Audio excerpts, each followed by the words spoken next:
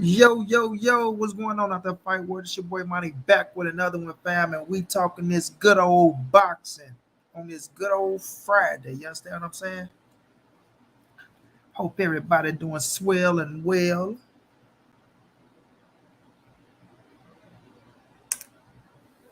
Boy, plus got a haircut today, man. Look at this rough. Coach Dude Sports TV say salute, fam. Best boxing show in the tube. I appreciate that. Mac Dre say you be killing me. I'll be killing you, Mac Dre. I don't know which way you talking about.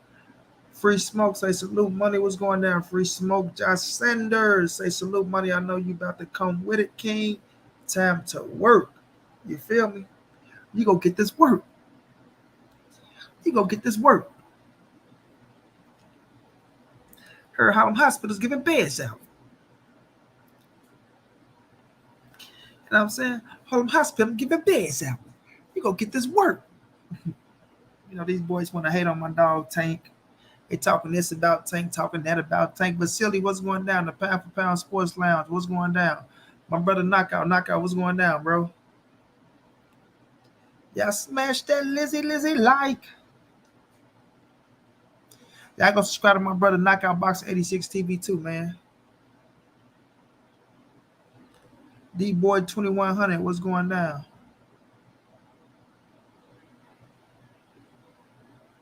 Yes, sir, Skay.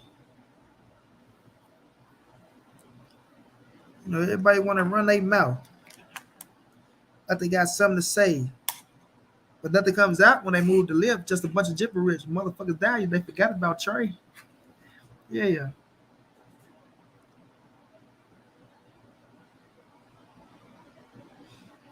Love how you held your own with Bill and Haney. I salute to you, G. Oh, no doubt, fam. I'm go all the way through that. Shouts out to Bill. It's all love with him. But we ain't playing no sideways stepping shit, Josh. You feel me?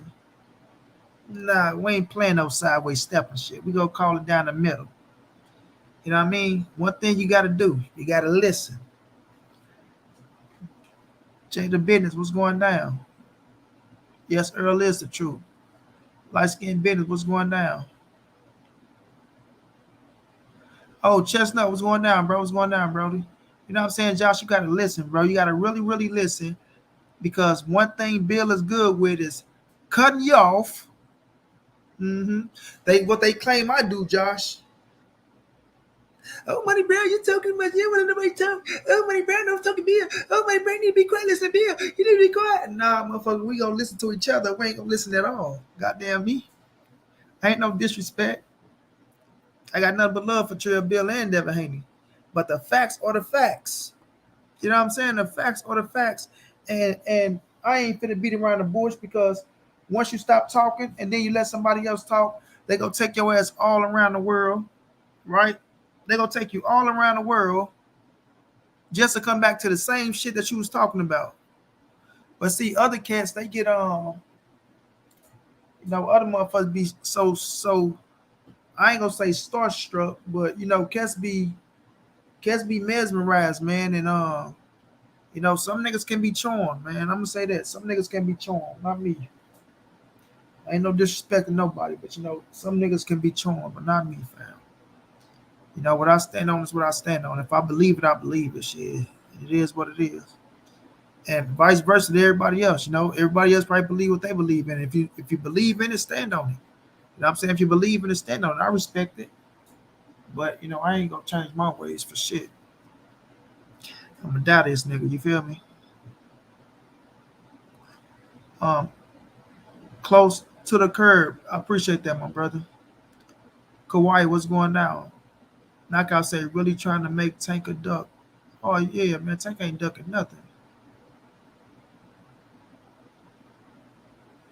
Tank ain't ducking nothing, man. It's just about timing, man.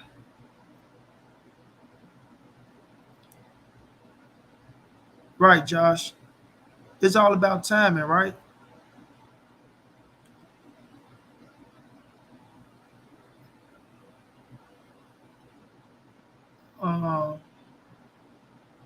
Nah, I'm saying what's going down. It's all about timing, bro. I've been all right, bro. I've been all right. Nah, I'm saying. I was trying to sound it out. But what's going down, bro? Sam Fisher, what's going on? It's just about timing, bro. You gotta think about this. The beautiful Cassandra. Cassandra. What's going down, love? It's like this, bro. It's all about timing with everything, right? See, when Tank came out and said he would fight um George Kambosos, sorry, Devin Haney, Tank meant that shit, right? He meant it, right? That's the thing, bro. Business is business on both sides. And what people fail to realize is just because you say you want to fight, and if you just snap your fucking fingers, don't mean the fight go happen automatically next. You know what I'm saying? That ain't how that work, bro. I mean, that ain't how that work. You still got to go through the suits, and you still got networks you got to deal with. We still got Tank with Showtime. We got Devin with ESPN now. You see what I'm saying? Um, Top Rank. We don't know if it's GTD promotion. We don't know if it's Mayweather promotion. We got to wait to see that, right? So it ain't like you just snap your fingers and do the step, and you can do it all by yourself. You know what I'm saying? It don't work like that. Not in this boxing game. But I do understand what Bill's saying as well, right? And that's all I'm saying. If you say like just come flat out and just say we can make the fight happen with Tank, but we'll have to drop our fucking titles. You know what I mean? We have to drop our titles, and then we free. We free. We can say fuck them, fuck the contract, we free. But don't do us like we don't know what we talking about and we just running our mouth. You feel me? Let me see something, y'all. I don't have to do that again.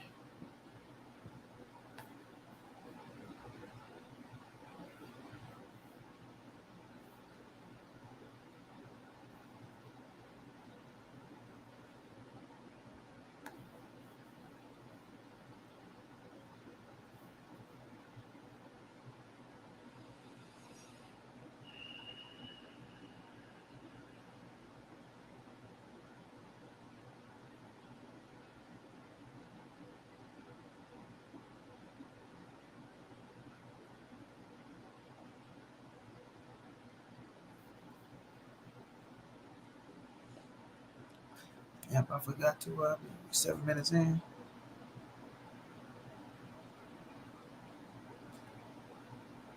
I appreciate that, bro. No doubt. No doubt. That's what I do it for.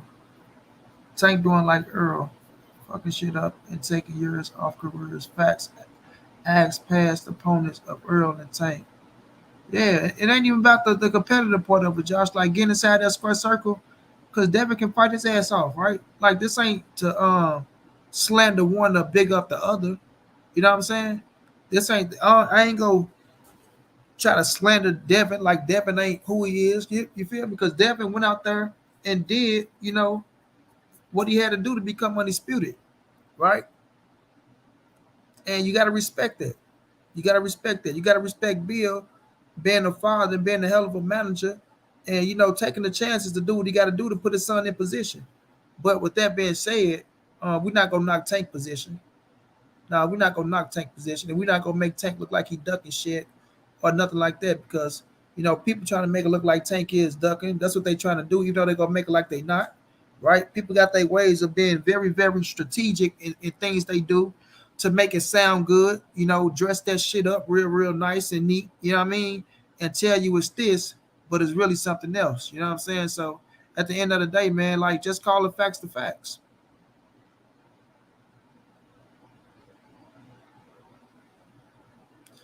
Justin James, what's going down, bro? Master Khalik, what's going down, champ? John G in the building. John, what's going down, bro? Let me rent you up, John. Oh, it was great content, bro. That was great content we spent last night. I appreciate y'all for coming through and riding with your boy. You feel me?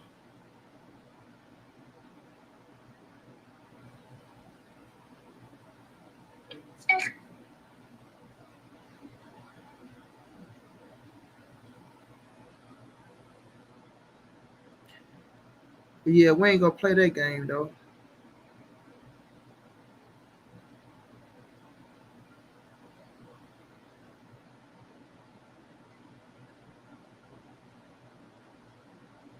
Hey, Bunny, that's you, bro? That's my New Orleans brother? Bunny, I gotta make sure that's my New Orleans brother if I hit him with the wrench.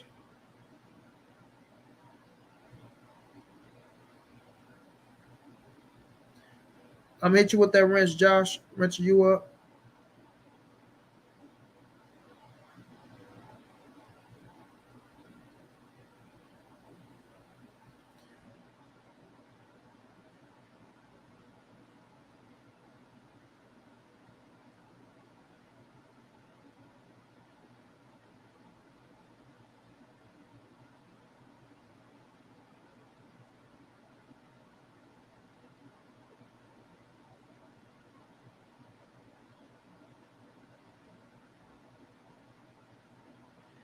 I knew it was you, bro. Hit you with that wrench.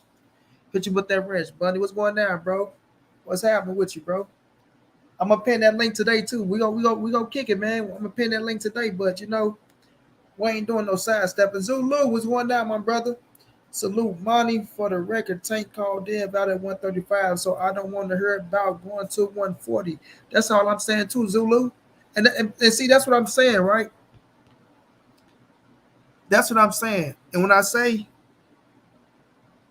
Bill did a good job in that in adding that in the mix, because what Bill say, Kes go run with. Let's just make it a fact. You feel me? What Bill say, and I appreciate that super chat, my brother. Y'all smash that like button. Y'all smash that like button for your boy. If you could show love, donate, help your boy reach the donation goal. Everything y'all donate, it go to help saving your boy montray-brown, man. Everything. I appreciate the love from everybody, bro. Now, right? What Bill say is gonna resonate, and Kes go take it and run with it. So when Bill say no, see what we can do is we ain't obligated for shit. You know what I'm saying? So when cats talk like they know what the fuck going on, this, that, and the third, y'all know how Bill get and respect, right? But Bill added in there as if, yeah, we is he obligated to fight us, or is he obligated to fight for the belts? Woo! I say that was some slick ass shit right there, Bill.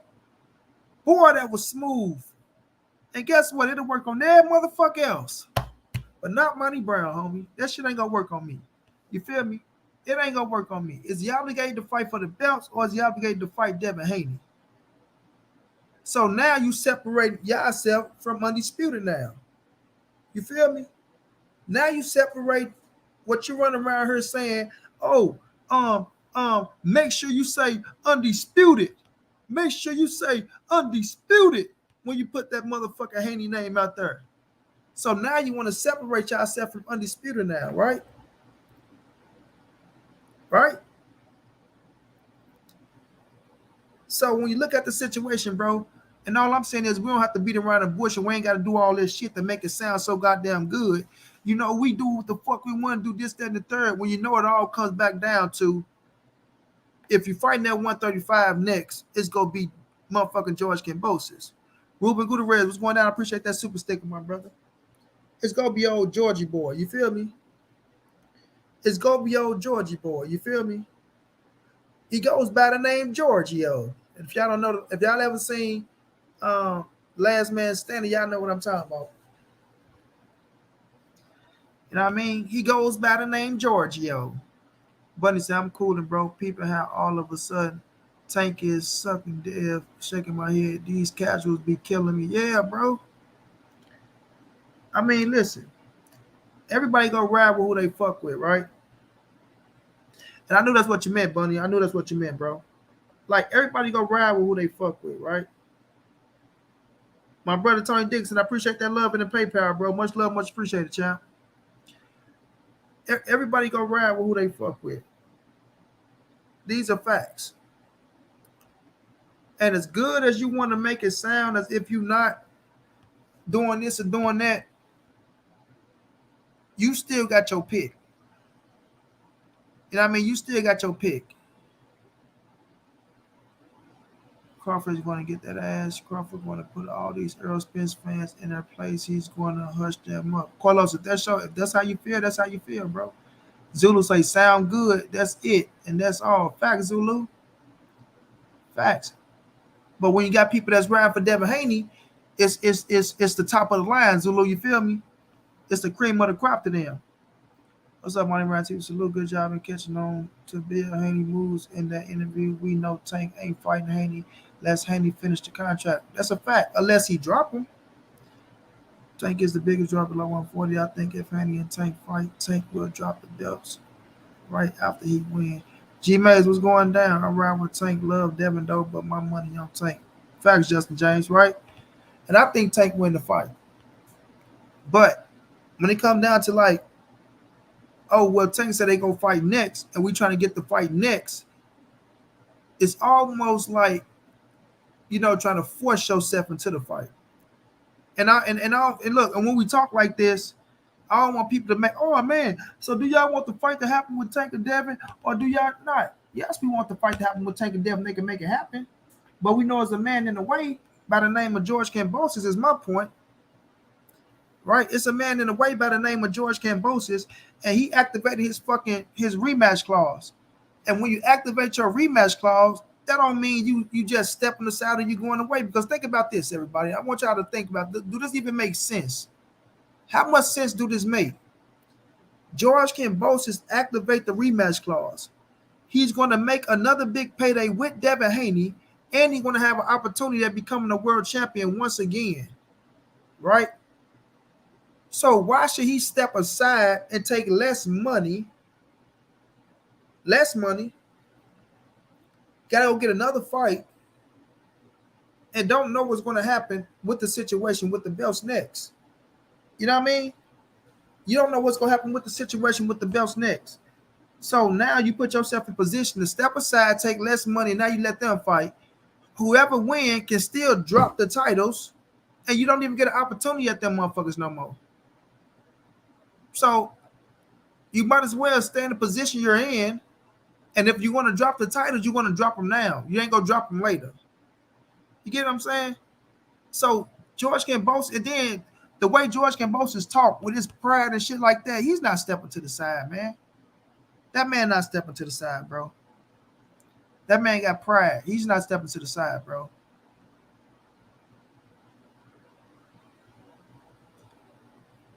Mulaney is facts, bro. Let's be real. Haney ain't dropping them belts. They not, and John G, that's my whole point. They not dropping them scraps. Haney and Tank would be a mega fight. I'll follow both those fighters, and I'm a big fan of both of them. May the best man win. Ain't nothing wrong with that, Carlos. Coach, what's going down, big bro? How you feeling, Coach? How the Queen feeling as well, Coach? What's up, Monty? Then Crawford already signed. Sorry, bro. I just came in. That's what we're trying to see, Oscar. I don't think he signed yet, bro. Nate Dogg, what's going down? What's going down, Nate? I see you still green, team. Cam gonna get that bread. Yeah, Cam ain't finna step aside, bro. He finna get his money. Even if he take another ass whooping. That's the whole point about making sure you got a rematch. Anywhere after his top rank contract in, because Errol want Haney to fight Loma and lose to Loma. So he have control of all the belts before Haney drop them and move up. Facts, bro. Facts, Josh.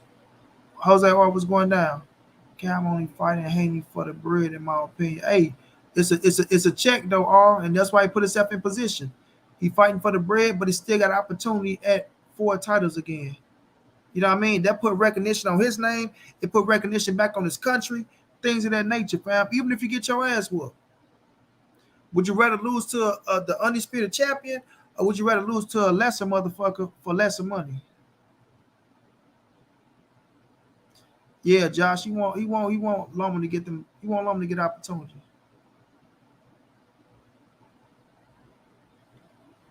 No doubt, Oscar.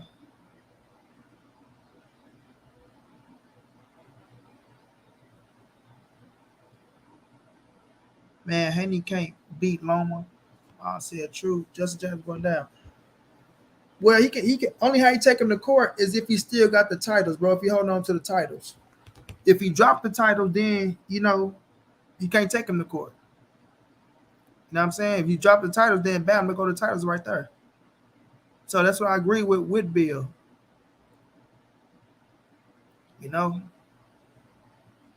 But I don't think he go drop them titles. That's they claim to fame.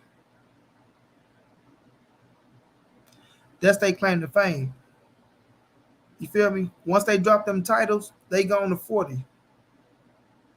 Once they drop them titles, they go on to 40.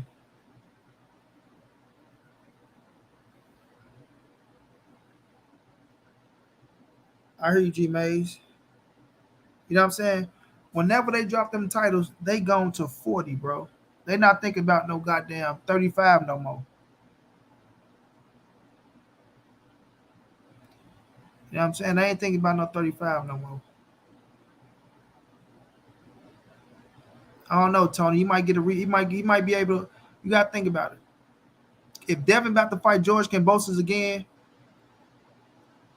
that's gonna be around what? The fall time? So by that time, Loma should have been back and got him got him one in, get his feet back under him, then try to go into the Devin Haney fight.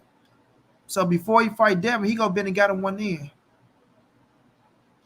Wish there was a banger fight this weekend for my B-Day weekend. We'll have to rewatch an old banger for the kicks until the next good fight happen. No doubt, Nate Dogg, man. Happy early birthday, champ. I don't know if Loma can beat Haney because Loma will go through here trying to neutralize Haney. Superb jab.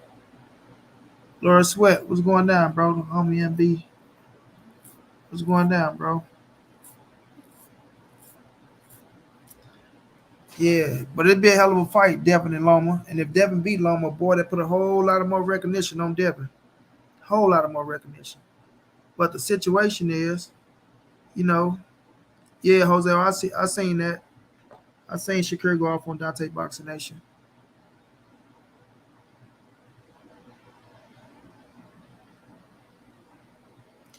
I seen him go off on Dante Boxing Nation.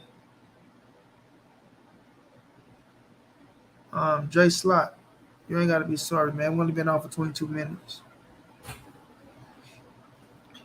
What's going down, Gilbert? Putting up with it. Hope everything all right, Laura Sweat.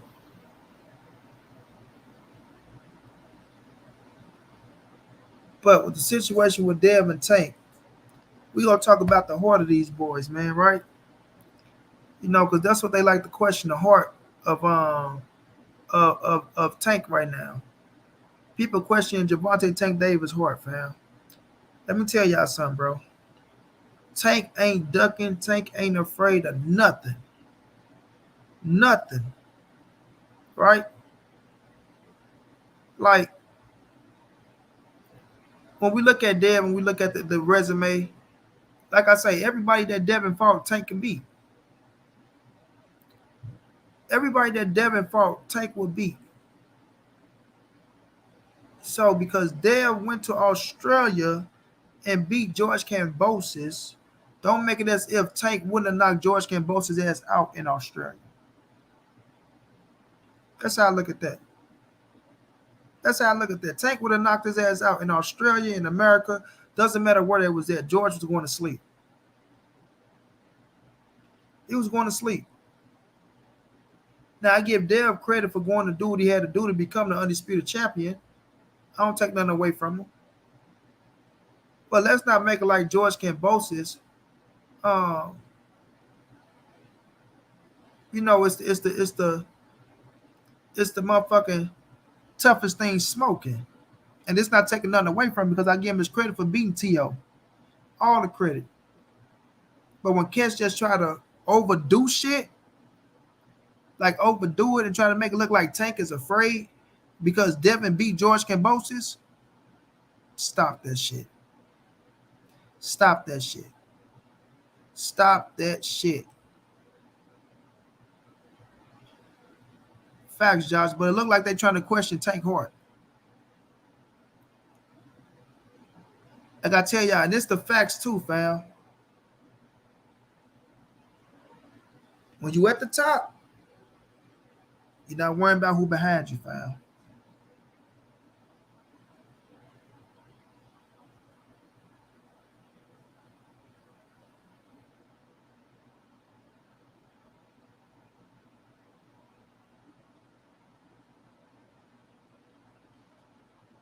No doubt, Justin.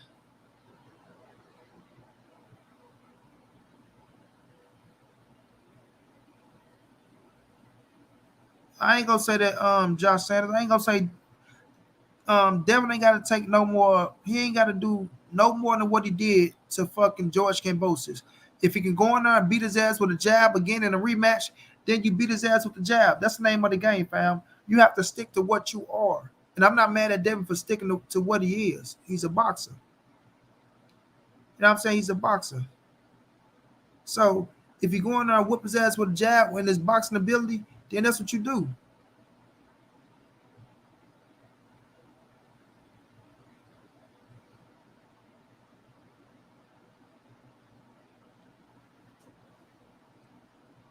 Well, we'll see if they do three pumps. If the weight cut killing them, then they won't be at 35 no more. Tank not afraid. Mayweather and LB don't believe in Tank. I disagree with that too. I just think they are stuck in they ways of doing what they do. Like to say they don't believe in Tank is a form of saying, oh, they're afraid to put him in there with Devin Haney. And I disagree with that. I just think they stuck in their ways of doing what the fuck they do. Right? They feel like they have a they business regimen and do their business the way they do their business. That's how I look at that.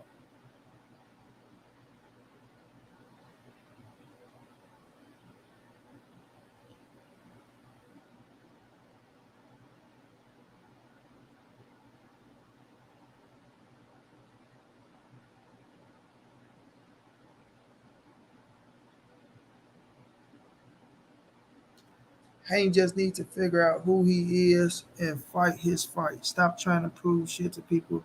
If you're not a knockout order, so be it. Just win your fight your way. That's what he's doing, Jose. What's going down, Zay?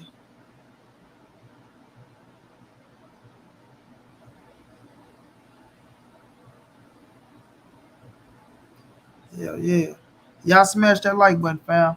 Coach, I sent you my channel link in your text. Okay, I got you, coach.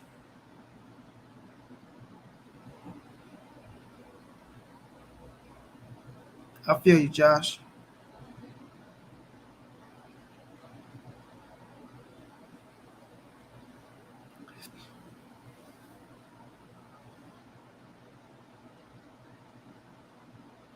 G Mad, you say Tank should have been fought Loma. I mean, it could have happened, right? But you got to think about the size of the streets and what Floyd then was representing and what Bob Brown was representing. You feel me? So it's like it's always, and the people gonna be like, well, y'all continue to blame them, and in that sense of stage, yes, because they already had a plan for Tank, bro, right? And you gotta really believe that, like, and people don't like that. Oh man, they got a plan for Tank. Well, we ain't had no plan for here. Well, listen, they planned it worked. It worked because he got Tank as a bad motherfucker in a boxing game right now that everybody want to fight and that everybody chasing. Everybody chasing Tank. You feel me? Make him the star in boxing to where it doesn't matter what fucking weight class he in. They all want to fight Tank. These are facts. They all want to fight Tank.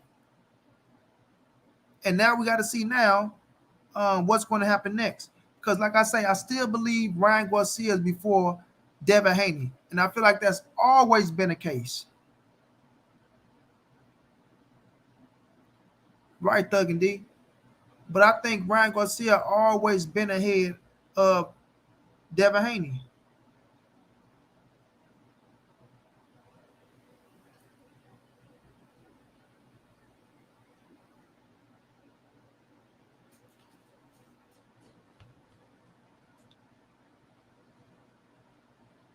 George Kambosos already activated his rematch clause. Y'all go subscribe to Coach. Y'all go subscribe to right here. Y'all click that link, subscribe to that channel.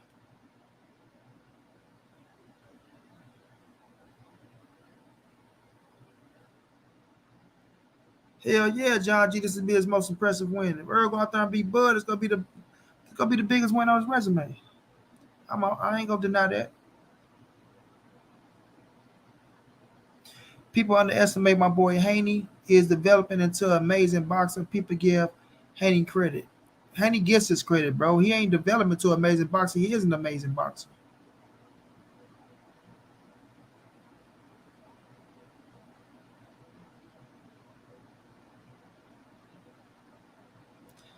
Blue Blood saying that Bud has wants 30 million for the EJ fight. He overpricing himself.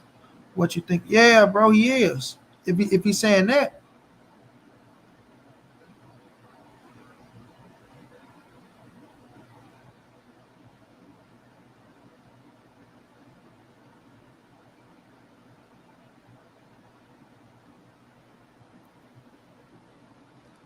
yeah, if he's saying that, he damn sure overpricing himself, right? On the simple fact of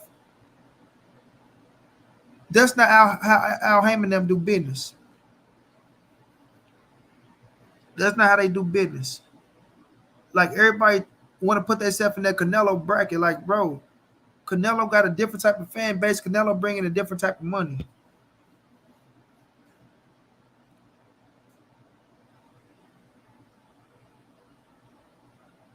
Jay Lake, I appreciate that. What's going down, bro? 30 M's. Hell no. All right. Henny always been a goods in the ring.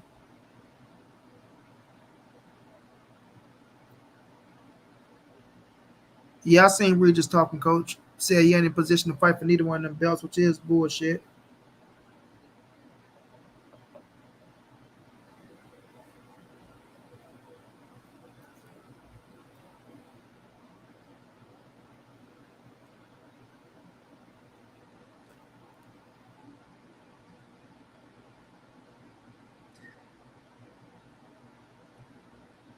Omega, what's going down, bro? Yeah, but with the situation, if that boy talking about 30 million, you crazy out your mind, man. Right? That's why when you're working with Al Heyman, that's why people say you got to bet on yourself because you got to see what them pay-per-view numbers looking like.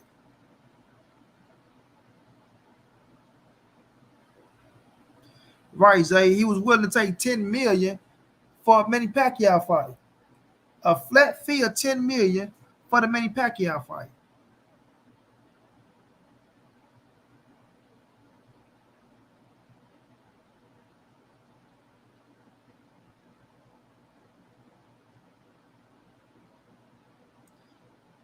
Are you Justin James? That's not how this works, though. Bud is nervous in the back of his mind, but he not scared. If it makes sense. Now I know what you're saying, Josh. All right, Errol Rodriguez, you have a good one, bro. My thing is this with Bud, fam. You have to believe in yourself and go out there.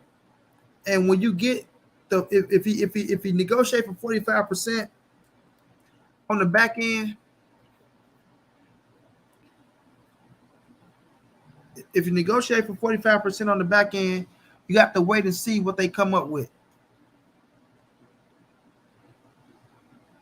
If we talking about 30, I officially think he's ducking. He better not be talking about no goddamn 30. But it's time for his ass to sign that contract. I know that much.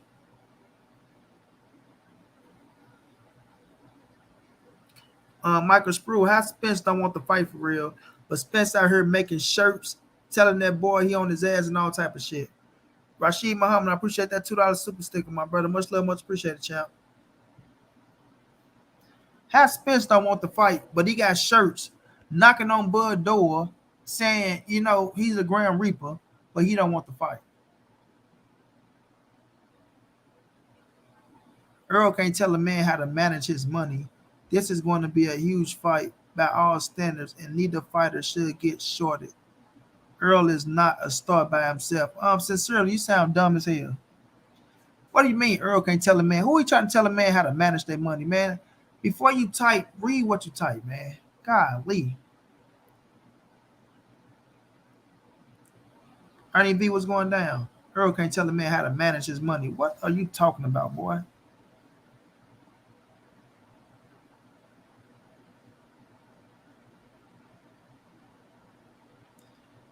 Right, I was able to try to get the biggest payday of his career.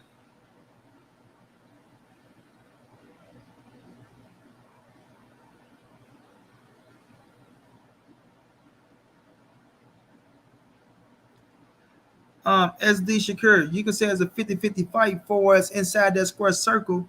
But when we talking about the business, no, it's not a 50-50 fight. I'm going to drop this link, y'all. No, it's not a 50-50 fight, homie.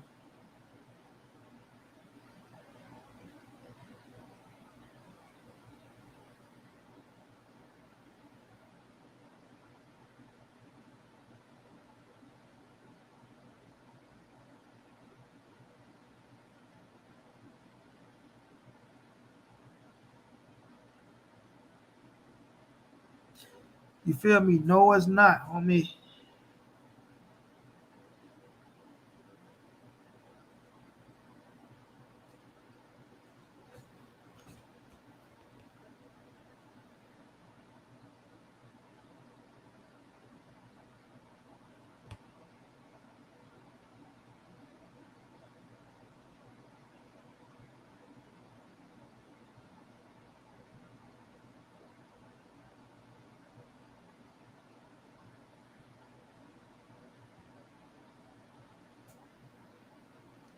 How Spence don't want to fight and all the holdups been on Bud. People say anything. Say anything, bro.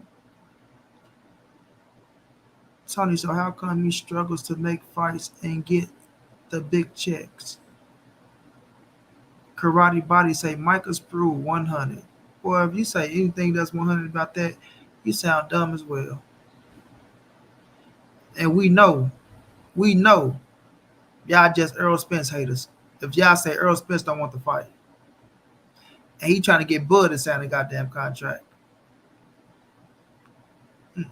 People are crazy, man. My brother A1 Hoop Zone was going down, champ. I just checked out your last video you dropped too, bro.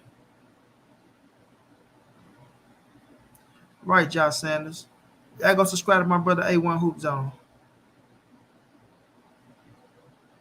Drumming for life was going down.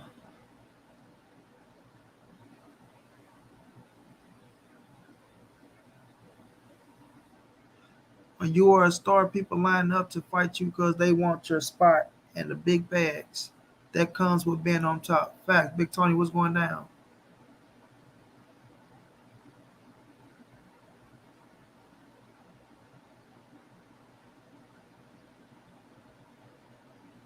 That boy say he just listened to Keyshawn Davis interview. Most unbiased opinion I've seen, and he even got Bud winning easy. Coming from a Bud camp, I mean somebody that's in Bud camp, Michael Sprue. Man, sit down with that corny shit.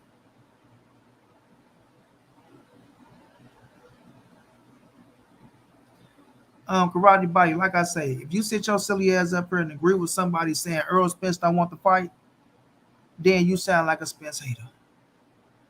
Period.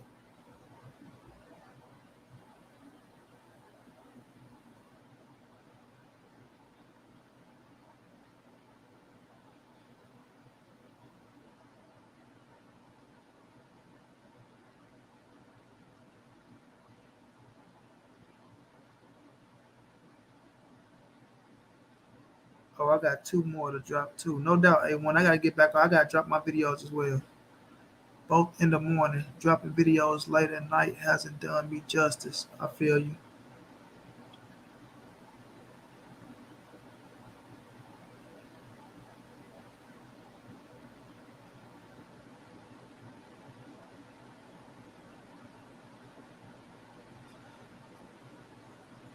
Well, Karate Body, if you got Bud winning the fight, when have I ever denied anybody that got Bud winning? You said up here, you just said, oh, you agree with that man saying Errol Spence don't want the fight. How that sound? Well, Errol Spence is pushing for the fight. Well, Errol Spence is the one telling you the fight is going to happen this year. When Errol Spence said that in negotiations. When Errol Spence telling him to sign the contract. When Errol Spence putting out shirts, like I said, with Bud knocking on Bud door as a motherfucking Grand Reaper shark. The fuck wrong with you, man?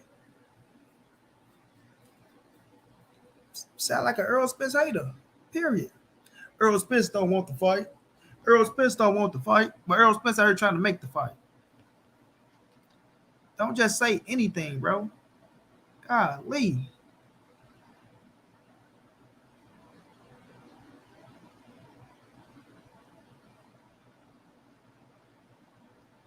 All right, A1, no doubt.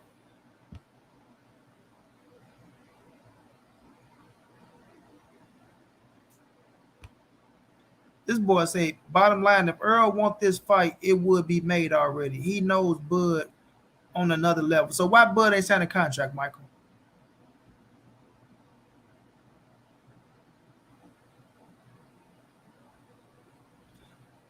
Why Bud ain't signed a contract, Michael?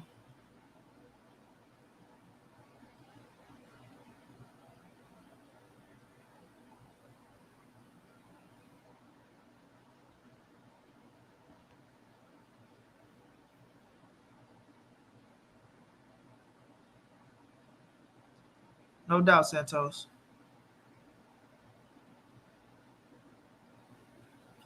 Right on, Megan. That's my whole thing. Why hasn't he signed a contract?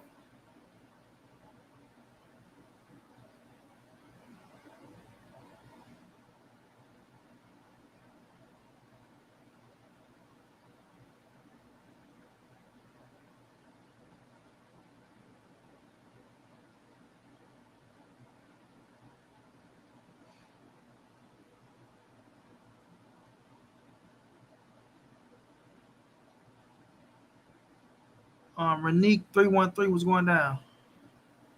I'm going to Ice Santos. I can't complain. Josh Ortiz was going down, champ.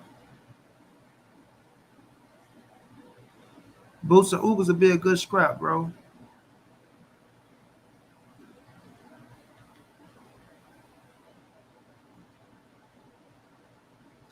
Mr. Lightning World was going down. Y'all smash that like button as y'all come in, fam.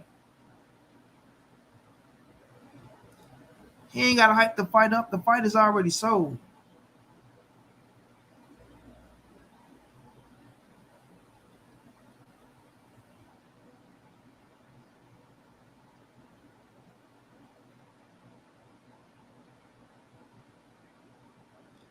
I'm saying the fight is already sold. And the fight was going down. Bud know his worth. Yeah, but he's gonna take 10 million from Manny Pacquiao though. But he knows his worth, huh, Michael?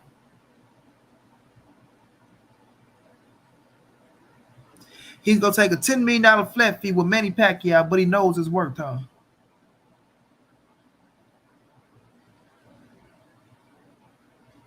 Y'all boys to say anything.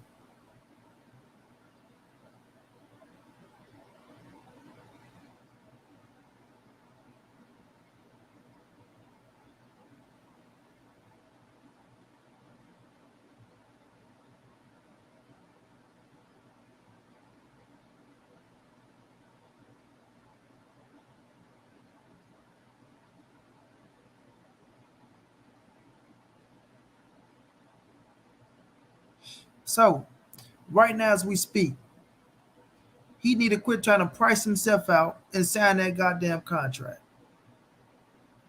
Flat out. You feel me? Flat out, homie.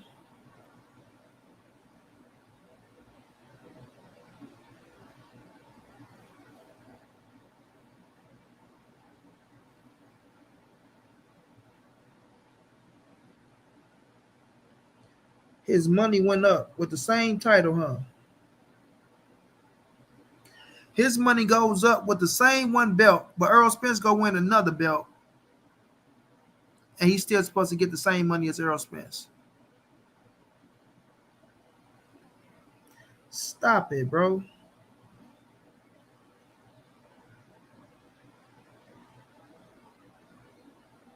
Stop it, bro.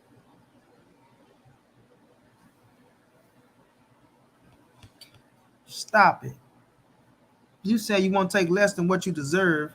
You getting what you deserve. Trying to get more than what you deserve is the question.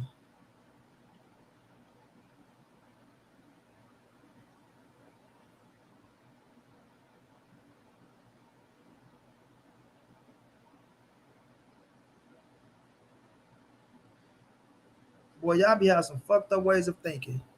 That boy Tony Dickinson say just take the 50-50. Are you crazy?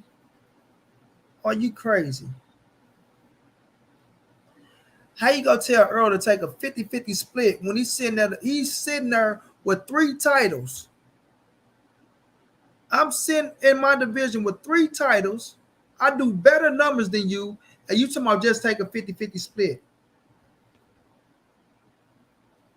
But y'all won't, man, y'all sound dumb, bro. Y'all can't even be fair around this motherfucker.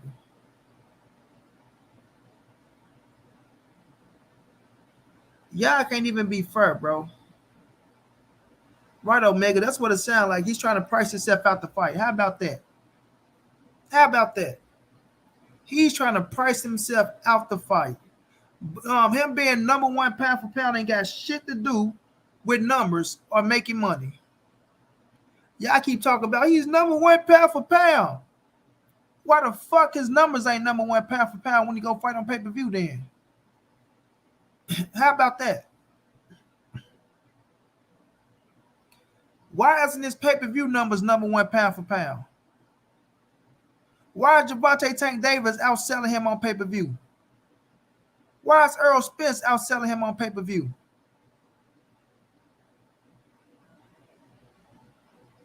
But he's number one pound for pound.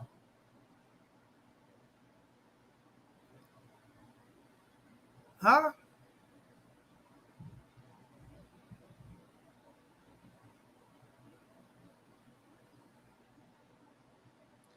Mr. Mechanical, what's going down, bro? Son of Tank, what's going down? See, the thing is, y'all just so caught up in being a Terence Bud Crawford fan and shit like that.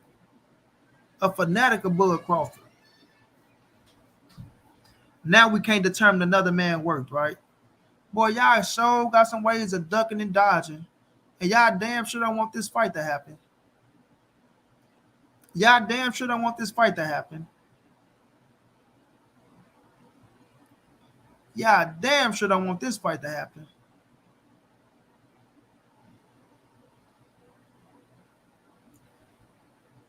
Y'all just think Errol's supposed to let him just fuck him over on the money, huh? Bud Crawford ain't did shit to deserve no fucking 50-50, but y'all just supposed to let Errol, oh, Errol, so what, Errol? Just give him 50-50. Nah, that's y'all sounding dumb as hell. And then y'all get mad when we point out the facts.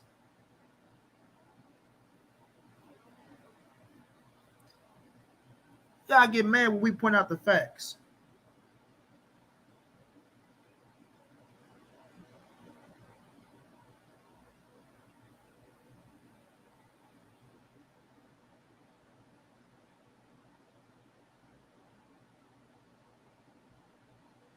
Terry Smooth Jr., if you think Uga's got 50-50, then you crazy out your mind.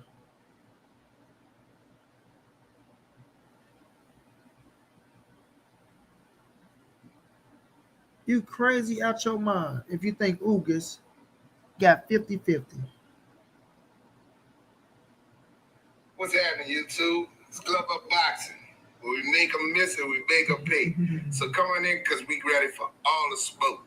Don't forget to hit the like button, subscribe, hit the notification bell. Let's go. Y'all go subscribe to Coach, man. I like that, Coach. Hey, Coach, I dig that like a motherfucker, bro. 38 subscribers already.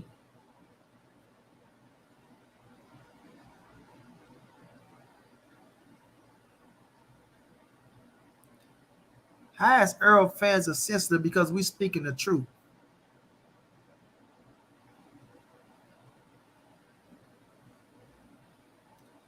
Huh? How the hell is Errol Spence fans sensitive because we speaking the truth?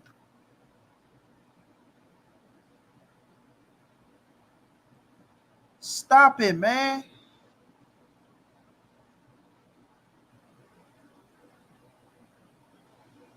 Y'all just in here saying anything because y'all want Bud. Oh, Bud deserve to get what he wants. Oh, Bud, no, Bud can't do whatever the fuck Bud want to do. Sorry.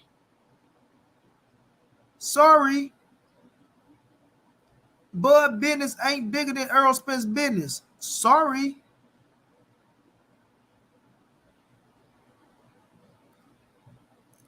That's just something y'all gonna have to accept, bro.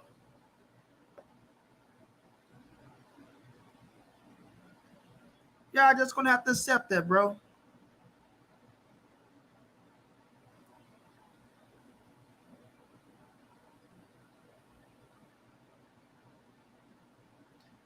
Man, ain't nobody act like that on the payroll, bro. Listen, why when it went, listen, because it don't, the shit don't appease to y'all, fam, and y'all can't win this war. Y'all want to sit up here, y'all want to say this and say that. Bro, cut it out.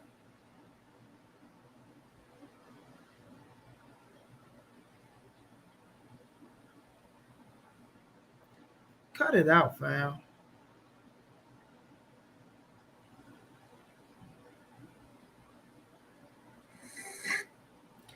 Cut it out, fam.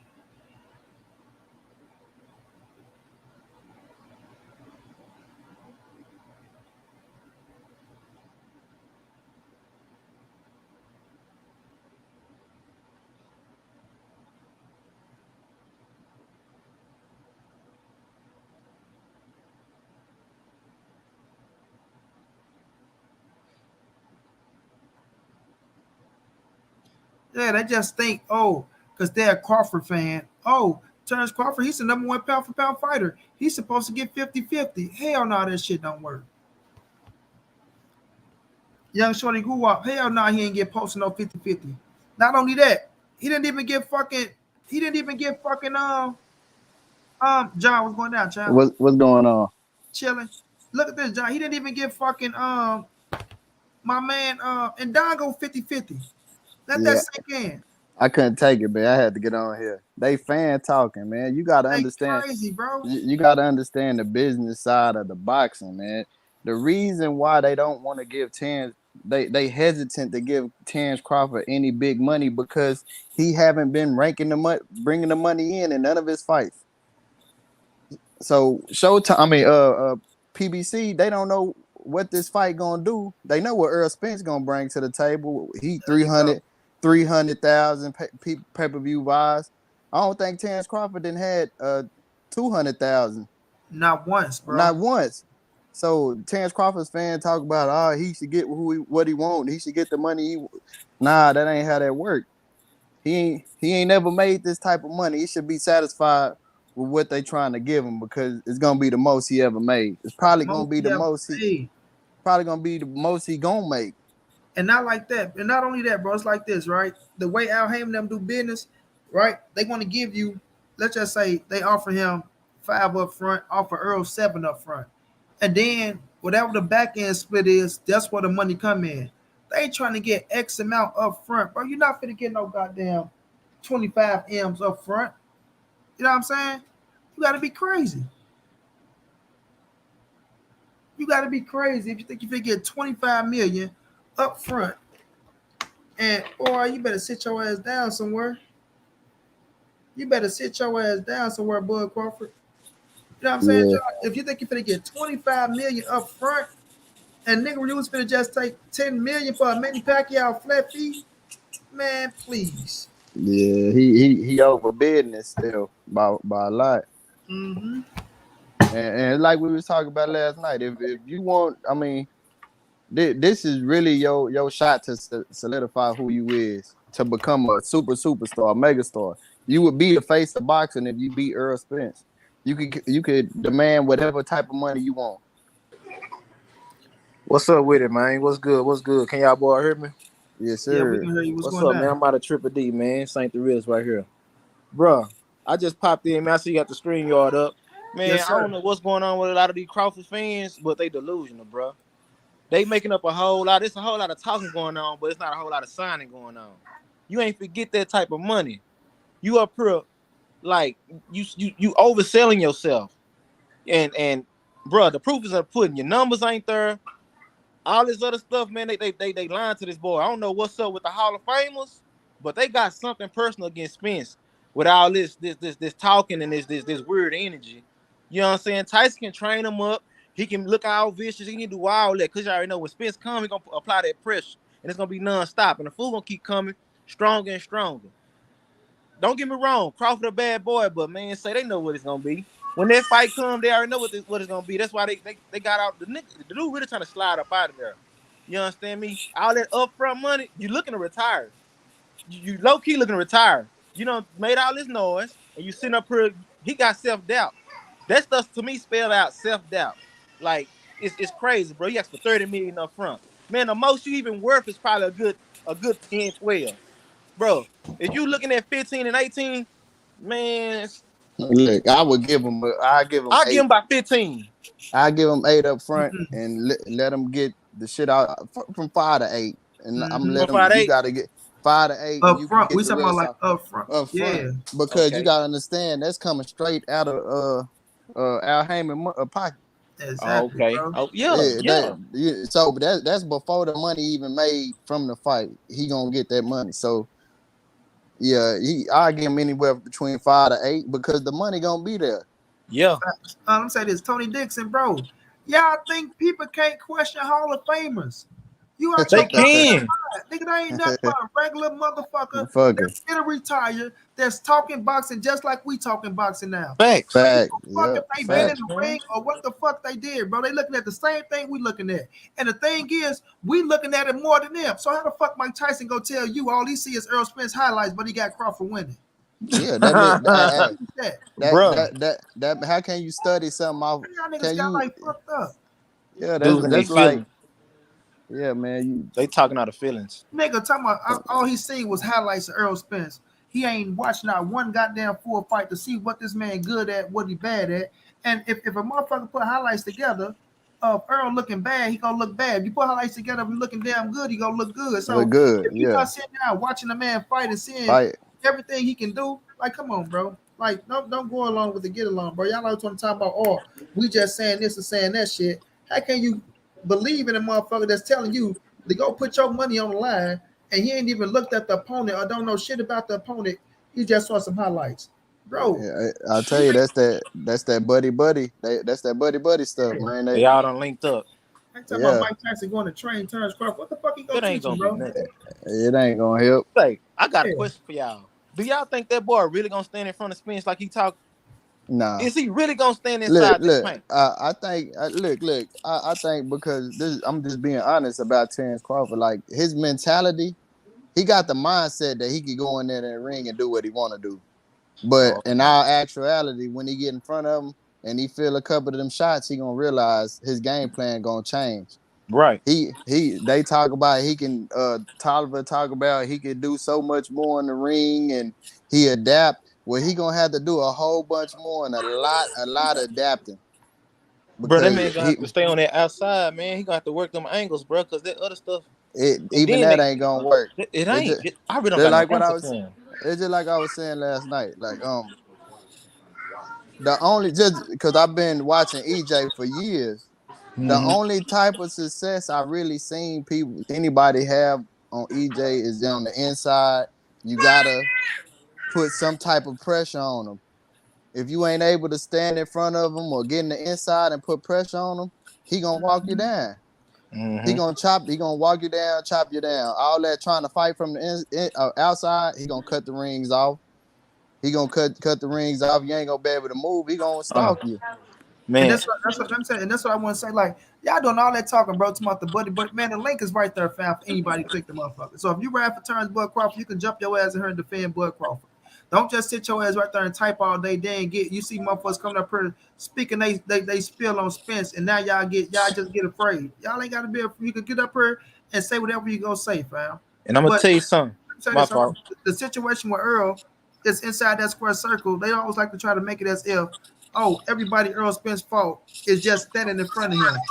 Ask yourself why they standing in front of him, bro. Earl I Spence like chopping their ass off. Hold on, say. Earl, oh no, that was John. Hold on, bro. Earl Spence yeah. is chopping their ass off, cutting the ring, forcing them boys to fight.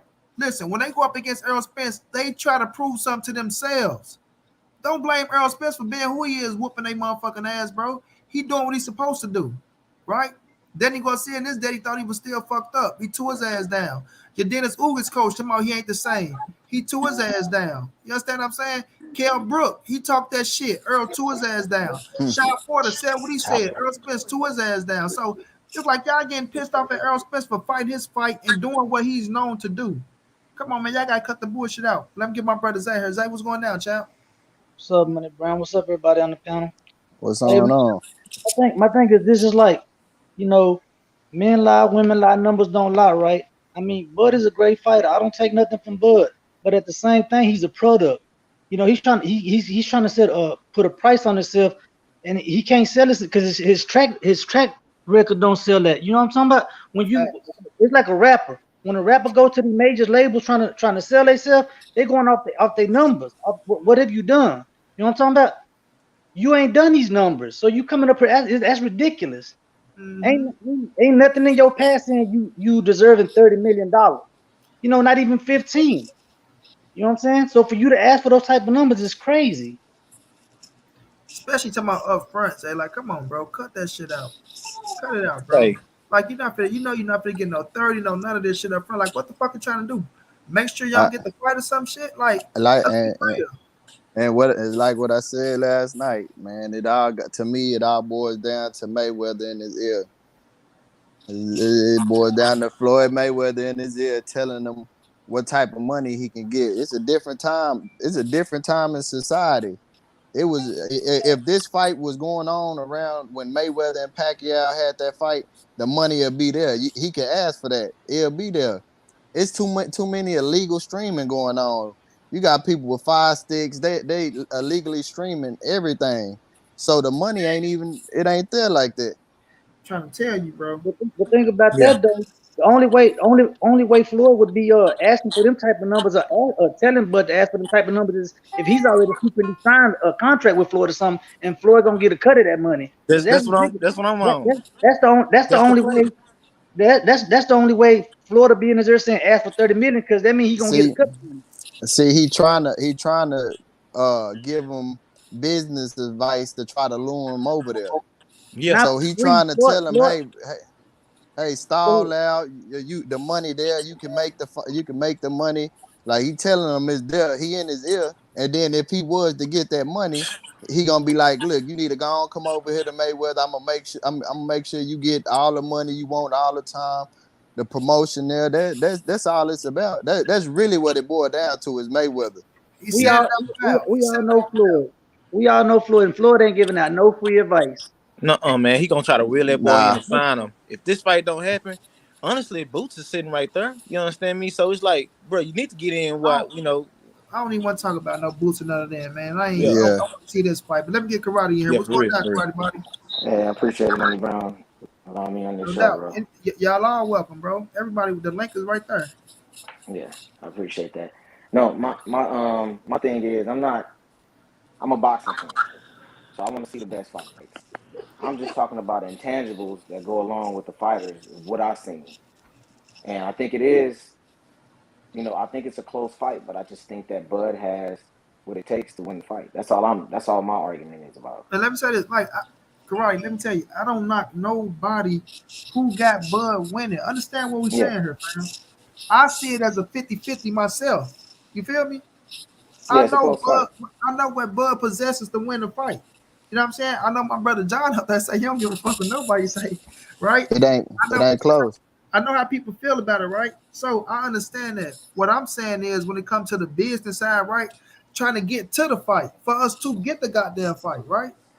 What we looking at in the situation that we looking at, like we got to be realistic. And if we gonna be trill and be real, and we looking at what one man doing on one hand and what the other man doing on the other hand, and we got to stay at 147. We can't get Yeah. outside of 147 because that's where we at with it, right?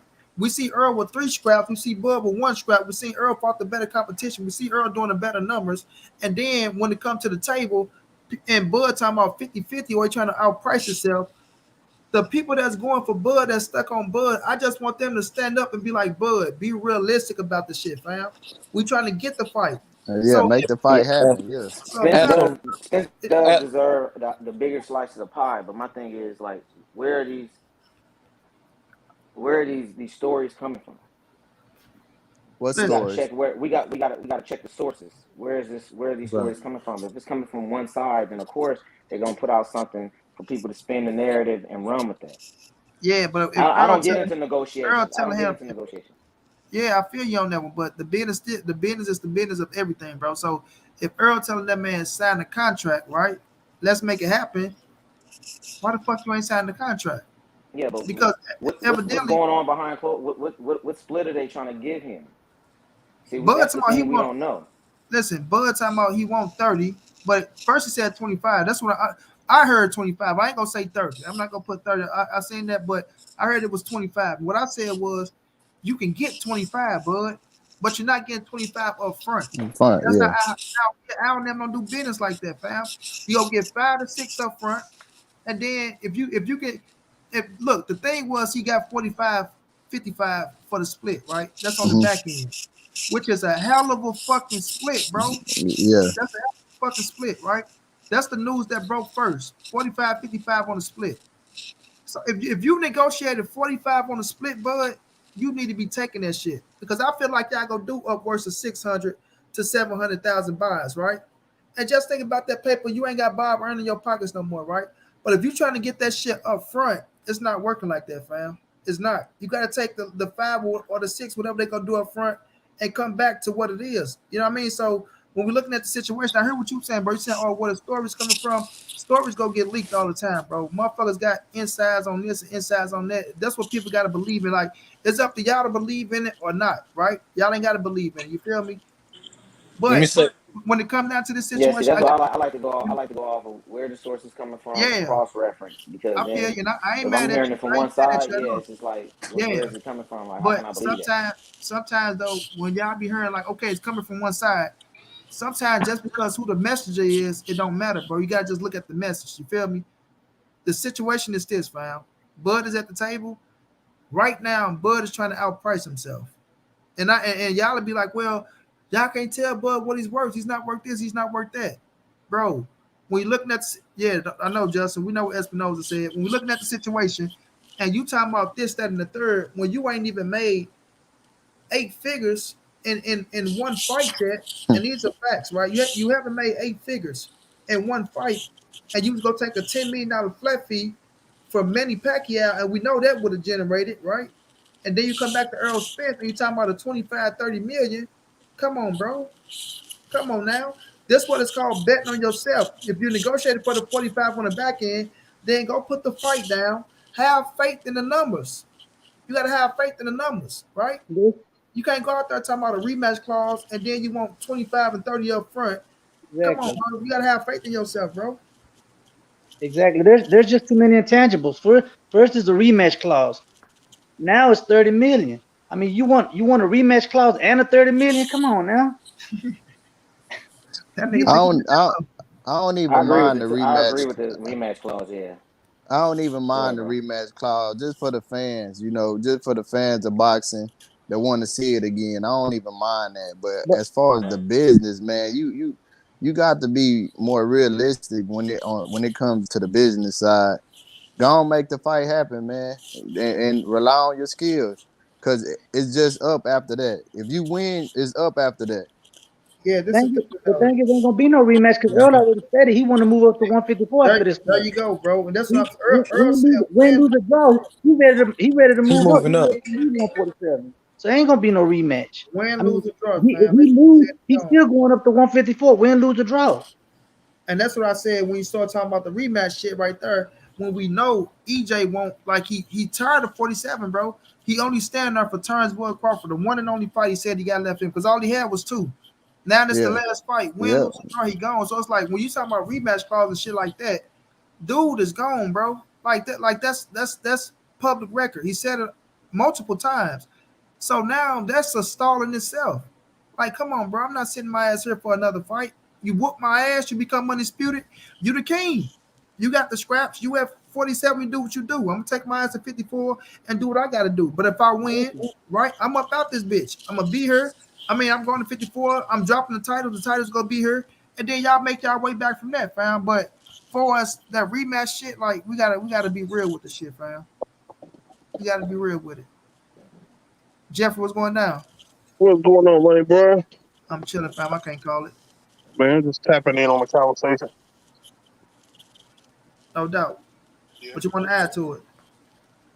Oh no, I just was here listening to y'all about him signing a contract and what how much he should be taking and that. I mean, that's Bud, man. That's just how he. Sorry, this is how he negotiate business. It's like he trying to squeeze every dollar out into the last minute. You know what I'm saying? Because I think at this stage in his career, he's looking for big payday fights. You know what I'm saying? So I mean, he might be overpricing. I'm quite sure he's overpricing himself out with 25 million, and Spence probably getting no more than what $15 million or whatever, and he's the A side. So if you want 25 million, then you trying to be the A side to this whole thing. You know what I'm saying? Yeah, So but see, this is the logic I'm using. If Bud was asked to leave Top Rank, he would get the fight. Why would he then? He called it bluff. He called it bluff. He said, "Okay, I'm gonna leave. I'm gonna leave Bob Aaron. Now he's a free agent. So why would he do all that when he was getting guaranteed money just to hold up a fight like this?" Because he's getting older. He getting older, and I mean, but they're not too much. The age difference is not that big.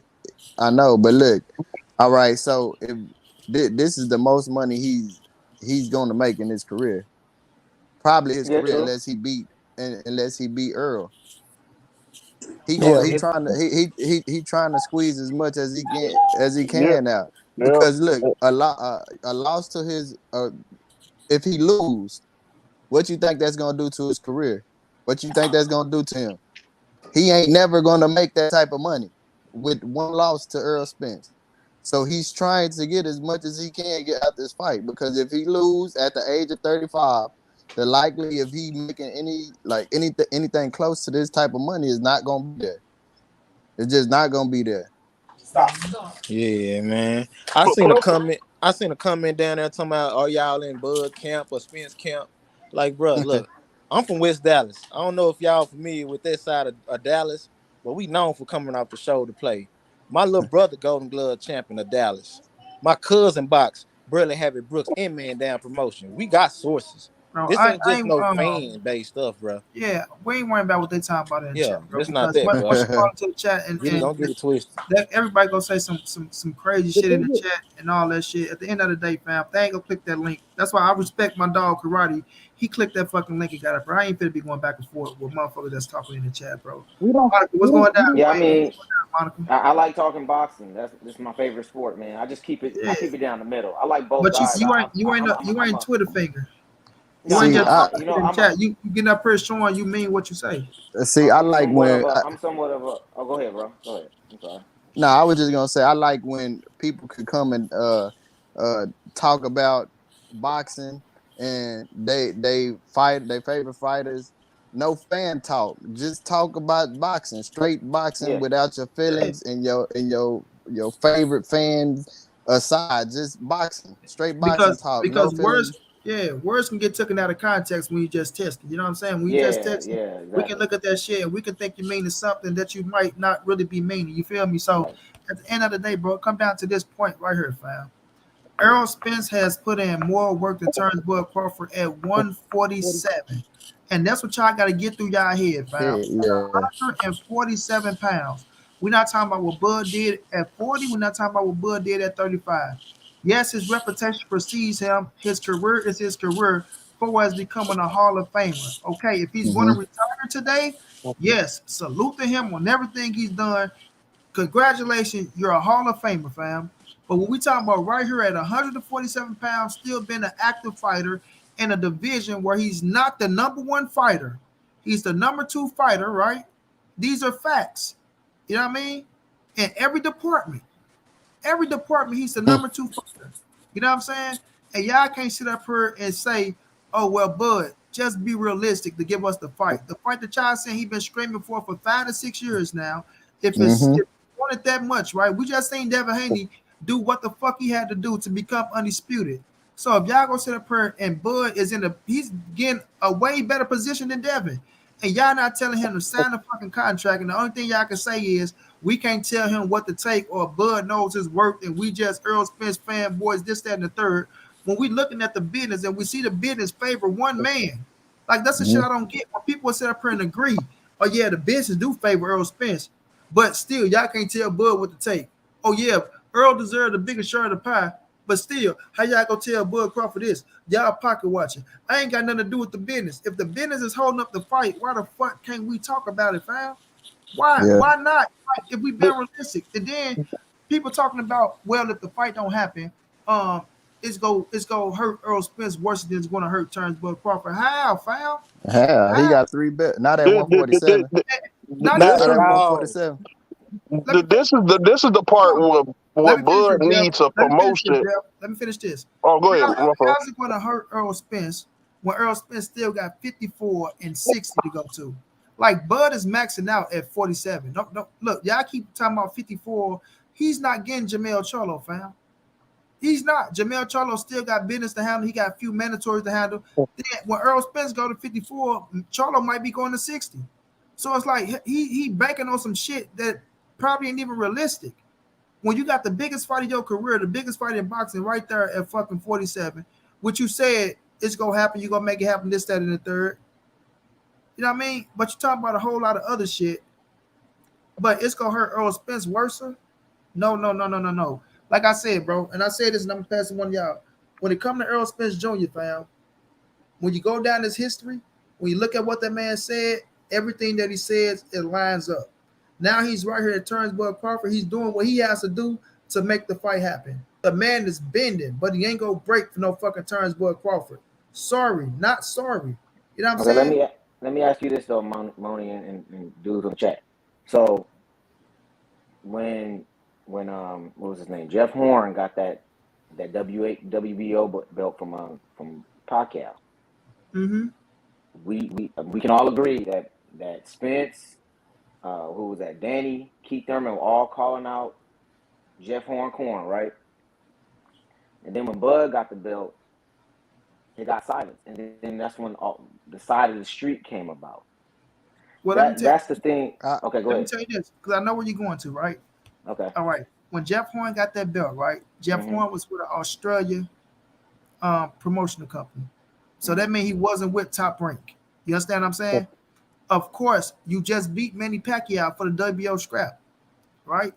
They looking at it as is, damn, he beat Manny Pacquiao. Of course, Keith Thurman had an arm surgery. He said he'll go to Australia and beat his ass. Bam. Terence Crawford go get the scrap. Now the Bud got it, but you got to think about it. The belt goes to Bob Arum now. Top Rank, Right. He had ESPN. rights to Jeff Horn, right? So now, no. Jeff Horn was with another promotional company. No, Motion I know. I'm company, yeah. saying when Crawford Yeah. got it, yeah, Jeff. Yeah, so when Crawford got it now, they were Bob Arum now. So now look at Bob Arum right now today and look at how he tried to, and this down the line. So just think, right, when Crawford first got the belt, you think he finna pay them any type of money that they was looking for? And then look at the time where he did get the belt, right? That was in 2017, right? Keith Thurman was still lining it up with Sean Porter. Keith Thurman was lining it up with Danny Garcia, right? Mm-hmm. We was pissed off because Errol was still trying to get them fights as well. No, Mm-hmm. sorry. Errol became champion to 2017 when he got Kell Brook. But they was lining it up with each other, fam. And those fights together was still bigger fights than with a Bud Crawford fight. This is no disrespect. But just think about at that time, with Bud just coming to top rank, right? Sorry, not just coming to top rank, with that belt just coming to top rank, him just coming to 47. Bob Arum wasn't fit to put no money on the table for them, bro. None of them. He wasn't putting no money on the table. We know Bob Arum is cheap. Exactly. Look what he did down the stretch. Even when Bud had the title, look what he tried to give Danny. Look what he tried to give Keith. And Keith was willing to bend. Keith said, listen, I'm not, they tried to say Keith asked for 10 M, bro. Keith came out his own mouth and said, I didn't ask for no goddamn 10 million, but you're not going to bird feed me neither. Bob Arum was, I got you, bro. Bob Arum plan was never to pay them PBC boys. His only plan was if we can get one fighter that was Errol Spence. That's it. That's the only name they was focusing on. Errol Spence. Because Bud came up looking for Keith Thurman. You know what I'm saying? But Keith was fighting this fighter, fighting that fighter, and Errol Spence was chasing Keith Thurman as well. And there's no way Bud would have got Keith Thurman before no way Bud would have got Keith Thurman before Errol Spence over on the Al Heyman side. That's the thing. They were trying to mix it with business over on the PBC side, where PBC was still handling their own business. And PBC business was bigger than motherfucking top rank business. It's facts. Look at the numbers. Look at what they saying. You know what I'm saying? People keep talking about what Bud was getting up front. And you see the PBC boys saying, okay, that's what he getting up front, but this what we getting when that back end money come in. Mm-hmm. So they was laughing at that shit. When people saying, oh, well, Danny Garcia should have took this and Keith Thurman should have took that. They're like, you got us fucked up, man. We been getting that shit. You know what I'm saying? So when the belt came over to Bob Arum, bro, it was a whole different ball game. And the side of the street, it ain't that people saying that's when the side of the street came along. It's just that every promotion company does business with their own. When you got the inside, right? Just think about Top Rank when he had Manny Pacquiao, Wild Manu Marquez, Tim Bradley, right? Look when he had them. Look how Bob Arum was doing business. Rematch after rematch after rematch. You know what I'm saying? Motherfuckers weren't saying shit then when Pacquiao was the king. Motherfuckers weren't saying, oh, he not trying to fight them PBC boys or this, that, and the third. That motherfucker made rematch after rematch. Because, business was good inside Top Rank. So now when it comes to the PBC side and they got all the welterweights and they making their business happen, or now they blocking Bud out, or they don't know, bro. you want to make sure your side is taken care of first because you're obligated to take care of your fighters before you take care of any other fighters. You see what I'm saying? But go Yeah, ahead. and I think Bob Arum was really losing money on Terence Crawford. I I honestly agree. believe that.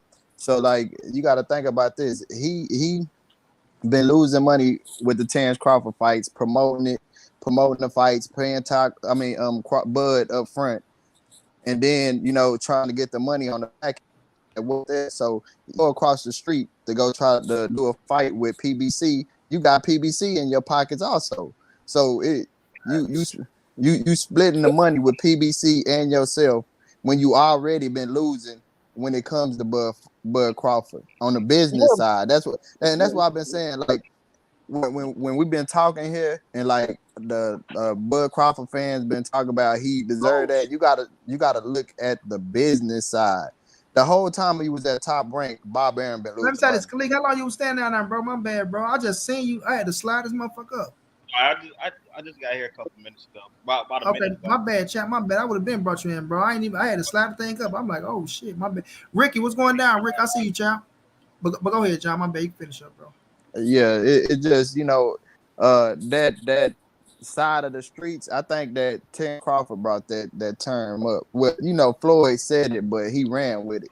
Yeah. But as far as the business side and being realistic to things, the business side, it's a reason why it was the side of the street, and it had a lot to do with him and his camp and his business side because the money wasn't there. It just wasn't.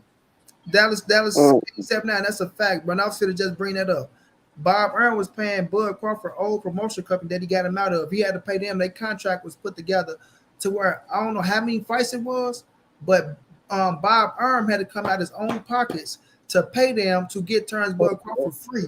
So they were still attached on too. So listen, Bob Earn is a Jewish lawyer, family. Understand this, fam. Bob Earn is 90 years old, 80 years at this stage in his fucking life, he don't have to lie about nothing. That man don't have to lie about nothing, fam. When he say he lost money on Terence Bud Crawford, that man meant that shit, fam. He meant it. What is he lying for? And you still But let him look. That's how you know that's he was part. telling the truth. Let me say this, Jeff. That's how you know he was telling the truth, bro. Because he was willing to let Terence Bud Crawford go and didn't give a fuck about him. Man, he He said didn't this. worry about no That's repercussions. partially. That's Said that on partially national his fault. TV. Yeah, he didn't worry about That's none of that partially shit. Bob Arum. That's partially Bob Wait a Arum's minute. fault. Wait a He minute. Wait a used minute. the Hold on, Jeff. you. Hold on, Jeff. Top It's Rank not. never It's promoted not that it's just. Crawford. It's not that it's just personally Bob Aaron fault, right? Yeah. Okay, Bob Aaron was talking to bringing Bud Crawford over, right? Because we know it went through Tim Bradley, then it came from Todd the Buff. So Bob looking at it like, okay, they telling me as if and this just how business go, bro. Of course, you go say it's his fault because he put the money into him and he made the investment to bring him to his company. So yes, but the thing is, Bob Aaron said it multiple times. Terrence Bud Crawford don't want to go out there and promote himself. He don't want to go do the interviews. He don't want to be active. But you banking on a 90-year-old motherfucker to fly from city to promote you. Knowing that ain't how it go, bro. And people keep saying, well, Ball was his promoter. That's his job. That's it. Listen, man, you are your own fucking brand as well. You got to help promote your damn self as well, fam. Ain't no way I'm finna go sign to John and be like, okay, John, I'm signed to you, bro, but now I'm just gonna leave everything on you. I'm just sitting my ass back. I'm gonna relax and not go mingle with the people, do interviews my damn self to keep me hot. That's just one side of it. That's why he ain't the star he wanted to become. Not credit. Bob was supposed to give him that Pacquiao fight. They could have put him up there, but that's Yeah. why he turns Bud Crawford as well. You wouldn't have put $1 million contract on Bob if he don't get you the Errol Spence fight, which he have nothing to do with Errol Spence, nothing at all. He Nothing. can't control Errol Spence's career, but he got Manny Pacquiao over there on his side of the town, still on the top rank, and you don't put no type of money on his ass to make the Manny Pacquiao fight happen. That was bigger than the Errol Spence fight at that time. Mm-hmm. You see what I'm saying? Right. So, man, it's just backward business on Bud end as well, fam. So then everything is so good with Bob. Oh, that's just Bob being Bob. Oh, Bob is trying to make the fights happen. Bob can do this, but when the career is over, you suing his ass, and now you tell him. You see what I'm saying? Like, come on, man, keep that shit real, fam. Hey, then yeah. Earl is on though. ESPN was doing the majority of the promoting for Crawford. Terence Crawford. I mean, when I say they was biased, if you was with ESPN, you the only fighters that was in the world. Shit, It them wasn't no motherfuckers other. still biased. Hey, but if you think about it, what fighter that's with top rank doing good numbers anyway? I mean, Nowhere near the people. other than Tyson Fury, you know what I'm saying? Yeah. Who That's a really doing circus. good numbers over there, really? That's why I said I mean, partially Bob Errol's fault. I mean, yeah, he's supposed to promote himself at the end of the day, the fighter is, but it's Bob Errol has some type of responsibility as a promoter, that which is his title, is a promoter, is to promote the fight. So I think, like you say, he wasn't spending the money into Bud to even, you know what I'm saying? I just think he's partially to blame. You know what I'm saying? Yeah. Like I say, you gotta, as a fighter, you have to promote yourself. Like with Sean Porter and Bud Crawford. Bud Crawford, he missed one of the press conferences, right? He skipped out on that just to go training. You know what I'm saying? But you supposed to be there promoting the fight as well. You know what I'm saying? So Yeah. I mean, on the business side, Bud is. I mean, no, he's not a promoter, and really he need a promoter for this Errol Spence fight. I believe. You know what I'm saying? This come to show you why he needs a promoter. You know Let what me I'm tell you saying? why. Let me tell you He why. do a lot of talking, man. He gonna sign to Mayweather, man. The dude gonna end up You know, having to go that he need route. to go ahead and do There's that. He nothing need to else go ahead and do for him. that He's though. Let me say lazy. this, fam. He want the payout. When it Go comes ahead to and do I that. this believe the Errol fight. Spence I believe the fight, fight is gonna happen. It's definitely gonna happen. this fight is It's, like I ain't gonna it's even too say he big the not promoter to. for the Errol Spence fight because the fight is fucking built. Like Errol mm-hmm. Spence, Bud Crawford is built. All he gotta do is sign on the dollar line. Dan Kinahan, I ain't listen. That Dan Kinahan shit, Dallas King, I ain't touching on none of that shit, bro. Like that's when people get to touching on that and breaking down Dan Kinahan and want the man to go to jail and all, man, that's all weak ass shit to me, bro. I'm a street nigga, bro. I'm not finna wish no jail on that man or what he doing or what he did. Me knowing all the shit I done done and knowing motherfuckers who did maybe the same, man. That's weak shit to me, fam. I'm not finna yeah, I ain't touching on none of that. I wish he get away from all them motherfuckers scot free, and I want him to be free. But with when it comes to that situation, fam, um, Bud Crawford still has to go out there and put himself in position. Yeah. Look what he just did with Ellie Setback. Y'all know how big Ellie Setback platform is. Yep. Mm-hmm. They're trying to get it in. He walked right past. What do you think about Errol Spence? They get in their feelings because they mad that Ellie Setback kind of fucked with Errol Spence or on the PBC side of things of that nature. They probably didn't like because he got Earl winning or whatever the situation is. It don't make you not like a man. Like Ellie Setback never disrespected Terence Bud Crawford. Never. Always gave him his credit, always gave him his props. But when it came to you stopping just to get a man a little interview, we know how big his platform is. You keep walking on his ass. Like, fuck you. You know what I'm saying? Like, but you want to be a motherfucking star. Like, come on, bro. Let me catch a super chat, y'all. Once more, bro, Monty finally got this cash app itch down.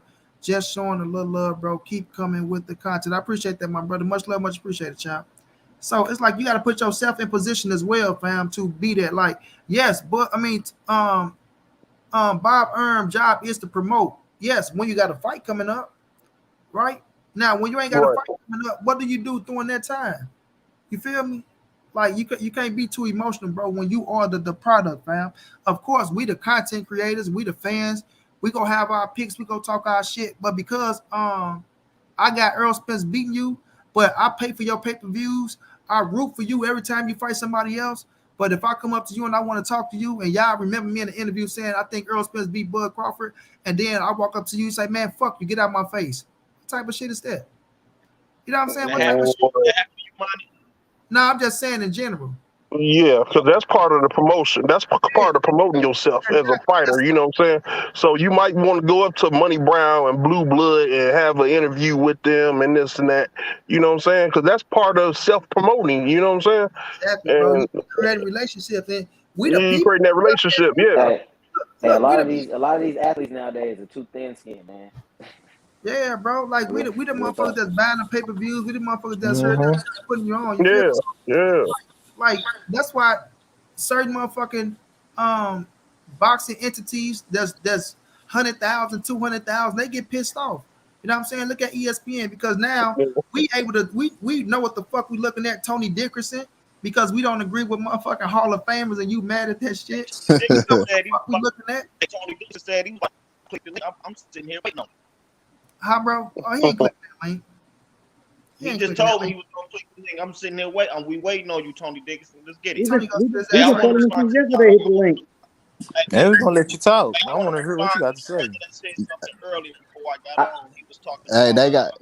I don't think the Legends have anything against Spence. Hold on. I mean, to be Let honest, Master Khalid go. I just think that. Yeah, Let Master Khalid go. You're a little low though, Master. Go ahead though, champ. yeah, I wanna say something the brother was speaking on earlier before I got on when he said everybody was calling out Jeff Horn.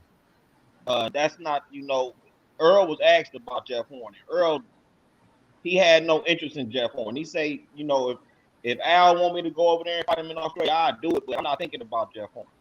You know what I'm saying? Earl was not calling for no Jeff Horn. So that's another false narrative we got to get rid of right there. He was not calling for no Jeff Horn. Yeah. That's not how I remember it, but okay. Yeah, even with Jeff Horn though, like that shit was already put in play, bro. If he was to beat Manny Pacquiao, he was gonna fight motherfucking Bud Crawford. Like all that shit was put into play. You gotta think about certain shit and how fast it happened, bro. You know what I'm saying? How fast it happened. Like Bob knew that was the play. That's why he was laughing and smiling with them people down there in Australia, joking and shit. Oh yes, like if the rematch was gonna happen, guess what? Pacquiao had to come back to Australia. Like what type of shit? What and why the fuck is Pacquiao fighting Australia in the first place? You see what I'm saying? So you got to think about all that shit, bro. That's in the hospital, man. I put that boy in the hospital. That motherfucker left the ring on a stretcher, didn't he? Who was that? Jeff Horn. Oh no, hold on. Somebody against Terence Crawford? Against who? No. Against Horn. Pacquiao Against Horn. They robbed him. I don't remember that. Oh shit! Tony Dempsey clicked the link. Pacquiao, Click the link. He clicked the link. Is this montray-brown? Man, where else you at, bro? Yeah, I'm at work. Like I be telling y'all, I'm at work. No, you talking about this montray-brown. Nigga, what link you click, nigga? Yeah, I'm at work, so that's the reason why I don't be responding all quick and shit. But like I say, nigga, y'all can't determine how much a nigga work, bro. We can't determine how much a nigga. Damn, nigga. The numbers right Click there. one link, bro. Wait a minute. We can't determine how much a nigga worth. Is the nigga worth more than Errol Spence at 47? No. But he's Damn, I one can't hear half of the shit. mega fight. Nah, you can't hear nothing. Come on, bro. You gotta come on with it. Nah, he probably when you at work though, that Wi-Fi, I mean the internet do be shitty as fuck. Can you hear us, Tony? I can't hear you, nigga. I cannot hear you, bro. Now, You can't hear nobody. I told you, Tony, don't you fuck with me, you little monkey. What you say? Yeah, no, nigga, I'm on here like I said, bro. I don't got no hate towards Errol Spence, but when y'all start talking about them motherfucking legends, bro, you can't just be calling anybody no motherfucking hater because they, damn, bro. You a hater, bro. You is a hater, bro. You call that man goldfish. You's a hater. You said Derrick James was sorry. You's a hater, bro. Yeah, like we don't know the shit. Like we don't know the shit he talking about, nigga. We live in Omaha. No legends ass nigga. What are you talking about? Them legends don't know. We watch more boxing than them legends. Then you just heard Mike Tyson talking about he only seen Errol Spence highlights. Nigga, what are you talking about? Oh, we can't talk about Roy Jones. Nigga, you crazy out your mind. Them niggas ain't getting no motherfucking pass around these parts. Y'all can go kiss their ass, not us. Not like Roy. Bringing up Roy Jones sitting up here talking about go give Errol Spence credit after he beat motherfucking Sean Porter. Then when he beat Sean Porter, he ain't got no credit to give. He still got to see some more. Like, come on with that. And then after that, after the Ugas fight, I don't know how Carver he is with the car wreck. And come on, man. Come on, man. I mean, Spence definitely handled his business, but I just see certain narratives floating around. I'm down the middle, like I said. What kind of narrative? I respect, bro. What kind of narrative, bro? I mean, you have people in chats. Oh, go ahead. What you say? Now I say I respect your mind, bro, because you ain't coming off on that bullshit that these other guys come off of. But you picking Bud, and I respect it. Bro, I ain't gonna lie. I'm picking Bud as well. Yeah. I'm with Bud as well, but the whole thing is like you say with the Hall of Famers. I mean, picking Bud is a good pick, but it's like the reason that y'all giving y'all reasons is not making sense. You know what I'm saying? You want to make up a car crash. A car crash. Don't say a car crash and we way past it. Say the eye injury came after the car crash. You know what I'm saying? Why Man, you ain't y'all talking about have that? y'all seen the I just blows think a that lot of Spence it, done took after that car crash? That man ain't right. went and fought no paper plates. He went and took Yeah, some pressure in the face. right. Yeah, But now I that Yeah. just you think think that about Real. that, bro, think about this after the car crash, and I brought this up last night, bro. How many fucking how many training camps Errol had? Four training camps or three going on four, 3. and Yeah, grueling. Like you think they're in there pity patting each other around that motherfucker? And then he get in there and got cracked by motherfucker Denny Garcia, got cracked by your Dennis Ugas with a clean open shot, hands down. And he Open, laughed at him. and yeah, he laughed at him. Y'all keep talking about how the man gonna react off the court. Look at how he going on. Look at his pace. He's still fighting at the same pace. He's still breaking their ass down, and he beating their ass. If anything, the motherfucker got better and stronger. You know what I'm saying? So Yeah. when they be saying that shit, job was going down, bro. When they be saying that shit, oh, I gotta see what this is. We see what it is. But then my thing is, when Roy Jones was talking to Bernard Hopper, he telling Earl Spence to go challenge yourself. Okay, go challenge yourself. What we did is we went and we go challenge ourselves. Motherfucker, what is Earl Spence doing there? He's not challenging himself. This man went and fought Danny Garcia after a car crash. Went and fought Dennis Ugas after a fucking eye injury. Not only that, right? Your Dennis Ugas just beat Manny Pacquiao. Just got elevated to the motherfucking super well, not elevated. That really solidified him as the Super WBA champion because people kept saying, well, it was Manny Pacquiao title and shit like that. And he went there with Pacquiao ass, right? So he went out there, right? Went and had a grueling fucking training camp himself. The Dennis Ugas, we seen this coach talking all that shit. Earl go smoke his ass out. Call out Terence Boy Crawford after that. Called him out. I'm coming to take that motherfucking belt. Called the man out. And he ain't darn to be great. But Terence Crawford can go out there and fight a shine, pour it out the Earl Spence, beat him. The daddy throwing the fucking towel. And before that, everything else is just Earl Spence did or Earl Spence is smoking their damn self. But he gets so much more credit than Earl Spence. And that's my problem with Roy Jones, fam. That's my problem. You get this man all his fucking credit. That yellow was going down, Queen. You get this man all this credit like he did so much more than Earl Spence, right? I seen more from Bud. You seen more in what department, bro? That's what I'm saying. Give us some type of insight. Don't just say, oh, I seen more. You seen more about what? Like, what was you looking at? So, yeah, I'm, man, it's I'm something about there. to slide up out of here, homie, man. I appreciate you having me on, bro, for No sure. doubt, man. You have a good one, Good champ. dog. Saint the realest, man. I've been rocking with you, man, for sure. I appreciate that, my brother. Man, Yeah, check my so, YouTube out, man. Check my YouTube out, bro. Uh, no I'm out. doubt. No doubt. Peace. Hey, money, you know, respect that. can you hear that now, money? Who was that? This is Master Khalid. Oh, yeah, we heard you, champ. What's going on? Yeah, no.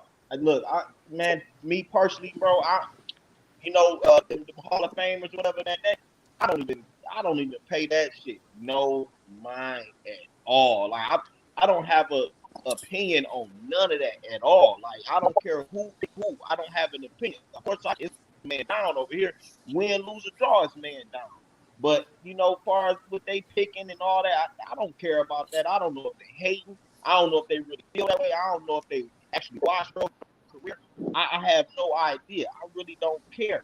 You know what I'm saying? My thing is I'm waiting on this shit to go down so these motherfuckers can see. Man, Errol took a flush shot. A flush shot right on the chin, and he laughed at him. When you look yep. at that still picture of Earl on ropes, he's laughing. He like, man, I can't believe this motherfucker hit me after the ref said stop. The ref Stop. did Yep. say stop. Right. And then Said it making this twice. look, he could have And made an he excuse. He could have pushed the ref saying, man, what the fuck you doing? He ain't making no excuse about none of that. Came right back out, came out in the 7th round and punished his ass. You feel me? Hey, but Monty, think about it though, Monty. When he got off ropes, he looked at the ref. He checked at the ref like, keep going. And he was like, all right, bet. And he put his hands back up and he kept going. But then look at that still picture of him on the ropes, man. He's laughing at that guy. He's like, I mean, come on. See, they killed me. They were like, especially Timothy Bradley. Oh, he hurt him. What did he say? Ugas hurt him. He hurt him. I didn't see it. Right, bro. I didn't see it. Well. He was hurt at all. He laughed at that dude. He was up against the ropes laughing, getting his balance back. Like, this motherfucker just hit me when the ref said stop. Hit him with his hands down. Hit him with his hands down. I'm talking about what, bro? You a fucking professional boxer, bro. A wide open shot. Like you supposed to put his fucking face in his dick, bro. Like you supposed to knock his ass out cold, bro. Like look what Mayweather did to motherfucking Victor Ortiz. Like I that was was a just about wide to say open that. shot, bro. Yeah, Yeah, wide open. Tony, we wish And you wasn't at work neither, nigga. Don't blame us and because Big your ass at work. Ortiz was looking dead at Floyd. He was looking dead. Errol wasn't even looking at this guy. He Man, took when he that was shot. looking, that nigga, he was looking down, looking for the goddamn mouthpiece. He wouldn't even. But look, though, this how it happened. He's looking for his mouthpiece, and then Hogan's hit him with a jab. Bob. When he hit him with the jab, bro, still wasn't paying no attention to that shit. But when he hit him with the jab, he kind of like looked up like, whoa. And then he hit him with that flush, that straight right. Bob. I ain't gonna lie though, boy. That motherfucker, the whole motherfucking stadium said, "Oh, hey, Monty, me and you was right there. You know, me and you was on the floor. When I seen that shit, I didn't know what was going on. So I seen that. I said, "Oh, what the fuck?" Yeah, I'm trying to tell. I said, didn't have no killer instinct though. Man, hey, my cousin called me. I'm on the floor. I'm like, "Cuz, what the fuck just happened? What just happened?" My cousin said, "Don't trip, Earl mad. He about to beat this nigga ass." You hear me? I seen that shit. I said, "Oh my god," because I ain't see that. I ain't even see the mouthpiece fall at first. I'm looking. I'm like, "Oh my!" He caught Earl ass. I thought he caught him, but then when we seen the little replay and shit, I'm like, "Oh man, that nigga got him a little Mickey off, huh?" Man, that boy came out in that 7th round and punished his ass, bro. I'm talking about pure punishment, bro. When it first happened, I'm in the crowd with my girl. We sitting there. I'm like, "Oh shit!" I'm like, but I'm thinking, I'm like, "Oh shit," because I seen him looking for his mouthpiece, but from my stance, it just like he was confused. You know what I'm saying? So I'm like, "Oh fuck!" I'm thinking about his retina. I'm like, "Oh, he can't see." I'm like, "Fuck, he can't see." But my cousin called me. He was like, "You see that?" I'm like, "Man, what the fuck happened?" He was like, "Oh, don't worry about that. He just mad. He about to beat his ass." He came out and beat his ass too, man. So let me get y'all opinion on this, man. What's y'all opinion on this Devin Haney and this Tank shit, right? Because you know, to some people, you know, they paint the narrative that Tank is afraid to fight Devin Haney, right? When we all know that emotions always flare up and shit like that. So when Tank said, "All right, when you talking to Dev, you go make sure you win and we can fight next." That don't mean Tank is afraid to fight the man because the fight ain't happening next. How many fighters say they want to fight you next and the fight don't happen next, right? But they don't. You can't put it out there and try to say, "Oh, you know what? You said we can fight next." Because when I look at the situation, right, and this is no knock to Bill, this is no knock to nobody, but you know that y'all signed a 2-fight deal. Y'all know that George Kambosos was gonna come back from the rematch if y'all beat him.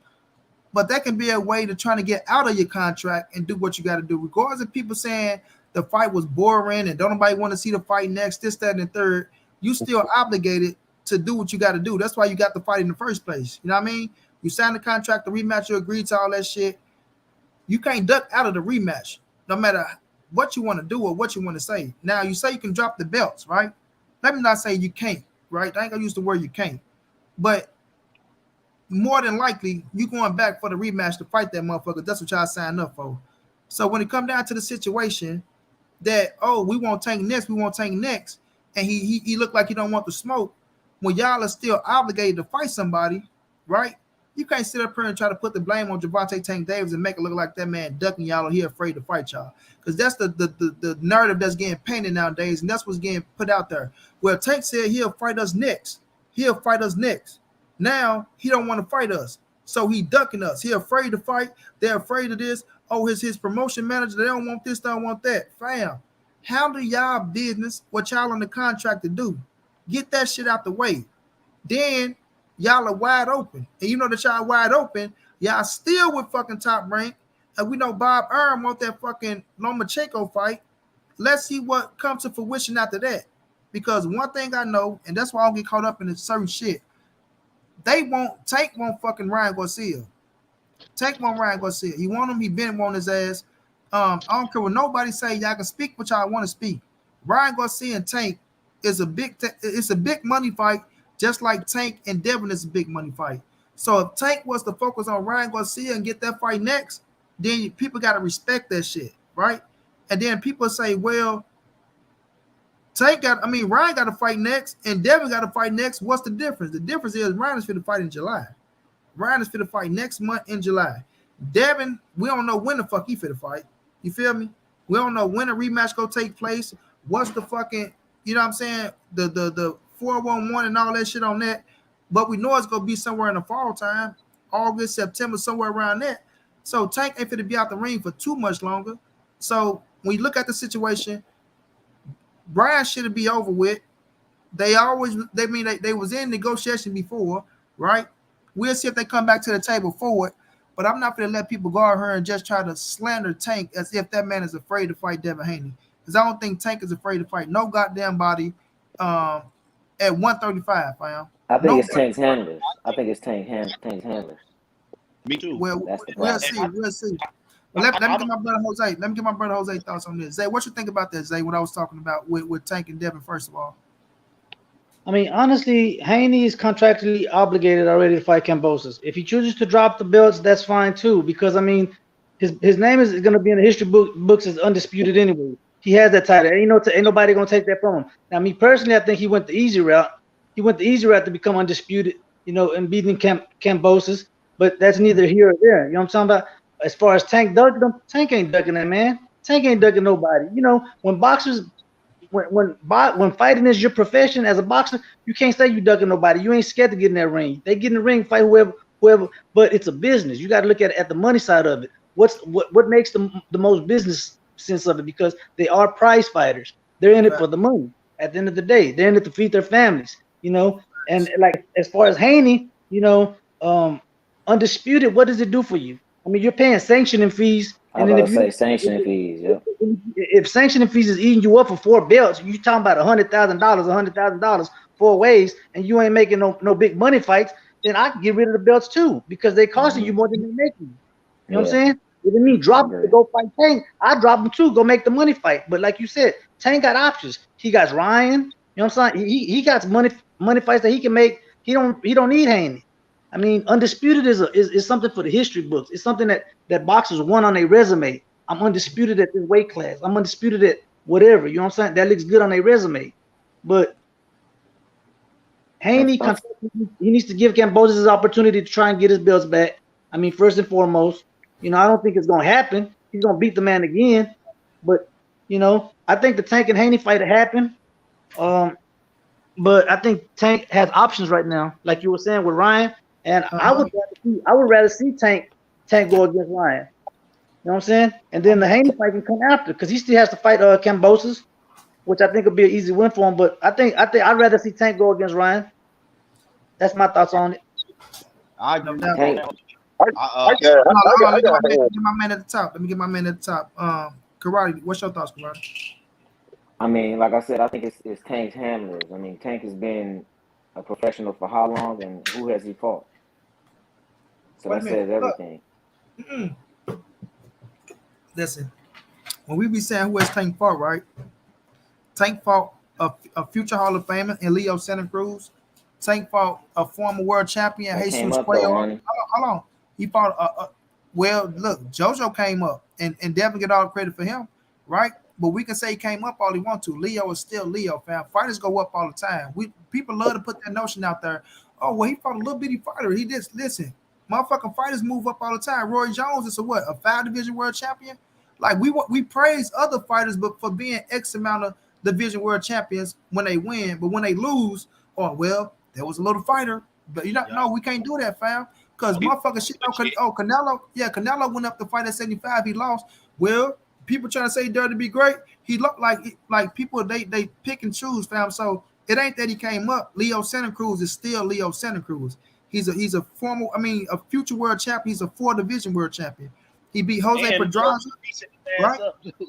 I give him credit for Jose Pedraza, but I'm not giving him all that credit for it.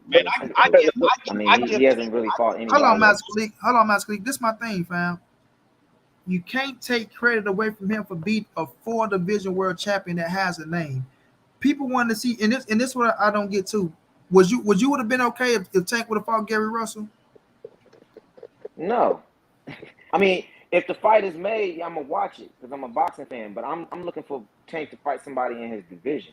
Like I haven't seen him fight any big name, and I'm not blaming Tank. I'm blaming his handlers. That's Mayweather. Mayweather uses that strategy. He's been using that strategy since he became. And I'm a huge Mayweather fan. Like I hell, got you. I got you. I went to some of his fights. I've had fight parties. I bet big money on Mayweather, Hey, but he I just got uses 4 that years same to go. strategy. I Well, got 4 well, years to That go. that's But this that's my the Errol, thing same with rinse and Tank though. repeat strategy. You know, Let well, me I want to see. see. I just want to see. I want to see the challenging fights. I That's got you. me. I got you. I got you. This my thing with Tank though. Like when you look at all these dudes, right? You look at Tank, you look at Ryan, you look at Devin, right? I get you, and I respect everything you're saying. But when we be like Tank ain't fought nobody, we still gotta give him credit for his opponents that he did fight. Like Tank fought 3 undefeated champions. Well, I ain't gonna undefeated champions, 3 undefeated fighters in a row. Like Leon Wash, people are shit on Leon Wash. Gotta do your research to see who Leon Wash is. Then when he did fight, because they saying, oh, we're fighting in your division. I felt like he should have let him go fight fucking my man who he was the king at the fucking division, but um he got his ass knocked out. Damn. Was Miguel that Burchett. 130? Miguel Oh, Burchett. Burchell. Yeah, That yeah. was the I fight definitely for would have liked Tank that to fight. make his name, fam. That was the fight. Yeah. And Miguel Burchett, and I still respect Miguel. He's still one of my favorites, right? I just think he got fucked over by Oscar Valdez. He couldn't get back right. But he should have fought him. And I agree with you on that one, though.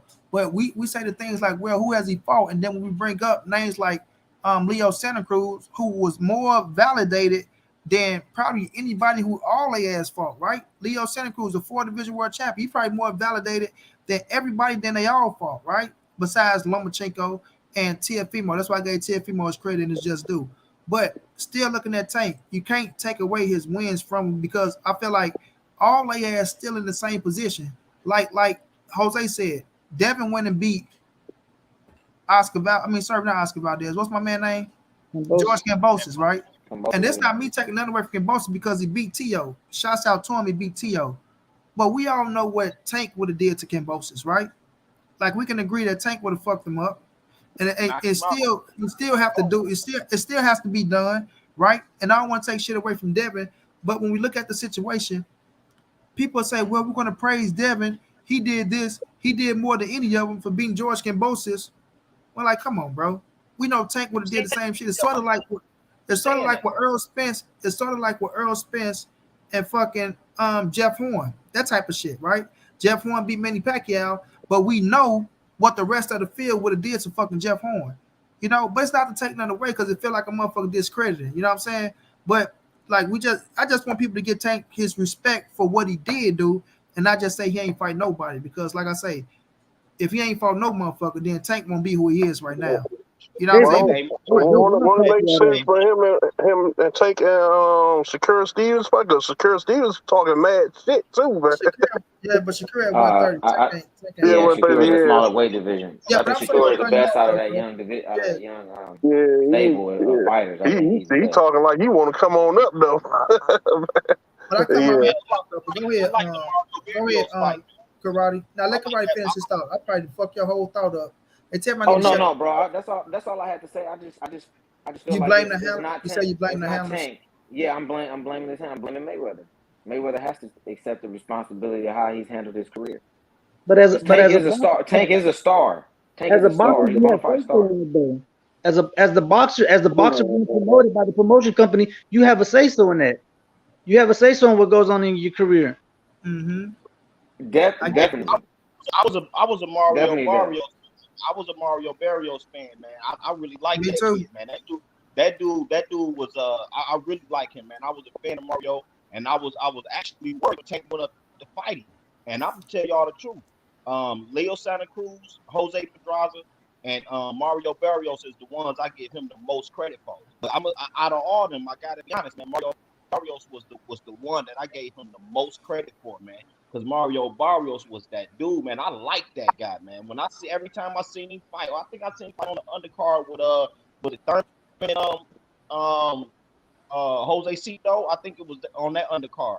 You know what I'm saying? I like Mario, man, and I don't see people giving him credit for Mario. They kind of discredit that, man. But to me, that was like his best win. You know what I'm saying? And of course, I like the Pedraza win and the Leo Santa Cruz win, but he went up to 140 to fight that dude that was dying to make 140. You know what I'm saying? Like, come on, man, that was a great win for Tank to me.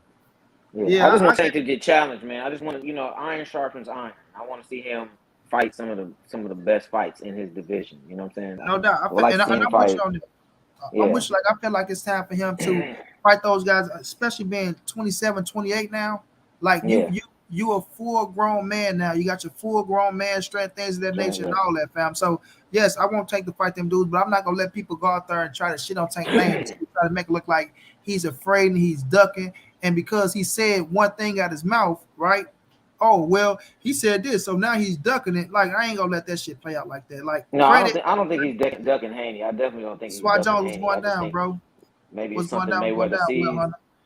Yeah, so it's or like whatever it is. I get it though, and like I say, I'm not mad at Bill for trying to make the fight happen. I want the fight to happen. I do. Like, realistically, if we could get Tank and Devin next, I'd take it all fucking day, all day. I think anybody on this panel would take Tank and fucking Devin next, right? Yes, we will take it, but the reality of it is, And he got business. yeah, it's business in a way, fam. It's business in And a he way. got Another business thing in it. is, Is the money gonna be there to make that fight though? You gotta remember, is the money gonna be there to feed both of them what they want? Is the big money gonna be there to make that fight? what Bill said is they willing to take a I think pay it. cut. You know what Yeah, I'm I saying? think it will because I He don't said they think willing to take Haney a and pay him cut. right. So I feel like it's gonna happen down the line, right? I really do feel like it's gonna happen down the line. I just look at I it think it's as gonna happen in 140. I just look I at it think as right now I see like Bill and them not wanting to fight George Kambosos next. That's how I'm feeling. Not because they're afraid not to fight him, but things of that nature, right? I just feel like they probably going backwards, and Yeah, it's not there's no not motivation meaningful, there. right? Yeah, they feel like, you know what, we not getting shit out of that. Like, we not gonna Yeah. get no more thunder than what we got. We out jabbed his ass the whole fight. The money probably don't look the same. You know what I'm saying? Even though we get the lion share this time, right? The money probably don't be X amount. Ain't nobody really, you know what I'm saying? Like, ain't no interest. So, Yeah. but you still obligated to do what you got to do. So I don't You got I don't As a take fan, anything from Haney. I don't as a take fan, anything it's from Haney. Respect to Haney for becoming undisputed. But me personally, big shout out to George for beating Tio. But I'd rather seen a Haney Teofimo Lopez fight. I'd rather he'd have become undisputed against Teofimo. You know what I'm saying? No, Oh, no disrespect, to yeah. Kambosos. Teofimo's on He did 140 his now. thing. But I'd have rather seen a Lopez versus Haney for undisputed. You know what I'm saying? oh yeah, that was a I bigger fight. feel that would have done a lot more for Haney than Kambosos. That's a Yeah. fact. As a Because he fan, the man, he beat Lomachenko, and then Tio had he had a little thunder going. So yeah, it would have been better. So because nobody really knew George Kambosos. He from Australia. His biggest win was Lee Selby over in the motherfucking UK, right? Or you could say Mickey Bay, but Mickey won the champion at the time. So nobody really knew George Kambosos. So it's like you trying to figure out who the fuck this dude is, things of that nature, right? But you going down to Australia, different than fighting over here in the US, right? Putting on the show. Just think about Devin hanging the Teofimo Lopez fight. That shit would have been fireworks. Bro. Like, I ain't gonna lie on that one. But right now I understand Bill. He went out of that shit because it really ain't no buzz. So if he can get a Javante Tank Davis fight with a Devin Haney, yes, we'll take that shit. But business tell us and history tell us that when you sign up for a fucking rematch in the contract, that rematch is gonna take place. You know what I'm saying? I mean, Breaking news, Bud it walks ain't no away buzz, from the it ain't no Spence fight. buzz for that fight. And we knew it wasn't gonna be no buzz for that fight. man, I After the wouldn't pay fight, no attention to we knew that. it wasn't gonna be no buzz for the That rematch. message. Like, we knew that. You know what I'm saying? If Bill knew that. You know what I'm saying? So I don't even really want to hear the talks. Fuck that rematch, because y'all got to do it. Y'all signed up to do it, so go on and do it. Get that shit over with, and let's move on. Yeah, my bro, everything Bossy just dropped the video right now saying Terence Crawford is threatening to walk away from the Errol Spence fight. He threatening to walk away right now. He can walk away because ain't nobody gonna give him $30 million. Yeah, you think you're gonna get 35 up front, boys? You crazy out your goddamn mind, bro? Like, bro, that's what it's called. Bet on yourself. See, you ain't. This why he should have been over in the Al Heyman regime, bro, because he would have understood the meaning of betting on yourself, fam. Right? If you believe that you work this much, if you like y'all trying to say, well, we can't tell him his work. If he believe he's worked that much, then take your motherfucking percentage on the back end and have faith that the numbers are going to be the numbers, and you still go get the money that you're looking for, fam. If he wants all his money up front, that's cool. Negotiate all your money up front, but you take the back end money out of it. That's right. That's right. If you want your upfront money, that's cool. Get all your money up front, but take the back end money out of it. You don't eat off the back end. Hell yeah, bro. Like, if you believe in yourself, Hey, Monty, is it safe to say this? Is it safe to say this? The Faggot Nights, if this fight don't happen, the Faggot Nights is gonna blame Errol. You know that. Ooh, wait. If this fight don't happen, bro, they finna come out crazy, bro. Oh, Errol Spence, they never wanted to fight. They're afraid. Oh, they had 55 million for Canelo, but they couldn't get Bud this. Oh, they doing this and they doing that. Like, where the fuck, on what planet? On what planet is Terence Bud Crawford in the same tax bracket as a Canelo Alvarez? Please, me somebody explain to me. And my best friend gonna end up fist fighting if that fight don't happen. I bet you. Because he above Faggot Night, and we gonna end up fist fighting on that because he gonna be playing girl ducking, and I'm gonna be telling the truth, and it's just gonna bust out in the fist fight. I don't disrespect Bud, or, with the Faggot Nights and all of this. I respect Bud. He's a skill fighter. No. That's not disrespecting Bud. I was like, that's for the Faggot Night. That's for the Bud. Because they want to say, because all grown ass men sitting up on the panel talking about Errol sexuals, right? Like, why the fuck is that coming out of grown ass man mouth, bro? Like, you're a grown ass man up here making references towards homosexual shit. So y'all gotta be Faggot Nights. You feel me? Like, come on, bro. And I had to say Faggot Nights, so I couldn't just put the word on there because they had been to block my shit. So I had to be witty with it, right? So these Terence Bud Crawford Faggot Nights, these motherfuckers gang up together, and you know what I mean, bring up this homosexual ass shit that I just don't agree with. But Gay Yellow say, I got you, Jose. I always said Bud not taking a fight. Watch it not happen. Watch it's not happening. I honestly don't believe the fight will happen. I think it's gonna happen, Gay Yellow. I do. I really believe. I'm gonna keep the faith because I think he gonna come to his fucking senses and understand, like, what the fuck am I doing? And why the fuck am I trying to play too much of a hardball when I like he probably you in the lead, fam. If Errol Spence took anything less than 60%, you in the fucking you won. Bluffing. You won. But no, if Errol take anything over there, bro, you crazy out your mouth. If Errol take anything less than 70%, Bud won. Yeah. Nigga, Pacquiao took what 20 million for Keith Thurman, and you think you're supposed to get 25 M's or 30 M's for Errol Spence? Man, you better sit your corny ass down somewhere, boy. You just got to look at the actions. Actions been speaking for themselves. Earl been doing all the heavy lifting. He went and got all the belts. You know what I'm saying? Everybody talking about whatever. The belts matter because at the end of the day, he needs the bigger share of the pie because at the end of the day, he's paying sanctioning fees for them belts. You know what I'm saying? How you gonna give money away when they already taking money out of his pocket just for holding the belts? You know what I'm saying? Bro. He got to include that. He got to include that on his side of the tape. Because that can't come out of his pocket. And now, if we're going to be real, right? And this, I'm going to be real. This is no hate, no shade, no word, no shape, form, or fashion, bro. Canelo fought Caleb Plant for undisputed. Caleb Plant had one title, right, Zay? The IBF scrap. That man got $10 million up front. He got something on the back end. Bud Crawford, what makes you think you deserve more than Caleb Plant? You see what I'm saying? Fighting Canelo. His ego. You go Caleb Plant for fighting Canelo. Come on, that is ridiculous. But money. Remember, I told you the other day. And I'm gonna keep saying this. And this is the truth.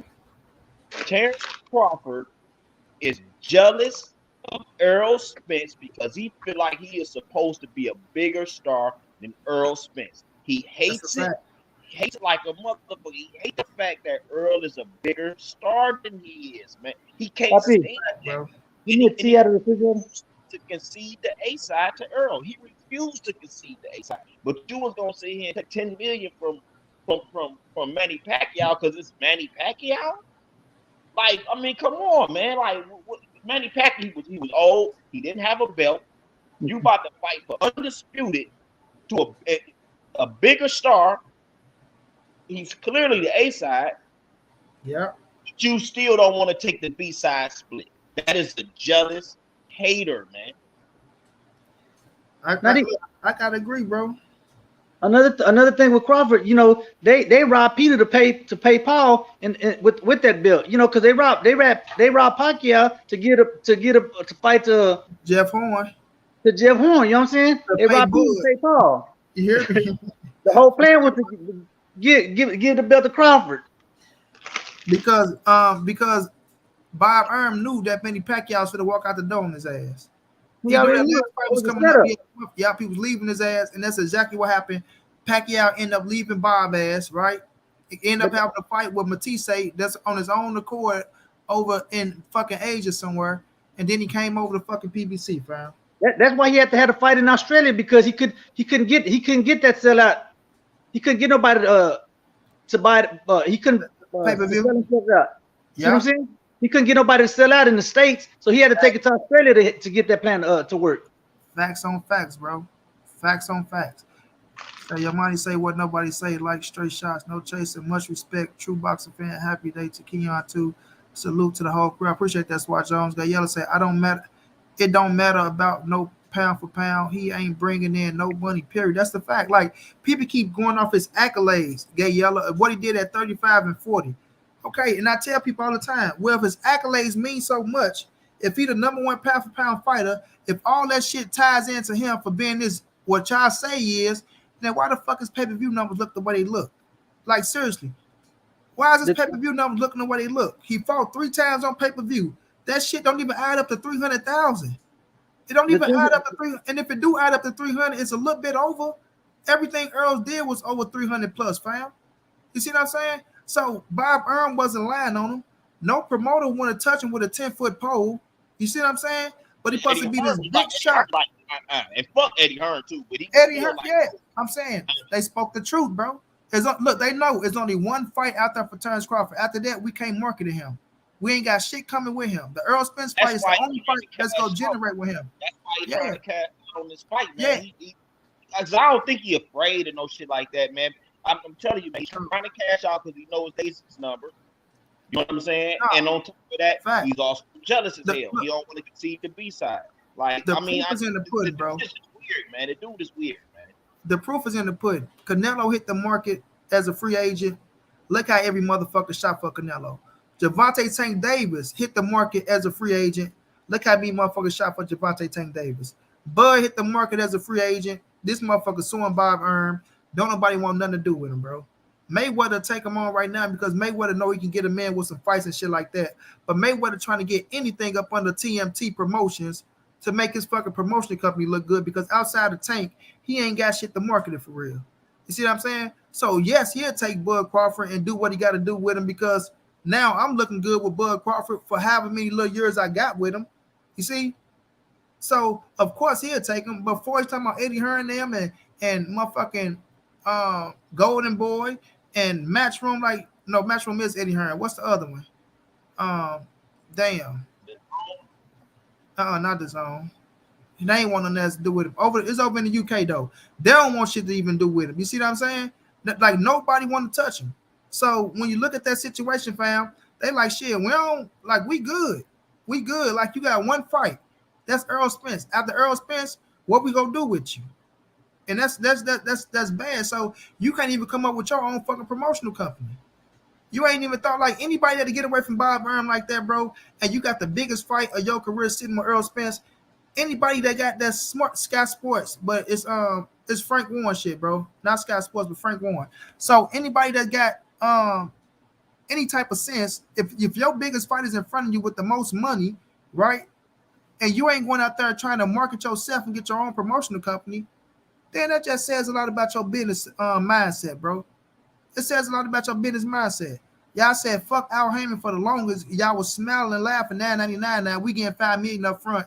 We getting more than the PPC boys, which I doubt. Like, I gotta keep it real. Like, people doubt that back end money. They still getting paid off of back end money. So I doubt that. You know what I'm saying? So at the end of the day, fam, it's like, you know, your business is your business. But don't come trying to outdo business with people who business is better than yours, fam. And the proof is in the pudding. You know what I'm saying? The proof is in the pudding. You don't get paid more than Errol Spence. I don't give a damn what none of y'all say, right? Al Heyman ain't no fool-ass fool. He was schooled by the Godfather, and we seen what he did when he came into the motherfucking boxing game. Everything he took over. So you ain't finna come over here and try to school him out of shit, right? You got Bomac as your trainer and manager. Bomac got other fighters. So it's like, man, everything to me, just to me, with the Bud business is kind of fucked up. He got what he got. He happy. He rich as fuck, right? Okay, he a millionaire. So people, oh, how you gonna talk about it? Okay, he a millionaire. But what about right now? This what it come down to right now.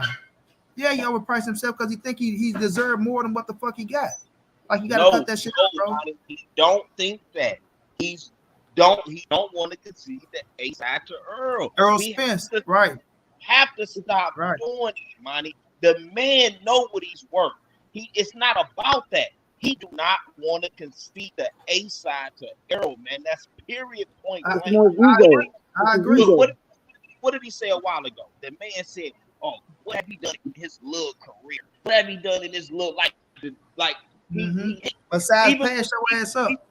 even when he was at 140, he lying. He keep lying to his fans talking about he was calling for Earl since he was at 140 before he was under. No, you wasn't. You said Earl is not the man. Keith Thurman is the man. You was not calling for Earl. He's a liar and he's a hater, man. Like, we have to keep it real. It's not about none of that, man. He just do not want to concede the A side to Earl. It's like a big homie in the hood that got a little homie that he damn near raised, right? And the little homie start outshining him. And he start hating the little homie. You know what I'm saying? It's the same thing, man. That's what it is. It's nothing else. He just don't want to give Earl the A side. Somebody else said it too. They was like, he don't want to let Earl become undisputed either, because he don't want Earl to have that leverage. Yeah, brother, stall him out. Yeah, he brother, stall him out. Yeah, it was somebody on BFTV. It's the fight before the fight, actually. Yeah, it was somebody on BFTV, and they was like, Terence Crawford is not scared of none of that. Terence Crawford is a cock block. He's a cock block. He don't want to let Earl get that shine. He don't. And that was some real shit. Dude said this dude is a cock block, man. Probably, I remember Keon used to say some shit like that too. Everything boxing. But let me get Terence Belly up here. Terence Belly, what's going down, bro? Hey, what's going on, homie? Terence Belly Senior, because it's Terence Belly Junior out there. So let me put that right. Terence Belly Senior, what's going down, child? Ain't nothing much, man. Hey, look, I'm gonna say this, man. The negotiations, I think, with Crawford, I think is a competitive thing, because if you ask any of the fighters that go into Bomac's gym, whether it be in Omaha or out there in Colorado Springs or whatnot with Terence or whatnot, they say one of the things that Terence would do is he'll grab you and try to wrestle you and stuff like that. You know what I mean? Try to gauge your strength. Try to, you know what I'm saying? I guess I ain't gonna say get a dominance thing over you or whatnot. But he's highly competitive. I personally think that these negotiations is the fight before the fight. He if he can win in negotiations, maybe it's like a moral victory or mental victory for him going into the fight. That maybe thinking that, kind of like how Mayweather had that thing with him where he trained only at night, where it was a mental aspect where he knew his opponents were asleep while he was up grinding. So it was a mental aspect. In his mind, he felt like he had one up on you. And I think this is kind of like, it's a stretch, but kind of like this might be like kind of like a similar thing. But I think by no means will I say that he's being a cop block, because he needs this fight in order to substantiate all that praise he was getting at the Hall of Fame ceremony. If after all that stuff that James Toney and Tarver and Jones and all them was saying, and he go in here and he lose this fight, that's not going to look too hot. So you know what I mean. So but I think Earl, on the other hand, and I don't know this for sure. I've only personally interviewed the Crawford camp. I interviewed Bomac. I never got an interview with Spence or anybody from his camp. But if I had engaged by the way he moved, I wouldn't be surprised if he pulled a Devin Haney.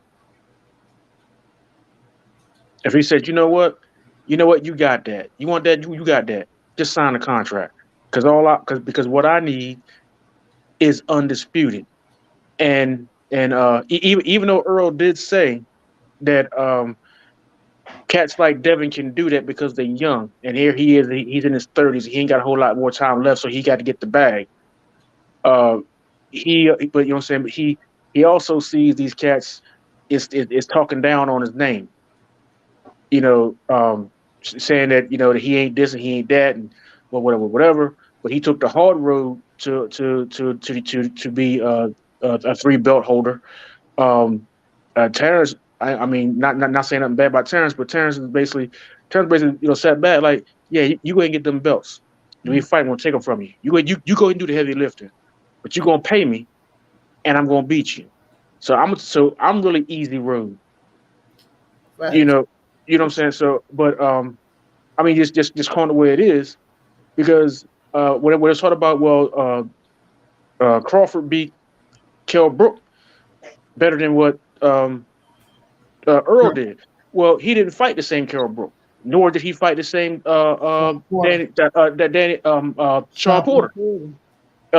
Even Bomax has said to me, some fighters can just get up for you. Sean Porter got up for Errol. He didn't get up. He didn't get up for Bud.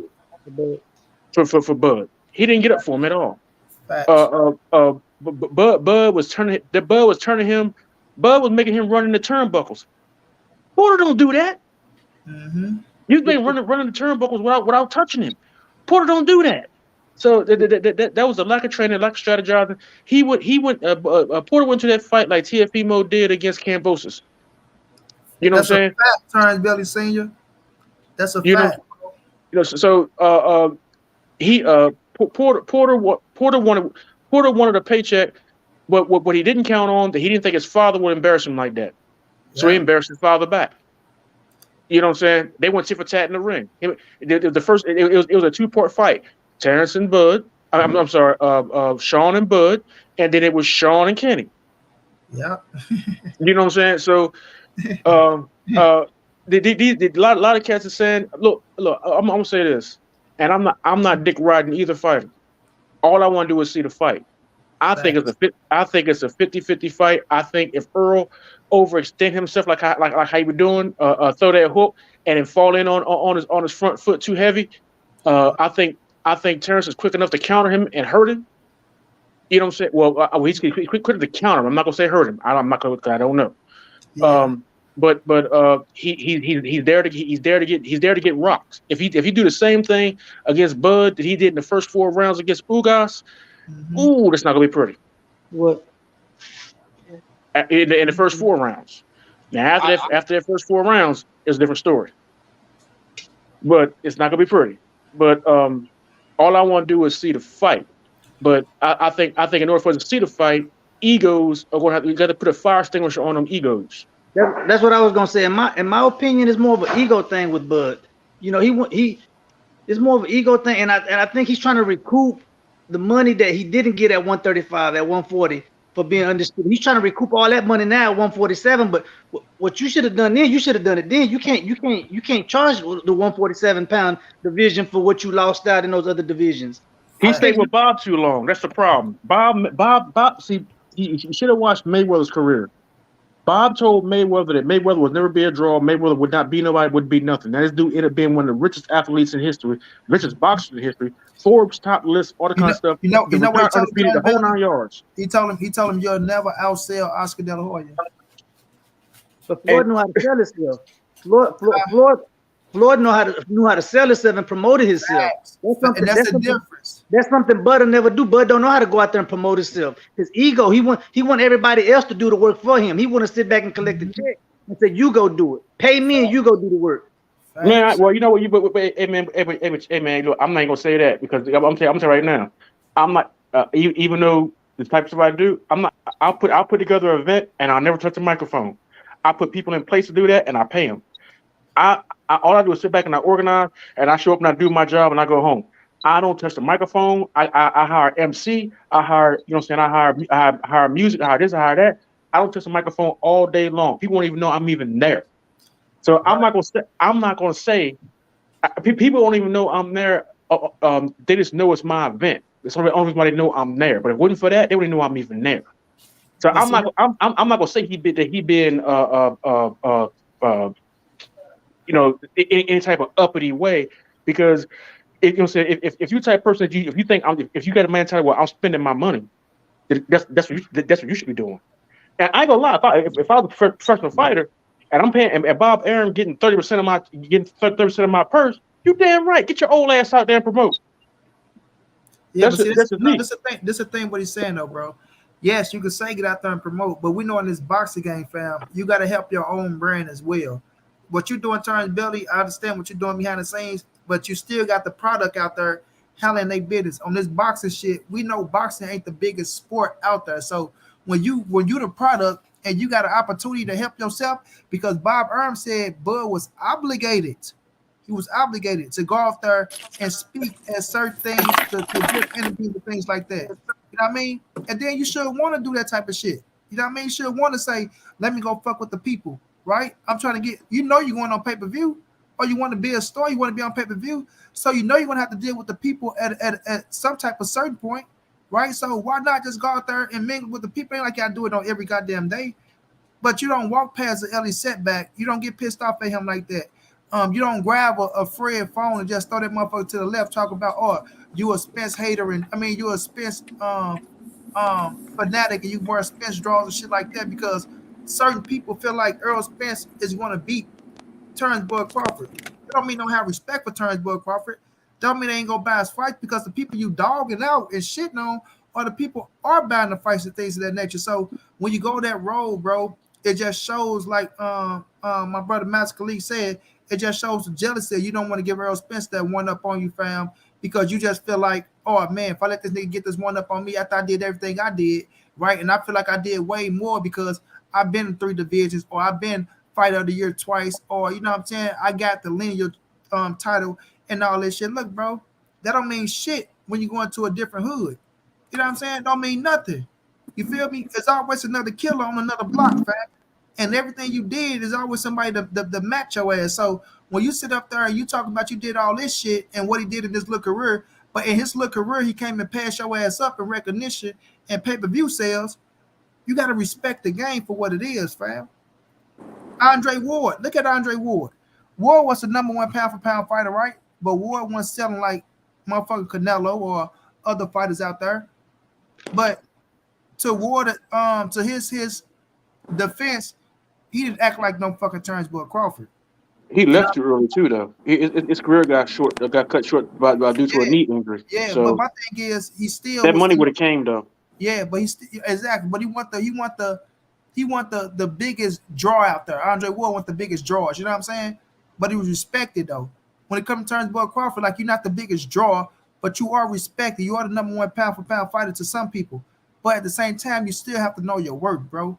And I'm not saying, well, people are, oh, he knows his work. You can't outprice yourself and overdo yourself and get jealous because one man is getting this and you getting that. If it's more than anything you ever made and you got all them goddamn kids, man, you got to accept that, bro. And think about it. You go whoop Errol Spence, you beat him like you say you're supposed to, like everybody talking about, oh, you go knock him out, you go do this, you go do that. Bro, think about where your fucking career shoot to. And on the back end of your career, think about what you go get. You thinking about what it is now. Even on the back end of your career, if you beat Errol Spence, you become 2-time undisputed, bro. That's history in the making.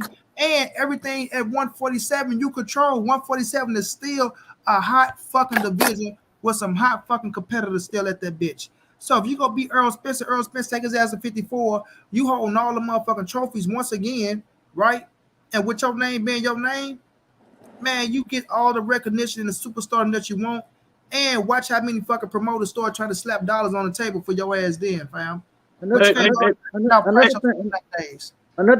but how do you know he overpricing himself though? Because he coming from Bob Arum. They had that app bull crap and all that other mess with ESPN.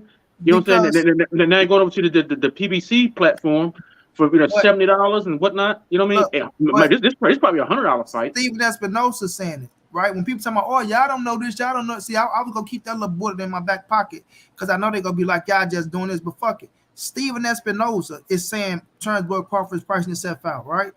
And he got to be realistic about the numbers that he's talking about, because Steven looking at it like, look here, man, we've been doing business with Errol Spence for a while. We've been doing business with PBC for a while, right? We know how this business structure go. And that's where you coming from, hold on, where you coming from and your numbers, look, Terence Bud Crawford numbers don't compare to the PBC numbers, bro. They just don't, right? It's just him being stubborn, stuck in his ways where you feel like, oh well, y'all go give me this or else. Fuck it. If y'all don't give it to me, then fuck it. No, I get what you're saying, but what I'm saying is, how does he know? How does he know that he's pricing himself out based on the PPC model? Because now he's a free agent, right? He ain't got biocontrol in his paper. He ain't on that dumbass app that nobody can find. You know what I'm saying? He ain't giving up 30% or whatever it was he was paying. You know what I'm saying? So and there's this thing. Well, outside of boxing, I can't say even within boxing, but outside of boxing, there's this thing where the PBC fighters are getting that bag. That Al Heyman is paying those fighters well because Errol and all the other guys were saying that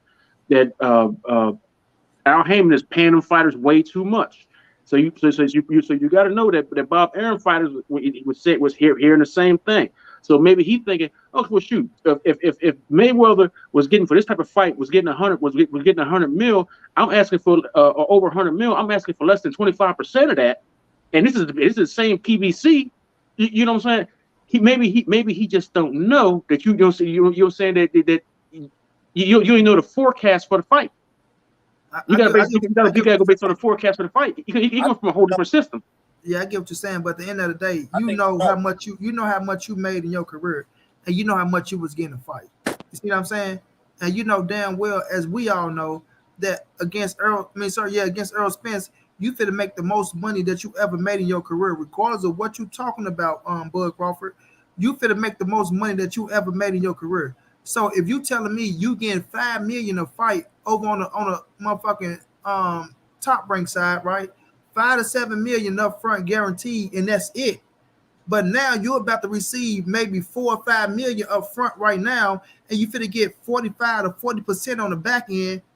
That's enough in itself to tell you that goddamn, I'm finna get paid. You know what I'm saying? But you still talking about you want this up. Oh, I want up front. I want 25, 30 up front. Because somewhere down the line, you don't believe in yourself. But if you believe in yourself like you're saying you believe in yourself, then you know this back end money going to be good. But you're not going to get no fucking 25, 30 up front. Because I'm telling you, they banking off what Canelo Alvarez got. Everybody keep worrying about a Canelo Alvarez tax bracket. Y'all don't sell like Canelo Alvarez, and you ain't in the Canelo Alvarez tax bracket to be asked for 25 to 30 million up front, bro. It don't work like that, Bud Crawford. You're not running the show. You're not the A side. You're not bringing the money. You're not bringing the fans. You're not putting the asses in the seats. Your history shows that, fam. Your history shows that. So all you can do is go off your history. But when he don't understand that he winning. He don't understand it, and he fucking himself over. So he thinking he can walk away from Errol Spence and that you want to walk into a Jamel Charlo fight, the same man that's being managed by Errol Spence. And not only that, you talking about Errol Spence fucking sparring partner, stablemate, and you think you'll get that fight over Errol Spence? Man, you crazy out your mouth. Let me read this real fast. Ricky say, what you think you're worth and what you are worth are two different things. That's the fact, Rick. That's the fact. You got to get out that fucked up state of mind, bro. Understand that, listen, man, I'm getting paid more than I ever been paid to go up against Errol the True Spence Jr., right? If I win, I come back to the table and do what I got to do. But right now, I'm on these man's stumping grounds. This man is the A side, hands down. We know that because y'all never sent him a contract or shit when you was on the top ring side. You even said out your own mouth, oh, well, Bob can get the fight done when I'm with him. Hagel get the fight done when I ain't with him. You know what I mean? Alluding to he couldn't make it happen. So it's just, bro, he got to be realistic and get out that fucked up state of mind in the end, bro. And Charlo was paying less money. Charlo was paying less money than Errol. See right now, Charlo's paying less money. Facts. But a thing about Al Heyman and the PBC, Al Heyman helped their boxers because they helped them they showed them how to get the back end money, how to set up lines only, how to set up they strap man down promotions. They showed their boxers how to set that up contractually, how to get that back end money. So contractually, money. They helped them how to set that model, But Crawford, like I said, yeah, you paying your promoter 30%, but at the same time, you got to be able to sell yourself. Go do events, go do signings, get in front, do interviews. You know what I'm saying? Make yourself likable to your fans, so your fans support you. Show up to the fight, buy your pay-per-views. I mean, it's certain things you got to do as a fighter to sell yourself because you're the product. You got to sell yourself. And that does make the promoter's job a little bit easier to sell you too. Hey, but look, I'm gonna tell you this right here too. I personally wouldn't listen to a whole lot of what Bud's saying. I'm gonna tell you why. Bomac, as far as the negotiating the contracts and negotiating the deals, that's Bomac. That's Bomac. Matter of fact, Bomac, one of the things that they got that had Bob hot with Bud, and saying that he had made he lost so much money that he could have built some multi-million dollar mansion. Was that new contract when Bud re-signed? Bomac got Terrence a hell of a damn deal.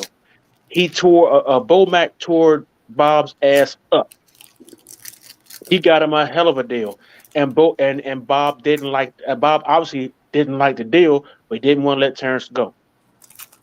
But he had to pay Terrence more than what he wanted to pay Terrence. That was Bomac's doing. Bomac's a good ass manager. I ain't gonna front. And I got this out of Bomac's mouth. Bomac told me this himself. When he I'm not gonna say word for word what he said, but when he described the deal, the second go around, Bob basically had to pay Bud more than what he wanted to pay him. That's when all that talk about I could build a house, a better house in Beverly Hills, all this kind of stuff, whatever, because Bob don't believe in paying his fighters. And Bomac put Bob in a position, well, either you pay him or we walk. I remember back talking about that deal and what he did and what he's getting the 5 to 7 up front and shit like that. I know what you're talking about. So I'm out, money. All right, my brother. Y'all take care on the chat. No doubt. Peace. Happy, well, Hey, Money, how sound? Money, I go to a black man happy 4th, but happy holiday. Say. Hey, Money, how sound, bro? Oh, you sound good, bro. I hear you. Okay. So the thing with that though, Terrence, it's like still with Bomac doing that deal, right? And they got that money over the fights that they got, because I think it was like, what was it, a 5-fight deal or some shit like that. So I remember him talking about the shit, right? And that's with the new ESPN deal.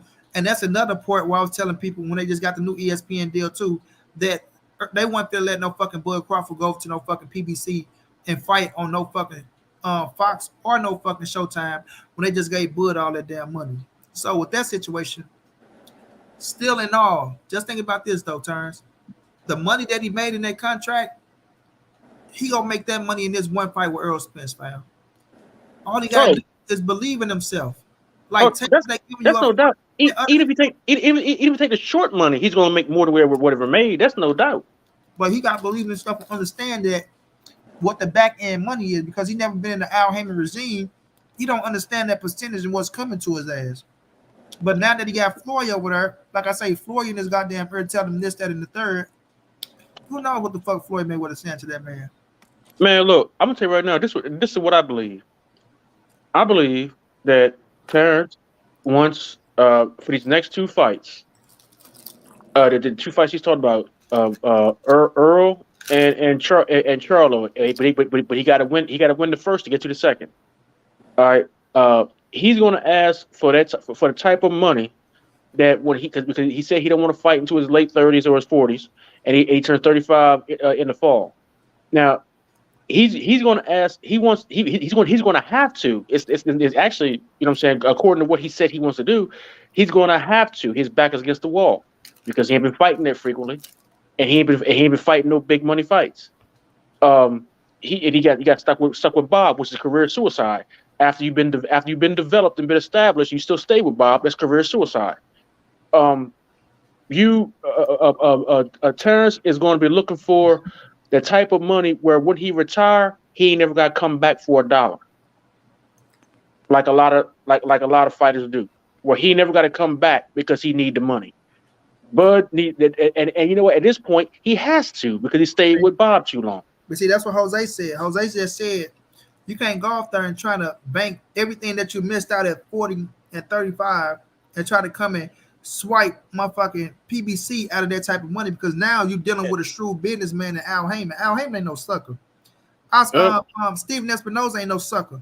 We did business. We the ones that made the most money in boxing. You know what I'm saying? That's the situation he's in, though. Yeah, he's in a situation. but just because you in your situation don't mean you fit to come and fuck somebody else because you was in a fucked up situation. I ain't Just saying it's right. I'm just saying. I'm saying that's what it is. I know, but even though I'm just saying though, like you're not fit to walk into that office over there and then tell them, oh well, guess what? I demand what I want, and if y'all don't give it to me, then fuck y'all. Y'all ain't gonna get my fight. You know what they gonna tell you? Fuck you. Goodbye. Because you're not doing business with us. If he don't get an Errol Spence fight to us, bro, he's not doing no business with PBC. You're not getting no business with PBC. So that Jamel fight that you're talking about, I'm gonna go fight Jamel Cholo. That's dead. Yeah, that's dead, bro. You think you finna tell them fuck them to their face on Al one Heyman, fight? Al Heyman got a long ass memory, and he hold grudges. Not just that though, Terence. Would you agree that Errol Spence is the hottest fighter on PBC? Right? Besides Wilder, we know what happened to Wilder. Wilder lost a little steam, so now it dropped to Errol Spence because it was Wilder, then it was Spence. Errol Spence is the hottest fighter over on the PBC, even with Jamel Cholo being undisputed. Errol is the hottest fighter, homie. Errol is the only good likable fighter next to Wilder. The Charlo's biggest problem is their personality.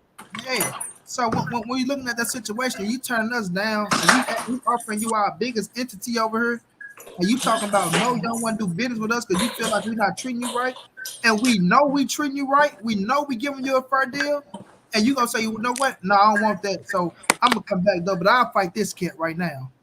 And I'm like, man, you better get your pointy ass away from us, bro. Hey, well look, here's the thing too. If you don't fight Errol, and Errol say, you know what, bump this, man. I'm just gonna go ahead at 54 and go ahead and fight for undisputed at 54. And I'm gonna vacate these belts. Does Terence have the time left in his career to collect the rest of those belts to get undisputed at 47? Or if he don't fight Errol, did he just squander the chance of being two-time undisputed? Because if he don't fight Errol, he's not getting the fight. Like you said, he's not getting the fight with Charlo. Earl gonna move up to 54. If Earl gets to the point where Earl treats Bud the same way he's treating Thurman, because he said that if Thurman was to fight Bud and beat Bud and get the WBO belt, there'll be no undisputed. He's vacating. He's moving up. Yeah, like he's gonna be gone. So he vacate the titles, whichever way the titles go, right? That's what happened. But still, at 47, is nobody at 47 that's gonna give him a payday like he getting with Errol Spence. Nobody. You feel me? So he can go try and Bo Majesty. That's dumb as hell, but they're not gonna risk no Cholo before no Earl or none of that shit. He have an opportunity to go out there and fight Terence Crawford right now, the biggest entity. He passed on that, then he done with. That's gonna be it, because now you just spit in Al Heyman's face. You just told him, fuck him. Hey, I don't know if you got me playing in the background. You gotta cut that off, bro. If you got me in the background, you gotta cut it off.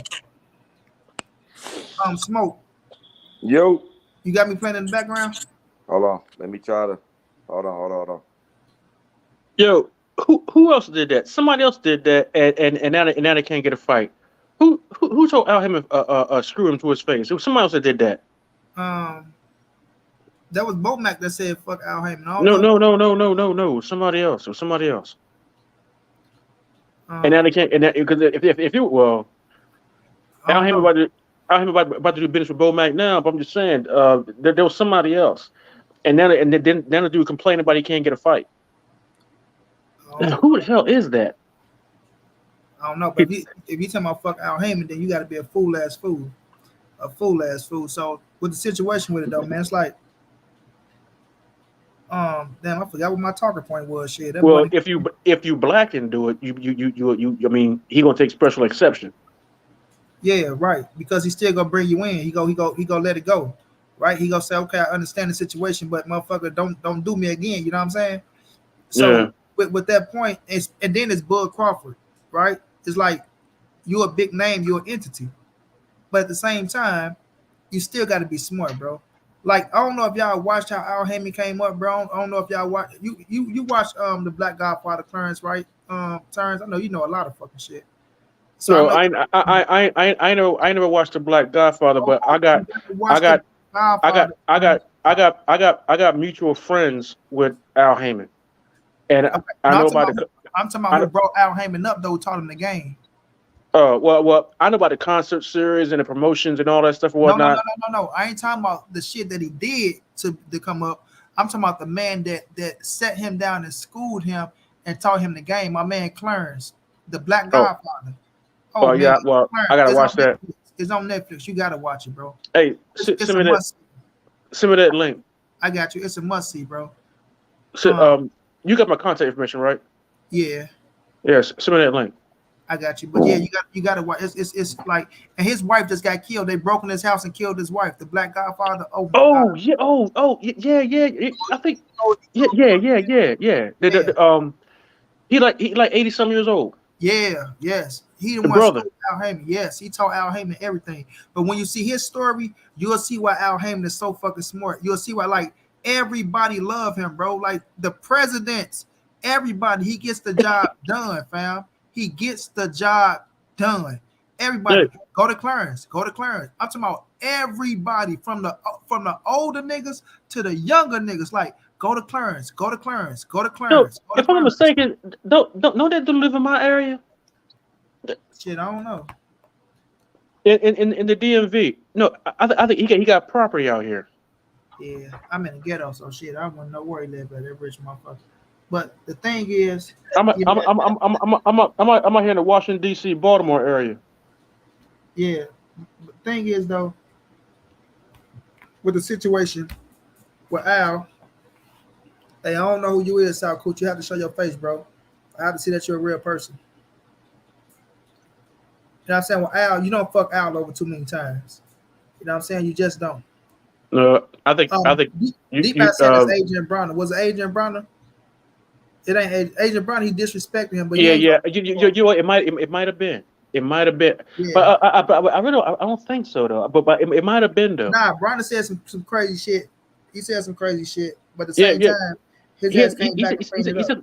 He said some hellified stuff, man. But look, man, it's the thing.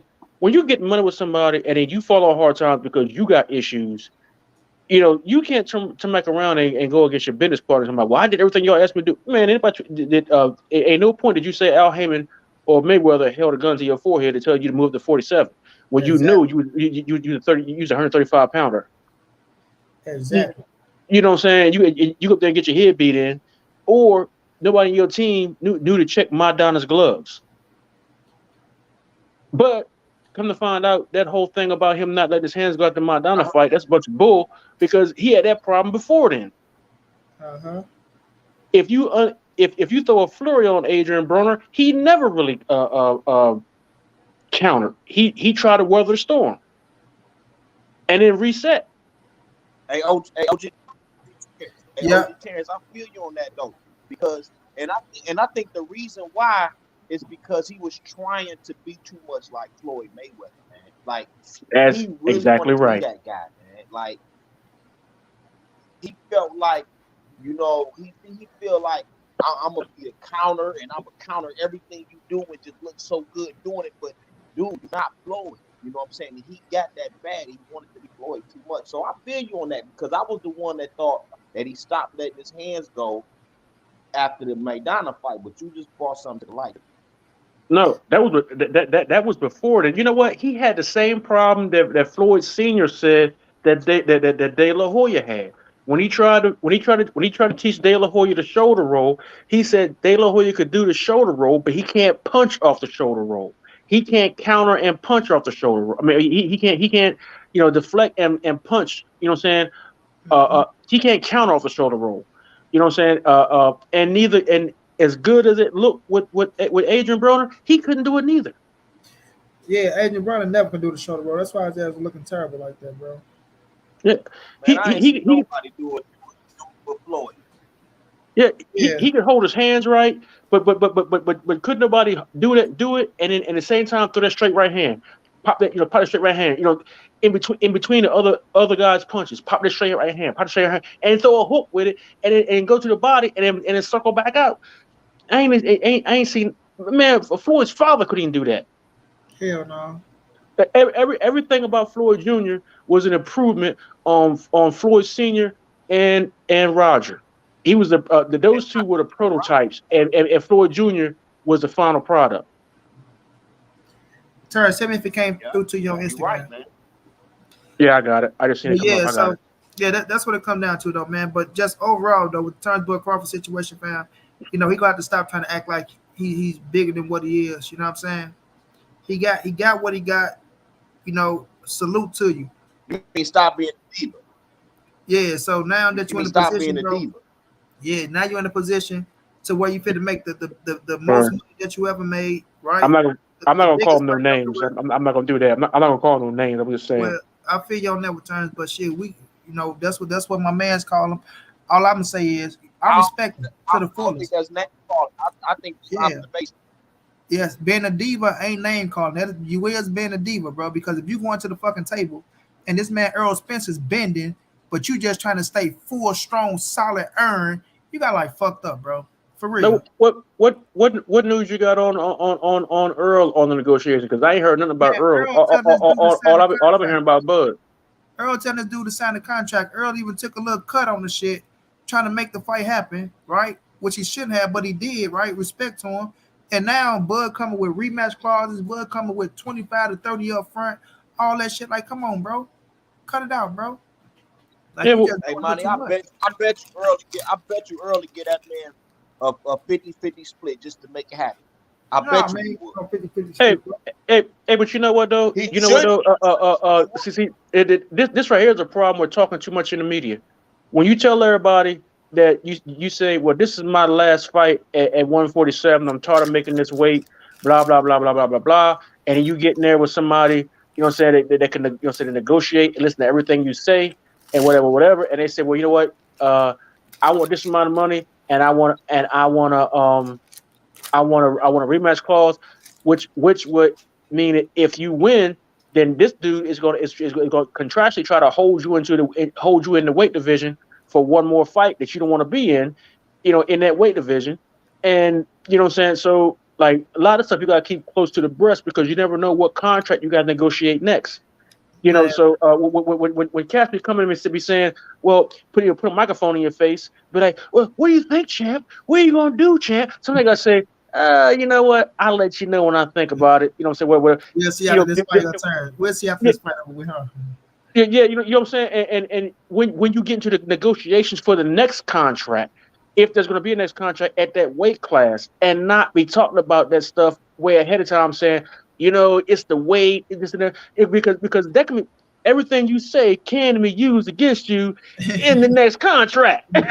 Let me say this real fast. Man, Tony Dixon, bro, cut it out. You just don't want to bend on And nothing, that's fam. right. You just want to That's what makes Crawford a diva because Crawford know that Earl said this is his last fight here. He knows come on, it. Muscle. So why would you be asking for a rematch call? Like I can understand, like yeah, we could do it at 54, but come on, man, like man, the dude is winning. Man, that's negotiation, man. Hey, all of it fair, man. All is fair. That's negotiations, man. The dude, actually, is kind of smart. I ain't gonna lie. Hold I on, I Tony, brother. Hold on, Turn. yeah. Bo Majeski, how's our feelings hurt, bro? And then Tony Dickerson, you just talking, fam. Like I'm starting to see that sometimes you just be talking. I can't wait till you do get a better connection so you can jump your ass up here.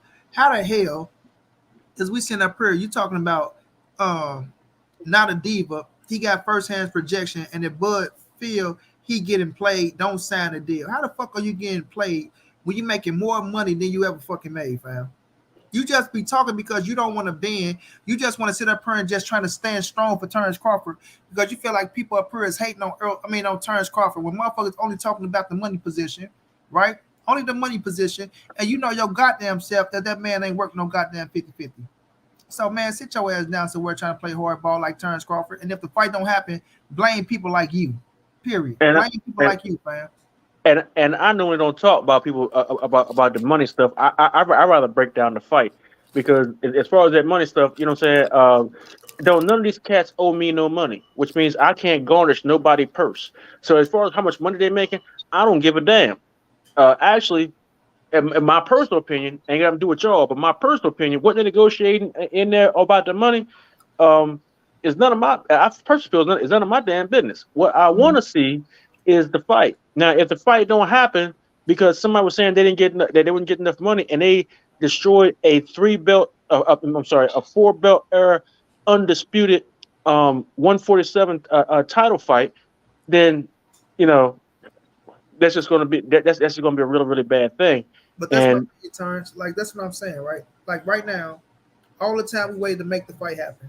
Now when we get her, I know people don't want to talk about the business side, like you say. Of course, none of us is getting the money, right? That's their business. That's what they getting paid. They gonna enjoy that shit, feed their family with it. But the facts is, if the business is holding up the fight, yeah, you checking in, but it ain't gonna let me connect you unless you got everything right. So if the business holding up the fight, and we get a look at what's going on and why the fight being held up, right? And it's because one man trying to get more than what he deserved. Ain't nothing wrong with us chiming in. They say device is not connected, bro. So you gotta find a way to connect your device right. And we chiming in on the business part, and it's fair. Then people can't get pissed off that we talking about the business if it's we looking at it and we calling it straight down the middle. Ain't nobody being objective, ain't nobody being like being money towards this business shit. Hey, but money though. Like I said, everything I say, I'm speaking for myself. I'm not speaking for nobody else. No, I ain't saying you wrong. I'm not saying nobody else is wrong. I'm saying that this is my opinion. This is how I feel. I'm not gonna sit there. In the words of Deontay Wilder, the hit is not meant to be hit. I'm not gonna sit there and tell this man that what he asking for ain't worth it to him.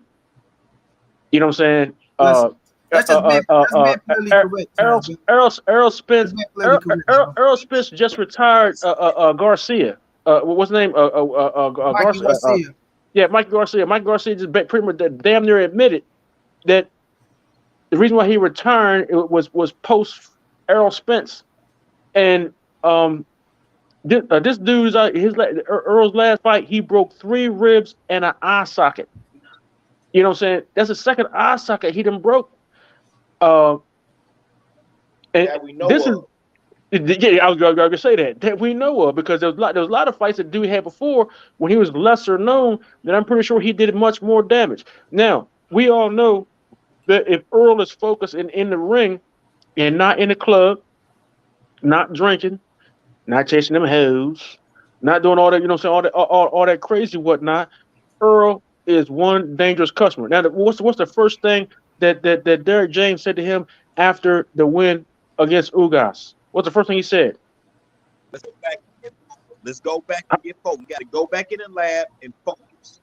That's right, because he saw flaws. He saw the ring rust in the beginning of the fight. He saw some things he didn't like that's not going to hold. That's not going to hold up against Terence Crawford. You got to fix your device, bro. Say device not connected, like it was doing Tony Dickinson. It's saying the user's blocking me. No, Tony Dickinson. It's saying device not connected, Negro. Ain't no user blocking your black ass. Don't come up here and talking about somebody blocking you. John G, yeah, you gotta get it together. So the trainer said we got ain't gonna be no vacation. We going straight right back into we going right back into camp. You know what I'm saying? At least a semi camp, and we going to a full camp. Basically, what he's saying. So anybody has watched Earl's career and know and have seen the difference when he's focused and take away the extracurricular activity and when he don't. If the same Earl that fought Ugas fought Mikey Garcia, he would have knocked him out. If the same Earl that fought Ugas that fought Danny Garcia, he would have knocked him out. And there's a bunch of other guys, a few other guys over the course of years that a focused Errol Spence would have knocked him out. No doubt. Let me get Terence Crawford is looking down the barrel of a rejuvenated, focused, driven, born again Errol Spence, and he knows it. No doubt, he knows it's gonna be a problem. But let me get Smoke up here. Smoke, what's going down, bro? You on mute, Smoke?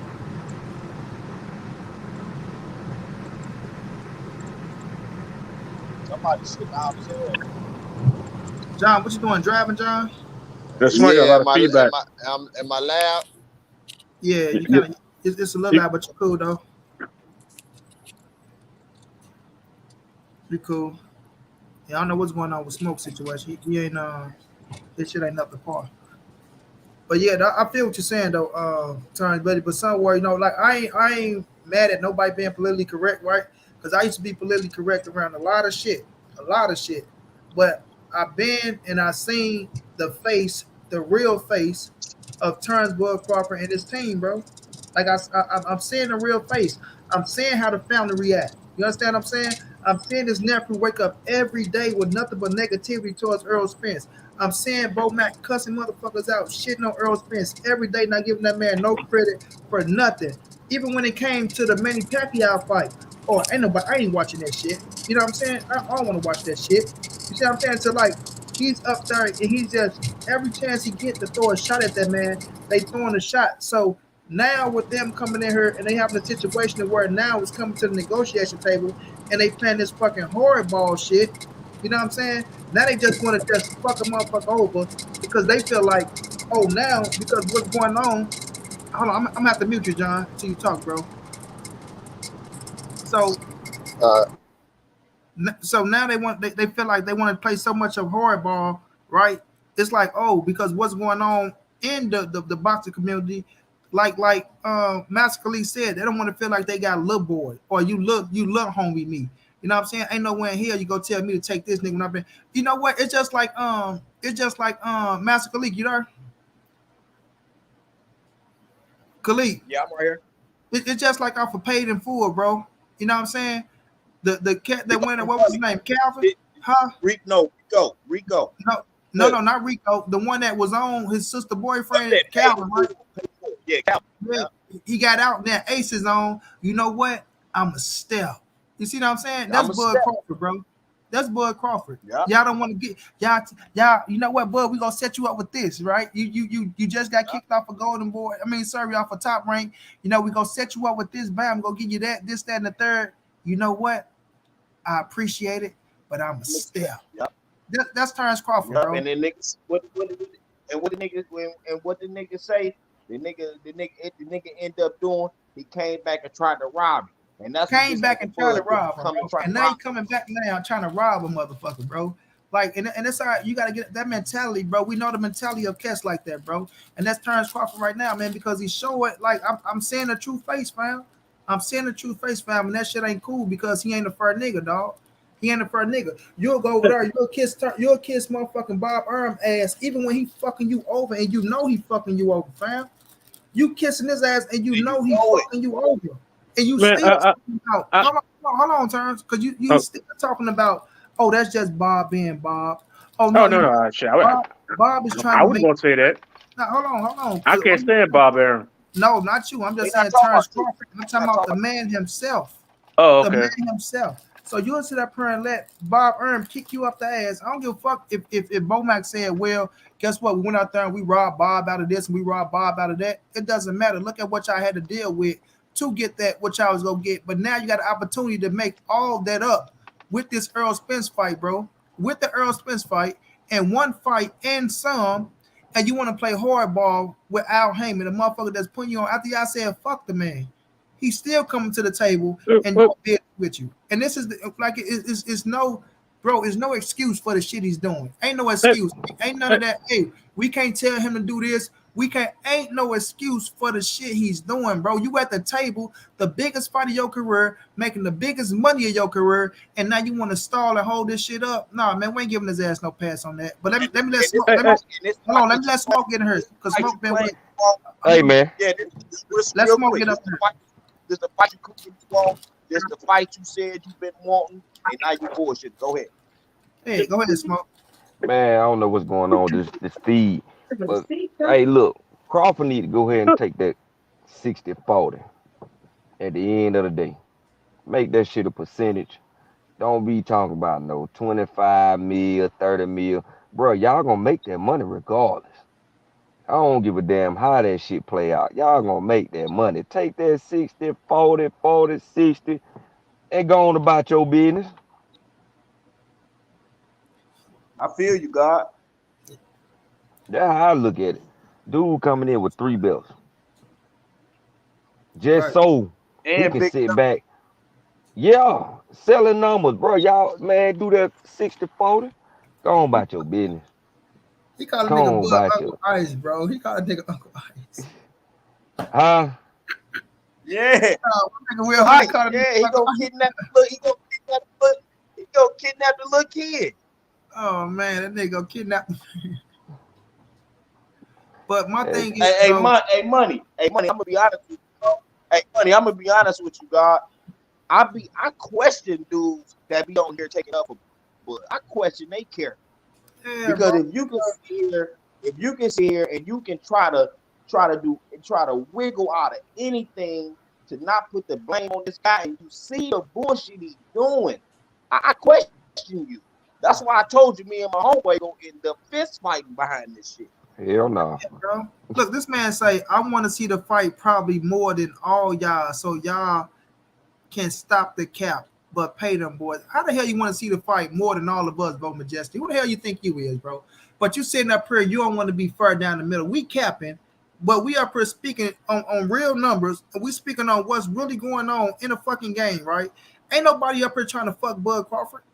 Both of them gonna make a shitload of money. Hold on, that we saying, but what have we said up here that's negative towards Bud for us the business side? We talking about business, bro. Y'all stay talking about inside the ring. If y'all got Bud winning inside the ring, okay, I give it to y'all. I'm not knocking y'all who y'all got winning the fight. I'm talking about getting to the fucking fight. What do we want to do to make the fucking fight happen? And if one man we know did more than the next man at the division, because y'all want to keep talking about pound for pound, number one, and all this shit. We talking about at 147, fam. He's not the number one fighter at 147. I don't give a damn what nobody say. Well, Earl's not the number one neither. They have to fight. No, you got one man that's holding on to 3 fucking scraps, did 4 pay-per-views in a row, right? Got the biggest fan base out of the two. You understand? Opened up his mouth one time, realistically said, I'm coming for your ass, Terence Bud Crawford. The fight is about to happen. They jealous of the power that Errol Spence holds, man. That's something on them, fam. They gotta Earl let is a that beast. quit being But motherfucking. money. The man won't take a B side to Errol, but he was about to take a D side to Manny Pacquiao. Yeah. How can you You respect right that? about that one. And not only that, he was going to take a D side, not a B side. He was going to take a D side to Manny Pacquiao. Get out of here with that shit, man. So it's like, bro, we just I'm tired of the bullshit. They want to talk about we capping, man. Ain't nobody finna sit up here and go back and forth and feel sorry and all that shit because y'all feel like, oh well, Bud is our favorite fighter, and we know that he's got done wrong by Bob Erm, and I ain't caring about none of that shit, fam. We talking about right now what's going on at 147. Period. Man, everything I said, you can say as anti-Crawford all you want to, bro. All you want to. They're facts. All facts. And y'all just can't see that Man, because y'all faggot. I'm anti Crawford bullshit. That's what I am. I'm anti his bullshit. Man, Crawford doing some whole shit. Wait a minute, hold on, bro. Hold on, Will. I got you, bro. This man says, so you really comparing Manny reach to Spence reach in popular. It's not about comparing, man. That's what's wrong with y'all, fam. Y'all don't hear shit. It's not about comparing. It's about the point that man is taking $10 million flat fee. Do you know what that means? That's it. That's all you get. $10 That sound million. like he doubting. $10 million flat. And now guess what? You about to get what 5, 6 up front, and you about to get your back end money of maybe 600 or 700,000 pay-per-view buys at $75 a pop. Now you do the math on that shit and tell me which one is more. Which one is the better contract? Man, that shit sound like Crawford trying to cash out. It ain't about Crawford wanting to punish him. Garrison Underwood. We got to get to the fucking ring to see him punish him first, right? But damn though, like it was cool. Wasn't he getting the $3 million from Bob Arum? 4 to 5, whatever Like, it damn, was. It ain't as much as to get now. that's what I'm saying. It was cool then. You want to re-sign with the motherfucker. Now you trying to pull his whole shit. Like, man, Bud doing some whole shit, man. That nigga about to get his whole career Man, in one y'all fight. listen, bro. Y'all have to keep it real. Keep it real. Don't sugarcoat this shit. The man is jealous of Errol. He don't want to give Errol no shine. He feel like he's a bigger star than Errol. He's been fighting longer. all this. I agree He's with a that. 3-division champion. He do not want to see the B side to Earl. We not about to keep sugarcoating this shit. We know it is. He don't want to concede the B side to Earl because he thinks that Earl shouldn't be in the position that he is. He thinks that he should be in the position that Earl is in, and he's Well, shit, jealous he should have because went he's and got not. them belts first. He should have went and got them belts first. If that was the case, Exactly. But the nigga Right. didn't want to unify.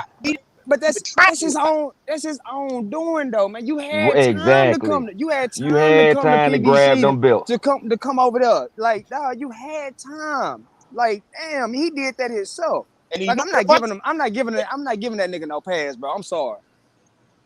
I ain't giving that nigga no pass, man. He Man, pulling some Crawford whole gonna shit. fuck around and he gonna let that money pass him up. People ain't Yeah, even bro. gonna be worried Yeah, about the fucking fight man. no Listen, more. exactly, bro. So I'm not worrying about everything he did leading up to this moment. The Now nigga you here, Diana fam. Ross out this Yeah. Nigga getting a one fight He deal, Diana bro. Ross out this bitch. They snuck that. No, bro. What they doing is they worrying about the Canelo bread, bro. They worrying about the Canelo bread. That Like, bro, Canelo and that Anthony Joshua breed. Man, you Canelo don't. got a whole country. That's Nigga, a you got whole Omaha, nigga. tax bracket. Facts, You bro. got Omaha. I don't give a K fuck about no KIE, undefeated shit. you gotta None show of your that. face, bro. You gotta let me see who you is. I don't know if you're a real person or a dang lane swinger. That ain't happening. Oh, I got you. If they Bro. gonna I try got to you. put up Canelo, I got you. I got you, Chad. if they gonna try to put up Canelo, You can cut it off if you we want to, gonna Kai. bring I up got Manny you, bro. Pacquiao. If they gonna bring up Canelo, we gonna bring up Manny Pacquiao. Y'all wanna try? Yeah, I'm John G. I'm John brother. Oh, I got you, champ. Okay, that's all love. Just had to make sure you want one of them little dang lane swingers running around his motherfucker. Hell no. Hey, nah, them niggas But yeah, get if big they pages. gonna try to bring up Canelo, we gonna talk about Manny Pacquiao. Y'all wanna say, oh, they was gonna give Canelo all that money, but they don't want to give Bud 20, but they was gonna give Canelo 50. Okay, well let's say this. Why was Bud gonna take a D side? Fuck a B side. Why was Bud gonna take a D side to Manny Pacquiao? And how much? But won't take a B side. How much did the investors bring to the table? Was it 50 M's? It was 50 million, right? It was On like what 100 fight? or something, wasn't it? Huh? Nah, it was like 50, I think. On which With fight? Manny Pacquiao, On the Pacquiao and the Bud. Bob ain't got Oh the yeah. investors. it was like 50 M's. Yeah, it was 50 Yeah. M's, like 50 million, yeah. And Manny was fit to get 40 to 10. God damn. Yeah, bro. Right. And you When Let was Bob this? drop dick all on Hey, him. when was this? When was this? the second deal that's the second deal that Bob negotiated, because the first deal fell through because of Corona, right? They had the country and shit, they go fight in a different country. The second deal they went out, Bob when he got 50 M's for it, and the deal was gonna be 10. Bud was gonna accept the 10 million and Manny was gonna get the rest.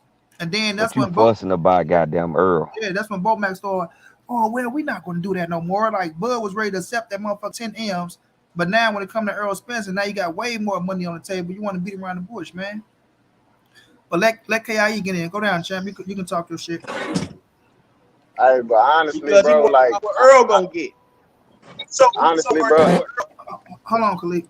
Go ahead, champ. But honestly, bro, I don't even really. I don't even think it's gonna be a good fight.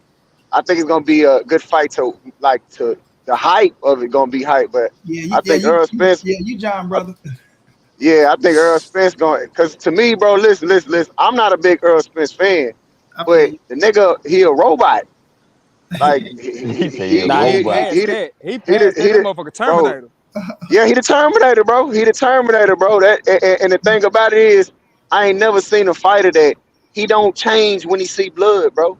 He still got the same pace. He walking forward the same way. He's a TKO artist, bro. Like I would say that from my eyes, the greatest TKO artist, technical knockout artist, because he don't knock niggas out. He break them down. I got a question on it. So do you think that's why Crawford acting the way he is? That doubt. Yeah. That doubt.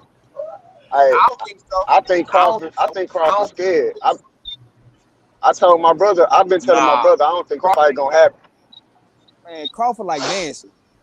That nigga don't. That nigga, hell nah. That nigga, man. That's what I really think it is. Nah, you say scared? Hell no, I don't think Crawford's scared. I ain't gonna never No, put I that don't on him. think Crawford's scared.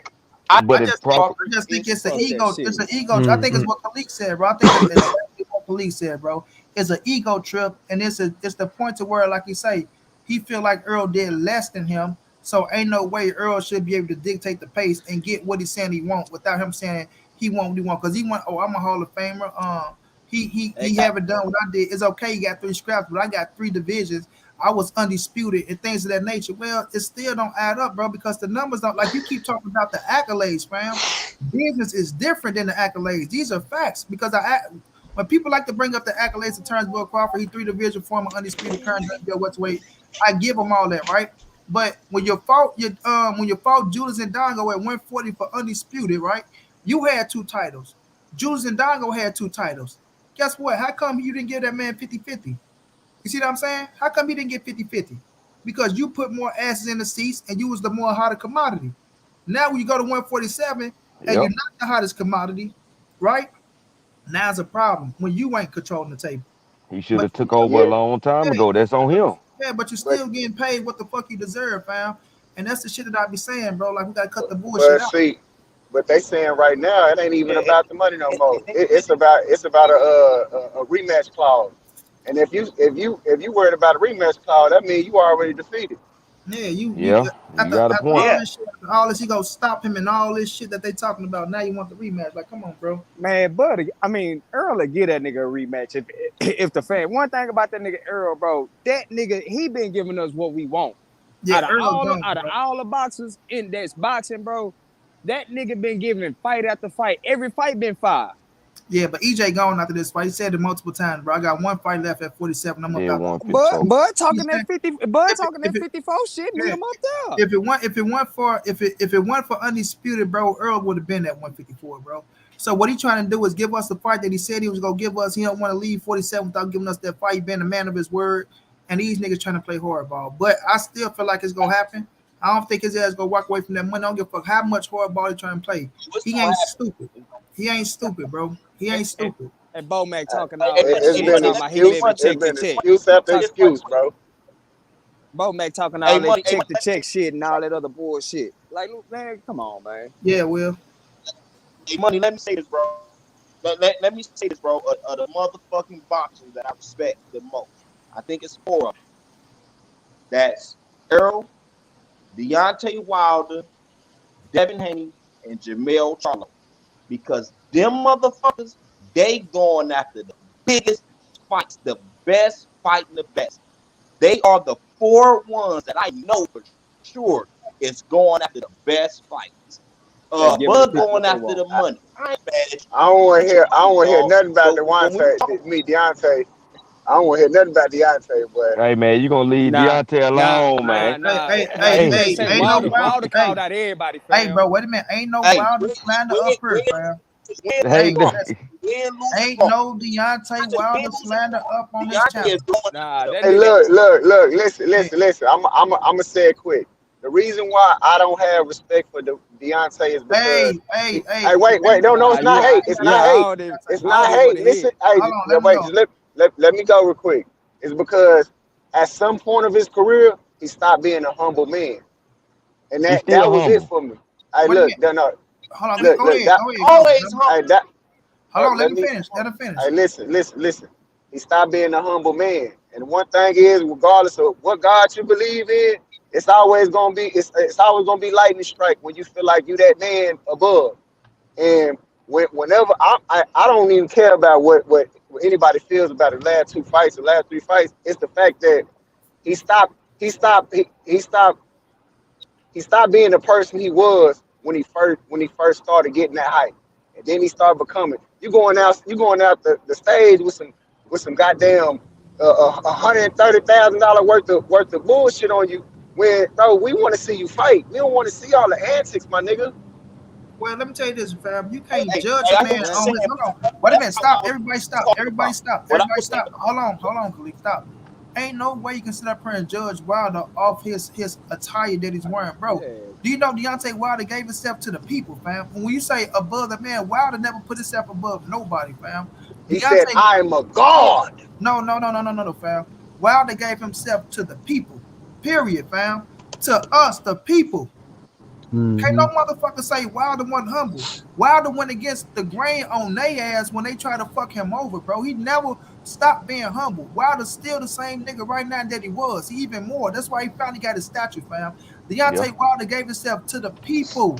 Literally. Coming on these motherfucking channels, talking to us, riding Facts. for his culture, giving himself for his people. Nobody can get pissed off at him for what he did, fam. What that nigga did, and they tried to fuck him over. Not once, not twice, but 3 times, bro. So when the Facts. situation came, he stood on this square, right?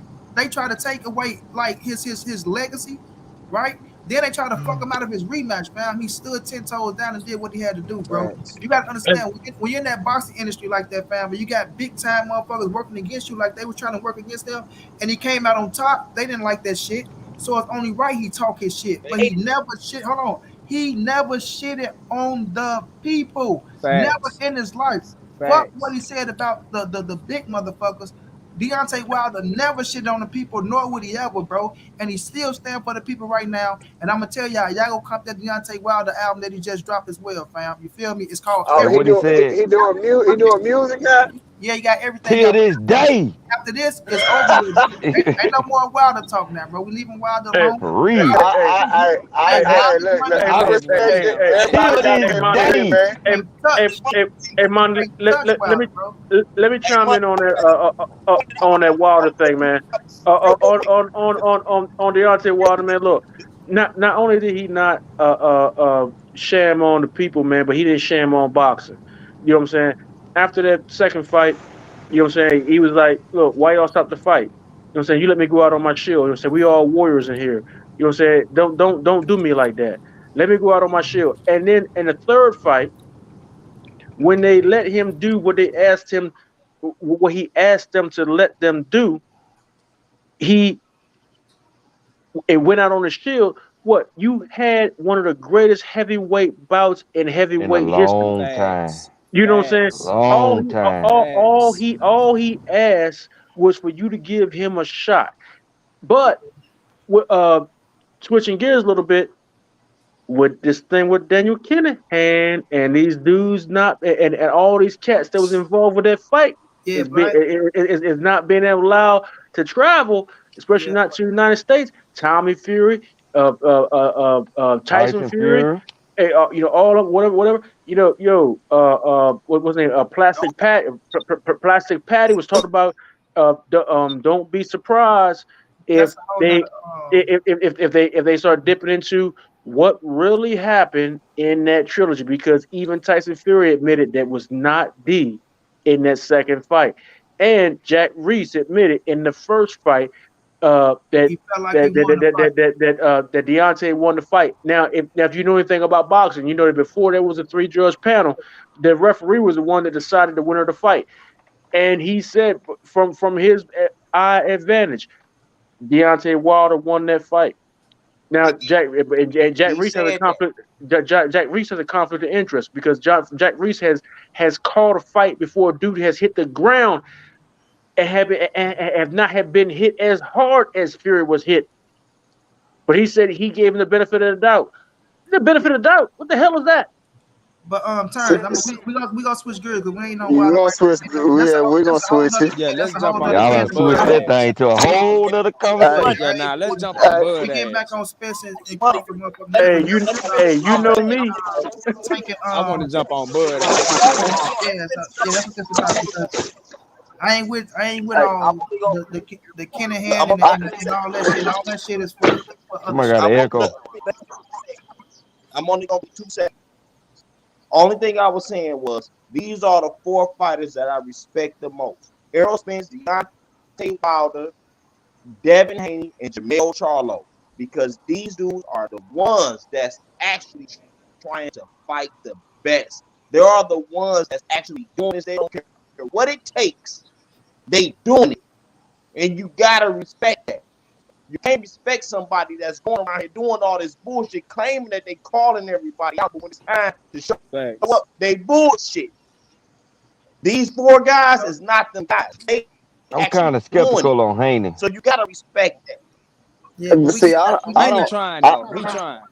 I don't know why people hate on Haney though, bro. Haney, bro, to me, in that class, bro, Haney to me is the most skilled. The thing is, his fights are so damn boring that niggas don't look at him like how he's supposed to be looked at. You look at like they look at Davis and be like, damn, it's exciting, bro. He knocked that nigga out. But Haney, he just picked niggas apart. And and and, Because and you look pure at the boxing. pound, yeah, Yeah. but because Of course, make it boring. It's boring to those that don't know what they're looking at. exactly. That's why I say when I look at, even though I got Tank beating Haney, Beating what them Haney doing bad inside the too. ring, I respect because I'm a boxer man as well. I like knockouts. I do. I ain't gonna lie to you. I like to see knockouts, but I like to see skills as well. I like to see going there and pick a motherfucker apart. But I do like see you stick to your game plan. And when Haney stick to his game plan, he a tough motherfucker to beat. Tough. My thing with it is a situation of people trying to make it like Tank is ducking Haney, and we know that's far from the truth. That's far from the I, truth. Facts. I ain't got who, no who you opinion But on. who, I ain't got who, no who opinion you on think that will either. win? I Who We you think got Nah, will there's win? no reason I for got him to Tank duck knocking Haney. Haney out, bro. I ain't got no opinion on that either. I'm on record with that one, bro. I I got give Tank it knocking Devin I Haney give out. it to Tank on that one, man. I Uh, don't know, Well, man. hey, look, I got I you got you you got to be able to get to the guy to knock him out. And Devin got a very very long active jab. And man, I look, man, I don't know. So You Jamal, telling me hey, I Tank ain't got got no opinion skill on too that. though. so you telling me JoJo? Hold on, you telling me JoJo and Lenores can hit him, but you telling me Tank can't hit him? Oh no, Tank gonna oh touch his no, ass, Tank go bro. touch him. he ain't gonna Tank let go Tank touch get him. him. He ain't gonna let Let Tank me, I get him. give it to the eighth round. tell you right there. Look, let me tell you, when you got somebody like Tank against a Devin Haney, fam, Devin is a hell of a fighter, and Devin might jump out in the lead, right? But the thing is, when you make Devin work and he moving, fam, um, you gotta look at who he fight when you making him work. Devin start getting a little tired. And he sit down in that second half of the fight, like from the 8 to the 12, like he did it with JoJo. He I did it give it with on that eighth round. right. So he starts sitting down. So don't get me wrong, he's not gonna just take off no fucking 8-0 on Tank. But I do think he That take ain't off happening. on Tank. He probably be up a little bit, you know. But once Tank start saying that Devin can't hurt him, in my opinion, I don't think Devin can hurt Tank. Once Tank start saying Facts. that shit and Tank start going to his ass and start touching Devin, yeah, shit get real interesting then. Hey, hey, But hey, see, hey, hey, hey, but Listen, hey, but Monty, Tank, the the the Tank the and the Devin is the gonna be the a the, boring ass the, same fight. the, Tank and the, sa- Devin is the gonna be a same way how boring we ass fight said, because Tank ain't gonna let him get in there. hey, but look, Money, the same way how we said that Sean Porter and Kell Brook was able to get up for Errol Spence in a way that they was a shell of themselves for Terence Crawford. Uh, could very well be the situation in that fight.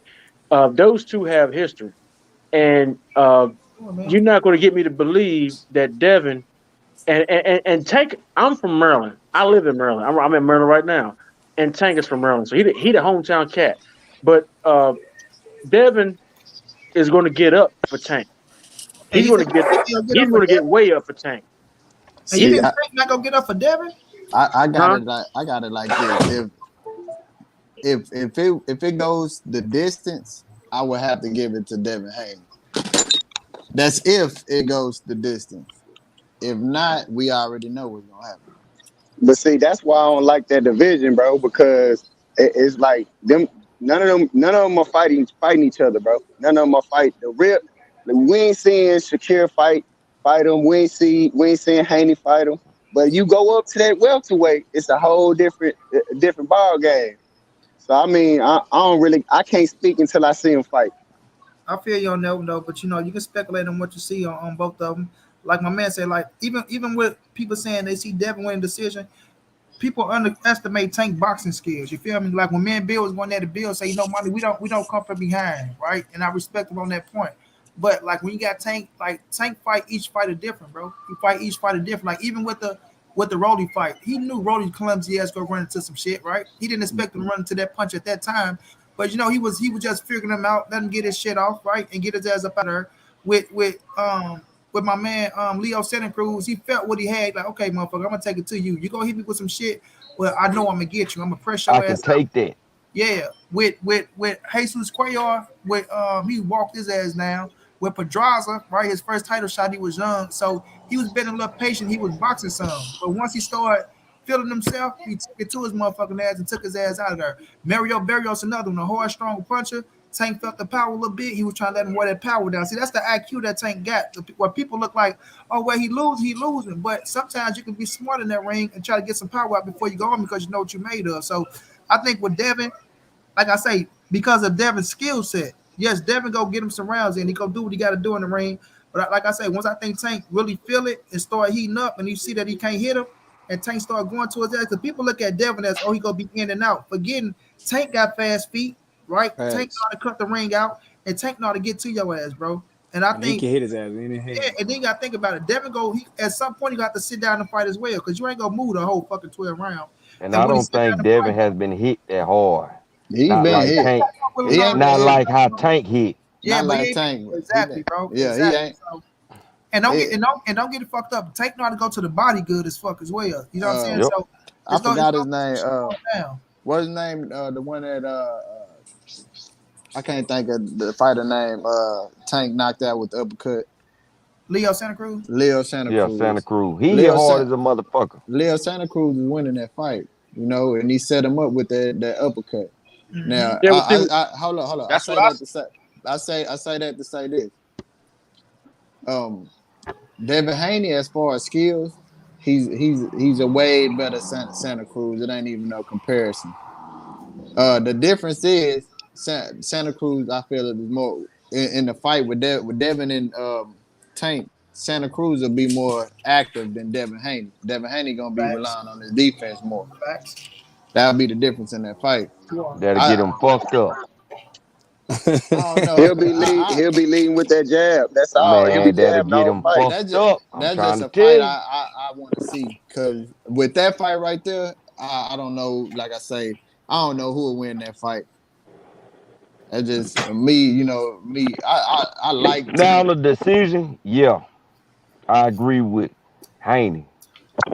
But as far as that's a 12 rounds, that's a long time. That nigga jumped off with his shirt off, nigga hot over there, nigga over there drinking and shit. That nigga I'm about to feeling get up good. and put that bitch on now. Yeah, nigga feeling good in the motherfucker off that drink. Yeah, I think to me, man, look, I got Haney over that. You breaking up? You breaking up, bro. I had got a call. Now I said I got Haney over Davis, and I got Shakir over Davis. I mean, to me, it's because I like that technical boxing. That's just my type of style I like in boxing. I feel you. Darian Sudan, you talking all that shit, you ain't clicked that link though. So sit your Can I ask a question? What's up, bro? Yeah, go ahead, bro. All right, so do you think that over 12 rounds, you will be able to stay away from Davis? Any one of them boxers, do you think they will be able to stay away from Davis for 12 fucking rounds? No. I think Shakur can. I think Shakur can. No, all right. Shakur definitely gonna get caught. Let me say this. When you say stay away, I don't think no fighter's gonna be able to stay away from Tank for no 12 round, because you always got to make adjustments and get to a fighter. With Shakur, like I say, Shakur and Devin defense are two different defenses, bro. Shakur can stand right there in the pocket with your ass, make you miss and make you pay. Yeah, because Devin uses his legs. He's in and out, right? But Devin can stand there sometimes too and catch the shit off the shoulder and catch him things of that nature. But Shakur is more defensively sounded and more defensively gifted than Devin Haney, bro. And I think his IQ was a little bit better. I see what you, just to piggyback off you were saying with Shakur, with his defense, he stayed right at the right length to where you can't touch him. The right distance. Right. The right distance. It's something like Errol Spence be doing the same thing. Facts. But Devin Haney, he, like you say, he'll lose his legs. He'll get in and get out. So it's a difference in the defense for shit show between the two. So I think Devin wastes more energy than Shakur, because you moving and shit. And that's why in the second half, you know, like when you look at the George Kambosos fight, he didn't force Devin to work like that. He just let Devin beat his ass with a jab from the right distance, and Devin didn't really have to move like that. But when you look at Lenorez now, who had a move, and we look at JoJo got up and they had Devin working, you see him slow down a little bit, and you see him get a little careless. That's why he got hit with certain shots. You know what I'm saying? And I think with Javante Tank Davis is gonna be the same situation, but Tank is way more faster and way more smarter to me than Lenore is and JoJo. You know what I'm saying? And I Correct. think it's just shit that Tank does, certain shots he take and body work that he put on your ass that you go sit down and fight. And I think once they start fighting, bro, shit get real. I think Tank catch him. I think Tank knock him out, bro. I got Tank stopping Devin. That's just me though. People might say I'm disrespectful with that or I hate this and all that shit, and that ain't even the case, bro. I mean, just how I always view that fight. Yeah, yeah, yeah. I Yeah, respect I it. got you. Agreed. I got Shakur beating Haney. I got Shakur beating Haney. You got I do Shakur too. beating Haney? I Man, do I too. think, I Tank. think, Yeah, I think, I think if you give Shakur That'll be a good fight. you give Shakur a couple of years, I think he'll be the best out of the three. I agree. I I feel like I I believe think that he's too. more smart. I think because even though people be like, well, Shakur Shakur, and Haney is gonna be a boring fight to some, but Shakur and Haney is gonna be a boring fight to some. You know, to us, it's gonna be wonderful. But yeah, Yeah, Mm-hmm. because it's a yeah, think it's gonna be it's gonna be a thinking man game, bro. It's gonna be a thinking man game. But people look at Shakur, they always be like, well, he's a big 30 pound and shit like that, forgetting that he came from 26 too. But I yeah. think once he get to 35, he still gonna have to get acclimated to the weight a little bit. You know what I'm saying? Like I think he gonna use his legs a little bit more, but I still think you have to get acclimated to that weight. I don't think he'll be acclimated because I think when he hydrate, he every bit of that. Yeah, but I still though, like you're not fighting them big dudes up there. Like I it's still agree gonna with be that, it's gonna bro. be a I difference. agree with that, bro. Yeah, it's gonna be a difference. Like I get what you're saying. He's skillful as fuck and things like that. But still, once he go up there and he see, and he ain't the biggest puncher already. But it's yeah. just on his defense because Shakur like to fight too. Like contrary to belief, even though he make your ass miss, that motherfucker got a mean streak in him. Shakur got a Facts. mean Man, streak. He want to try to punish your ass and get you up out of there, bro. And he'll start walking your ass down. You feel me?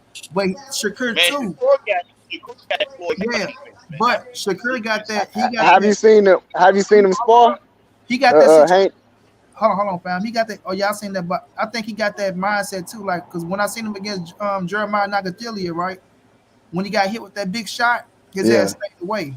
He stayed yeah. away, bro. And that said a little something to me that when he see that motherfucking punch, you know what I'm saying? He gonna play the outside game in your ass, and he'll stay away. So that's my little thing about him when he going up against somebody like a Javante Tank Davis. But other than that, bro, yeah, Shakur in a few years, like with his confidence and his mindset, bro, and his work ethic, bro, and Devin got a motherfucking work ethic on him too.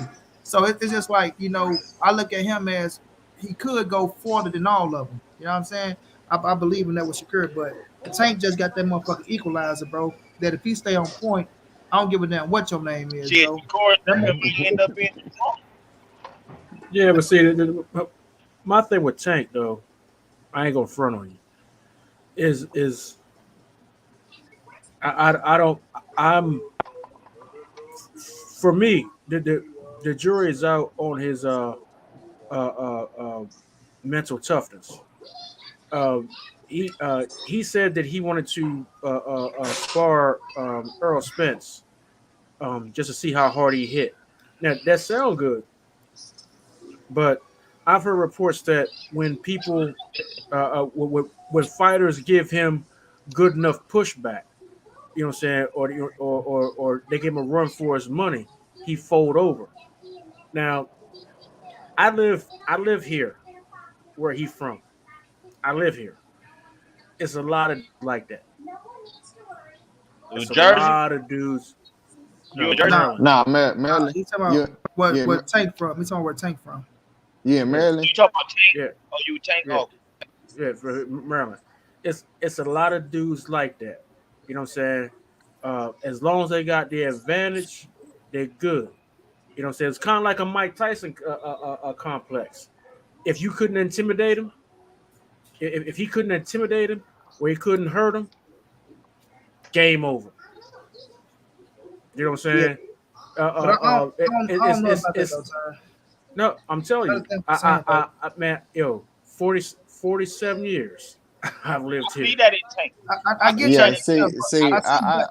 But we I talking about the see. spawn section. I got you, John. But we talk about in the spawn section, right? The way you saying you heard people saying if they give them good work. But I also heard my guy Brian Norm, who one of the realest cats, and he coming from Atlanta, you know, say that I seen Tank get in that motherfucker. He a straight dog. Like he go dog it with you. So when everybody that have some success on somebody like a Javante Tank Davis, they go speak. Oh yeah, we did this. We go do that because you got to understand in sparring, you fighting, bro. Everybody fights in sparring, bro. It ain't really a methodical game than you are. You thinking this shit. You really fight. Look at Floyd. Floyd getting that motherfucking fight. Hey, be there like you get out and you fight because you got on bigger gloves, you got on headgear. So and that motherfucker, you banging and shit. So it depends on what type of shape a nigga in on that day, how nigga feeling. Not saying like everybody said all the time, you gonna have good days, you gonna have bad days. Floyd said, I have my bad days in the gym, right? We seen that, we got the thing. So, but under them fucking lights, fam, with smaller gloves, no headgear, a punch that you got your ass hit with in the second round could be the punch that knocked your motherfucking lights out. You feel me? So, sparring is sparring, fam. And everybody go how they look. They love, they love talks and shit with sparring. And sometimes I have fun as well. Yeah, but hold on, but in that under them bright lights, bro, with smaller gloves, no headgear, when the pressure is on, and your ass know that chin ain't like that, or you ain't really built like that to come forward and fight like that, it's a different ball game, bro. And I also think like he ain't Tank Davis. He ain't one of them guys you can break his mental spirit. You can't. He mentally tough. All right, He I'm mentally tough. I'm from here. I'm telling you. I'm just saying in the ring. Even if you seen when he was fighting Rolly, his corner said something like, "Keep using the jab. You could get him." He was like, "Shut your bitch ass up." Yeah, I heard him. Like he was like, "Shut your I heard bitch that ass." too. Yeah, he was like, "Shut your bitch ass up." I heard it like, too. But he had a mark in front of him. He knew he had a mark in front of him. And the fight before that, what Mayweather do? You losing the fight. Yeah, see, like how the fuck I'm losing? Like, And he put in that goddamn work and did what he had to do. But I can't let you put that stigma on him though. Both times he knew he had a mark in front of him. But both Terence, times he knew he had a mark in front of him. But what you're doing, Terence, you putting the stigma on Javante Tank Davis off of what look. I'm not taking nothing away from what you're saying. Okay, I've been in the area, I've seen cats like this, that, and the third. But that's a stigma, bro. You can't put that stigma on everybody because honest to God, I'm not that important enough to put a stigma on. No, yeah, but that's what you're doing because you say I'm from her, and 47 years I've been here. I've seen guys like that. So when you say you seen guys like that, that means what you say you seen, right? Cats being tough, like Mike Tyson, you say, okay, they as long as they got the upper hand, right, like a big ass bully. As long as you're a bully until you get punched in your motherfucking nose, right? You change up. So that's a stigma, bro. So once you put that on somebody, you make it as if Tank carry that. So and not saying that you said it all the way because you're saying you heard of what people saying, but inside the ring, it don't show them. It don't, like Omega said, if Tank would quit and spawn, it would show in the ring. In the ring, yeah, for sure. We haven't seen none of Tank because we got to think about it. A lot of people said Tank always coming back, like he always down in the fight, right? People say, oh well, he was losing the fight, he was losing, but it shows that mental point to come back. Hey, it doesn't matter though. It doesn't matter. That shit don't matter. Against what competition? Well, when you say that, the competition that was in front of him. Yeah, but what competition that was in front of Devin?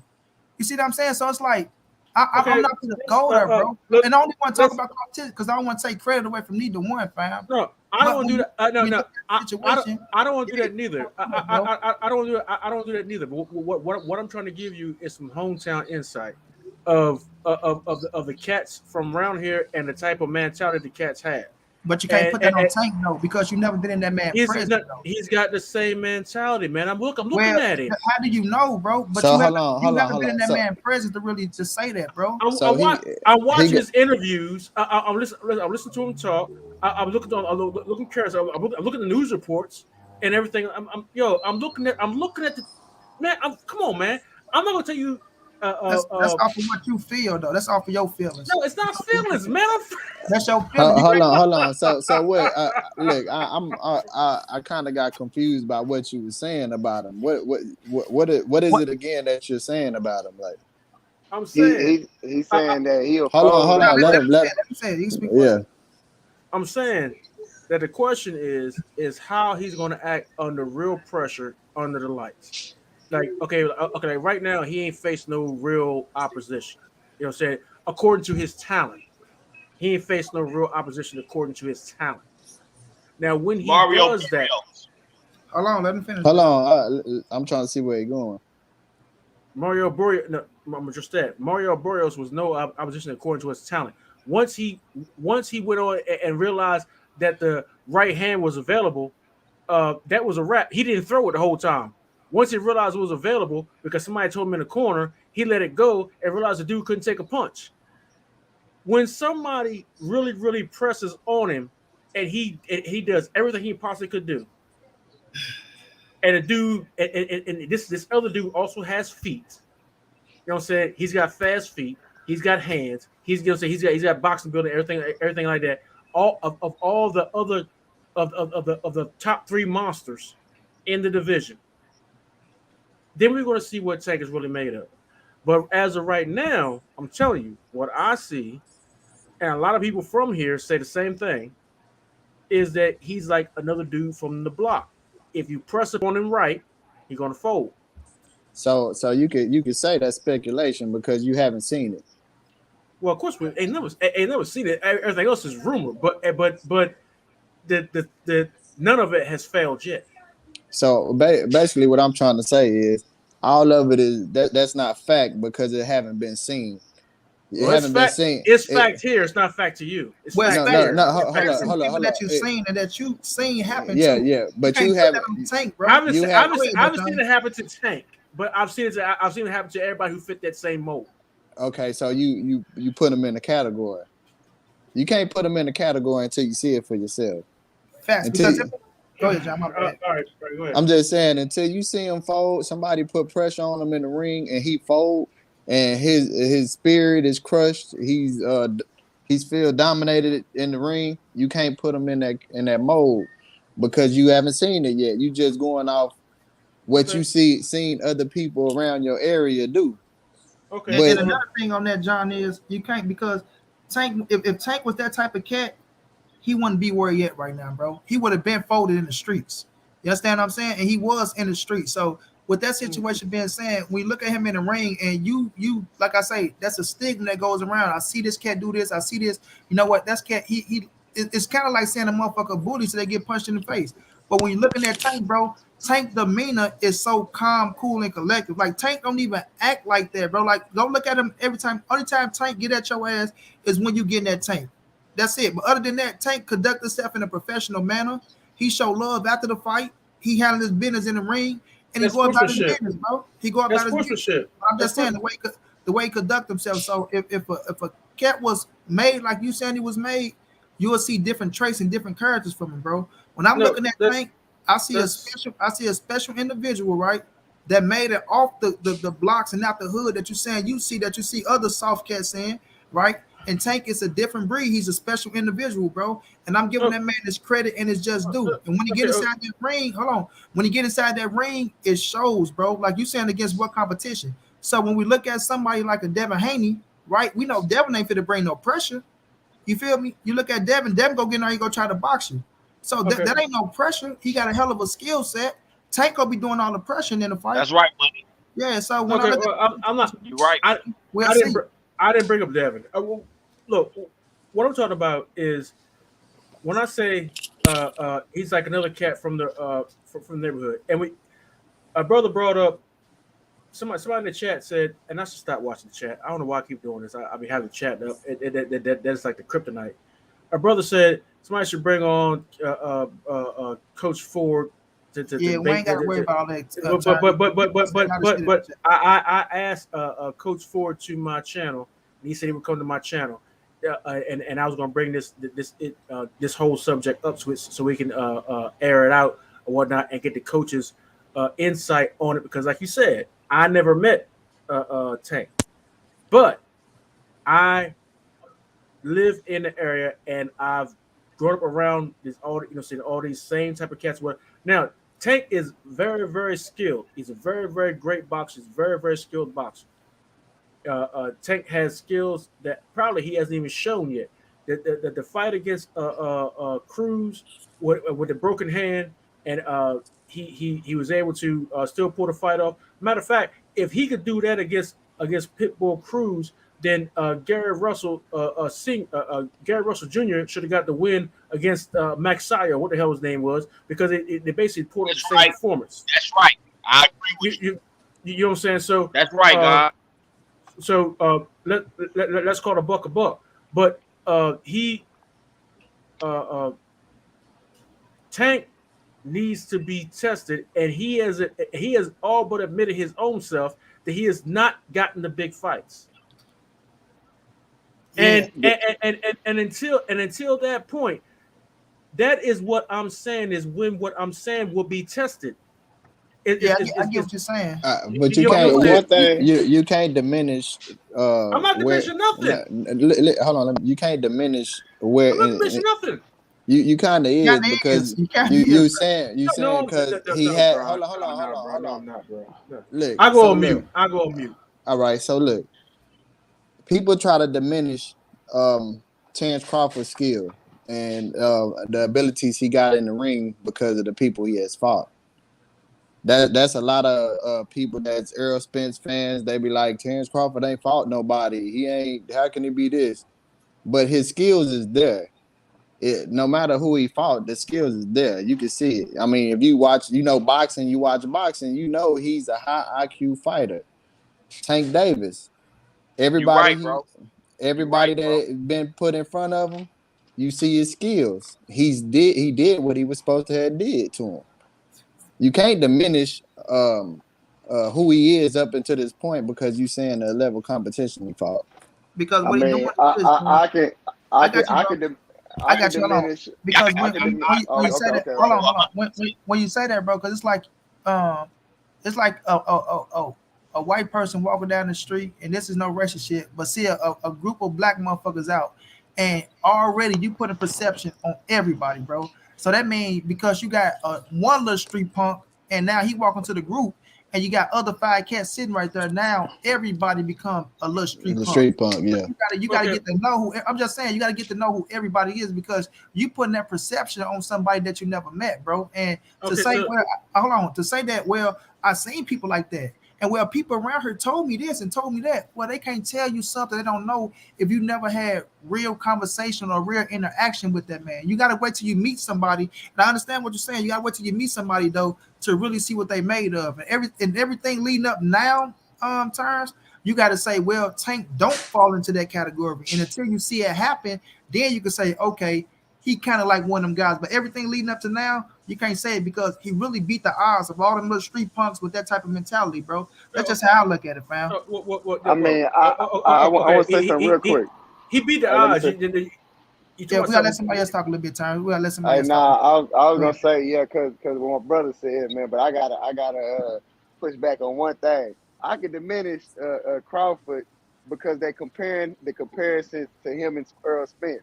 It's not a comparison. So in that instance, I mean, the reason why you got people saying what they're saying about Crawford because, I mean, look who we're going against. You have a person that has basically an impeccable resume. I mean, you look at Errol Spence's resume, this dude has earned every belt. I mean, legitimately, not no vacancy. He beat the champions, and then you look at Crawford, him moving up to 147. Hey, pound for pound, box talk. Let me see your face, bro. I'll pull you on. Let me see how you look. Make sure you ain't none one of them dudes, man. All right, I got you. Yeah, but you got Crawford. He moving up to 147, and I mean, like, you got everybody looking at you like, bro, you ain't done nothing here, bro. Like, and you talking like you that dude, and you ain't even done the things that to even get the recognition at 147 in that respect. So I mean, I agree with you. That's comparing them to Errol Spence, but I'm talking about the skill set. The talent is there. Not the opposition. Just looking at the skill set, not who he didn't fought. Just like I say, looking at the skill set. Yeah, I just don't like to put a perception on, man. Let me let I agree with you on that, bro. Like, go ahead. It's all there. You know, so I don't compare. Appreciate you, money. Now I'm gonna give my man right there with the tats of the white tee because he was digging on some shit that I was talking about the skill set and not about who they fought, because a lot of people get that perception fucked up because it's really politics. it's really politics, depending on who get a belt when, depending on who get the fight, who when they get to fight them. So does that take away anything from that fighter? So go ahead, bro. Go ahead, keep cooking how you was about to say about Terence Crawford and that Errol Spence. Nah, they don't take away from. They don't. That's like somebody the triangle theory or something like this. That mess don't work. Nah, it don't work. I mean, that don't work. I mean, that's like it's not even a conversation. I mean, what? Yeah, because I mean, the reason why people got I don't got him as pound for pound number one, but the reason why they got Terence Crawford is because of his skill set, not who he didn't fought. I mean, his previous title reign. It's just his skill set because he didn't had it through like the same shit he doing in welterweight. He didn't did it all his career. And whatever weight class you want to put him in. I'm completely neutral on the Terence Crawford Errol Spence thing, but I'm gonna say this: Terence Crawford at 140 and 135. Those both divisions were much weaker than they were previously before he got there. No. I'm sorry. They were much stronger than they were before he got there. They were weaker divisions while he was there. Yeah.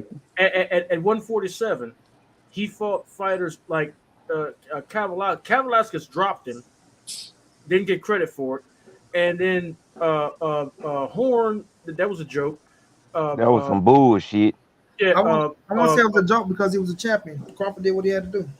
Well, he did what he had to do. He did what he had to do. That was some bullshit, though. Nothing Terence Crawford did at 147 was bullshit. Terence Crawford did his thing at 147. But they weren't top tier. They weren't the top tier fighters. Okay, I can agree with that. That's facts. That's the facts. I'm not. I don't think nobody arguing that. Those were weak champions.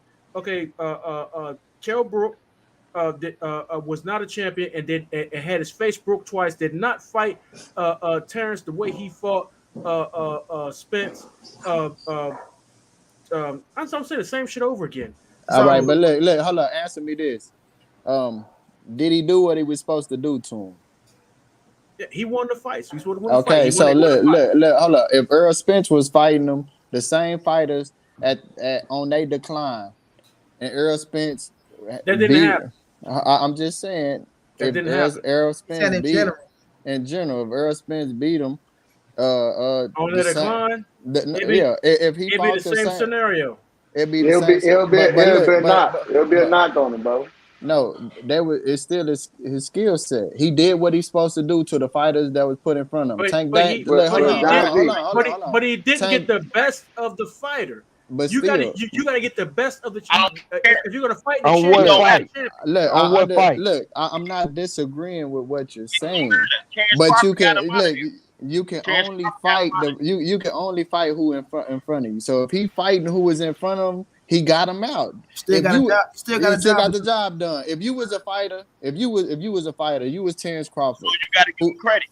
You gotta whoever in front of you gotta beat him, right? Mm-hmm. No matter what so he still got the job done. You gotta beat him, but then as everybody else goes, as far as measuring the stuff, you gotta measure with common sense. We're like, okay, wait a second. Yeah, I get what you're saying too, Terence. Those fights weren't the same. Those fights weren't the same. Those fights weren't the same. Use common sense. Those fights weren't the same. It ain't. Look. That's what it comes down to. Let me say that, John. That's when it comes down to the conversation of when people like now, when people try to, because both of y'all are right in a sense. Because what John's saying is, even with them on their way out the door, right? I don't give a fuck what you say. You slip up on that night, your ass will lose. So you still got to be on your A game. And what they say, if somebody in the ring with you that don't supposed to be in the ring with you, you got to make it look like that and show your skill set. And Terence Crawford showed their skill set. But the thing is, when we're in this situation right now, when they try to overhype it and give him too much credit to make him look like he's over Errol Spence with the situation, that's when we'll come to the conclusion. Yeah. Like, okay, we give him his credit, man, but don't take it too goddamn far. That's exactly what I'm saying. Yeah, so both of y'all right in the sense. So, hey, tell him what I said, what my prediction is on this fight. Oh shit, Earl finna walk through that boy. It ain't even everybody talking about 50-50. Hey John, he came here said he was your brother. He's my man. The fight ain't gonna be close. I said, yeah, you John, brother. Yeah, hey, I'm just saying. Hey, I ain't even trying to. You gotta remember, people ain't just saying that because of one fight. They're saying that because of Kell Brook fight too. Yeah, no, that's what we're saying. That's what we're saying. Yeah, too. So, but when you say, oh, but y'all can't just hype them up because of this. I mean, you got more than one fight where the motherfuckers finished him in better fashion than but let me catch him on this, John. Go ahead. He finished him in better fashion though, right? But when he fought Kell Brook, when Errol Spence fought Kell Brook, Kell Brook was the world champion. He was in his hometown, right, of his house, bro. He just lost to GG. Wait a minute, champ. Wait a minute. You can say he just lost, right? He still was the world champion, right? Mm-hmm. He came back in his hometown, fam. Errol Spence wasn't no champion. Errol Spence is a challenger. You understand? Still, you can say he just lost to GGG. He still has success in that fight. He lost because mental advantage. He had a broken ass socket. And then when you look at Kell Brook getting ready for that fight with Errol Spence, you didn't see no flaws, homie. Yeah. Even in a fight, you didn't see no flaws. See, this is what I like. Because the people that don't fuck with Errol Spence, they'll say, oh, well, Kell Brook was whooping ass. He was getting his ass whooped in the beginning. But when Errol Spence turned the tables and take over and stop his ass, oh, he already had a broken ass socket. Errol Spence broke the other ass socket. You got to look at the preparation going into the fight, bro. He had Dominique Ingram, his trainer that brought him to the top. So when you're looking at that situation, he's a champion in his hometown. That's motivation, man. That's motivation, fam. You got all the, like, you the A side. You have the edge, fam. That part is true. But you with Showtime, Sean Porter. Sean Porter was a WBC. I need to say something about that. Hold on. Sean Porter was a WBC champion. Sean Porter said out his own mouth, I only have to be great once in my career. Great once. That was the best Sean Porter ever in his entire career because he went out his way to make sure he left no stone unturned. They went and got Barry Hunter. They had Coach Larry Wade. They had Coach Larry Wade. They went and got Barry Hunter from DC, and they had Kenny Porter. They did everything possible, fam, to get ready for Errol Spence. Errol Spence that was fucking off, may I add, and he still took the L. So you got to look at the preparation. Now, when you look at Kell Brook, yes, he went after Earl. Well, what's the difference between that preparation and when he fought Terence? Because he had and his father. Because you got to listen to him when he talked, fam. When Errol Spence whooped his ass, fam, listen, when Triple G beat him, he didn't go into a mental depression. He wasn't doing all that shit. After he lost to Errol Spence, the man went into a mental depression mode. This is go look it up. Hold on, I don't mean to cut you off. Just to piggyback off you said, Mikey Garcia, he just retired. And go look at what he just said. He said after the Errol Spence fight, it did something to him mentally. It fucked him up. Perfect. Thank you for bringing up Mikey Garcia. Right. Mikey Garcia, what would have happened? Wait a minute.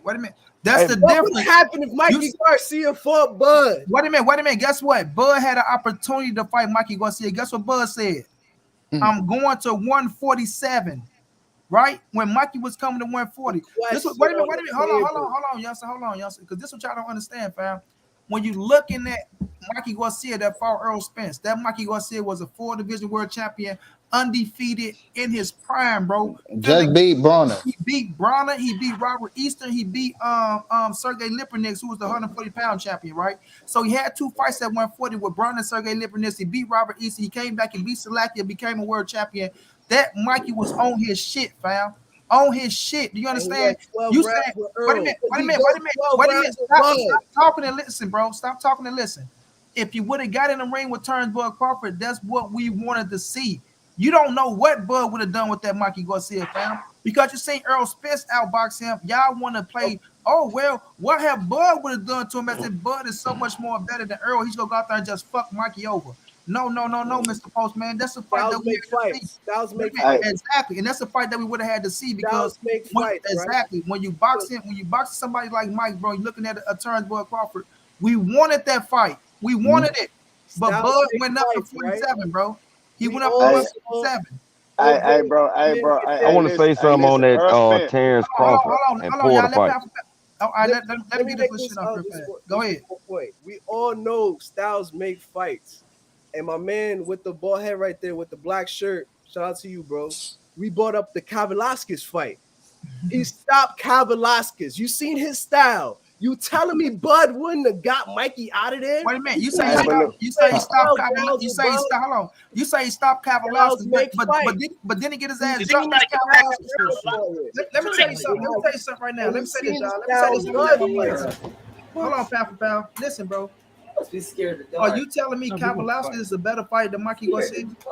No, he ain't. No, I want to ask pound for pound. Oh, go ahead. Are you telling me Kavalauskas is a better fight than Mikey Garcia? Skill wise? Overall, everything, not just skill wise. I'm saying you talking about against Bud? Bro, just period as the fighter.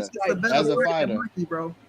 Yes or no? I mean, you gotta say no, because I mean, Mikey, I can. Okay, so when you look at Kavalauskas and the fight that Kavalauskas gave to Bud on my birthday, December 16th, I was pissed off because I was at the club trying to watch that shit. So check this out.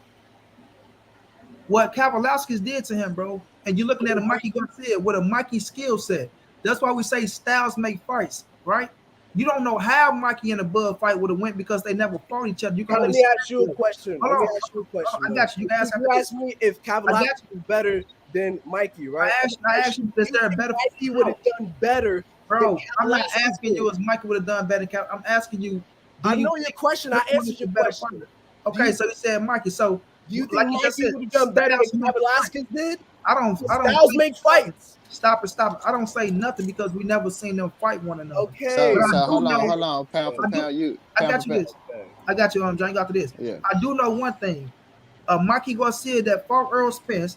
If you would have fought Terence Bud Crawford, it would have been very competitive for Terence Bud Crawford, and we don't know how that fight would have played out. You can only speculate on what you think because you see what Bud do, but you don't know how that fight would have played out. That's a different Mikey Garcia, and that's a different Errol Spence, bro. So you speculate. Oh, Mikey, what would Bud have done to him? So what happens when we see it? What happens when we see what Errol does with Sean Porter, and what happens when we see what Errol does with Cal Brook, and what happens when we see what Terence does? Hold on. Mikey Garcia that fought Errol Spence. If the Sean Porter that fought Errol Spence would have fought Bud, I believe Sean Porter would have won that fight. We can't judge when they don't fight. It's a difference.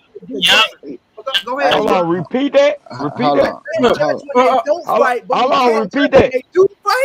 Hold on. Okay. Pound for pound. All right. So look, I get where you. I get where you. Are we philosophizing the triangle theory? And Money Brown. That's exactly what he's trying to do. But hold on, that shit don't work. That shit don't work. Hold on. Let me get on. I'll give you all the credit in the world, but hey, pound for pound. So look, check this out.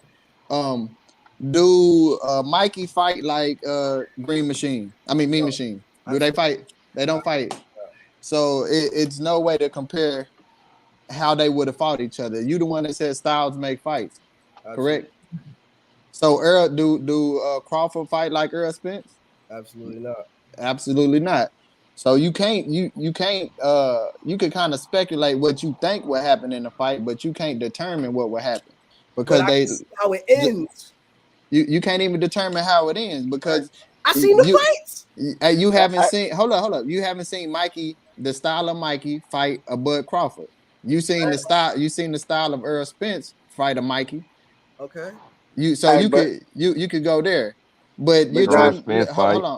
Hold up. You trying to do the triangle theory, and this is why. I'm showing y'all that either way you do it, it's like y'all can't.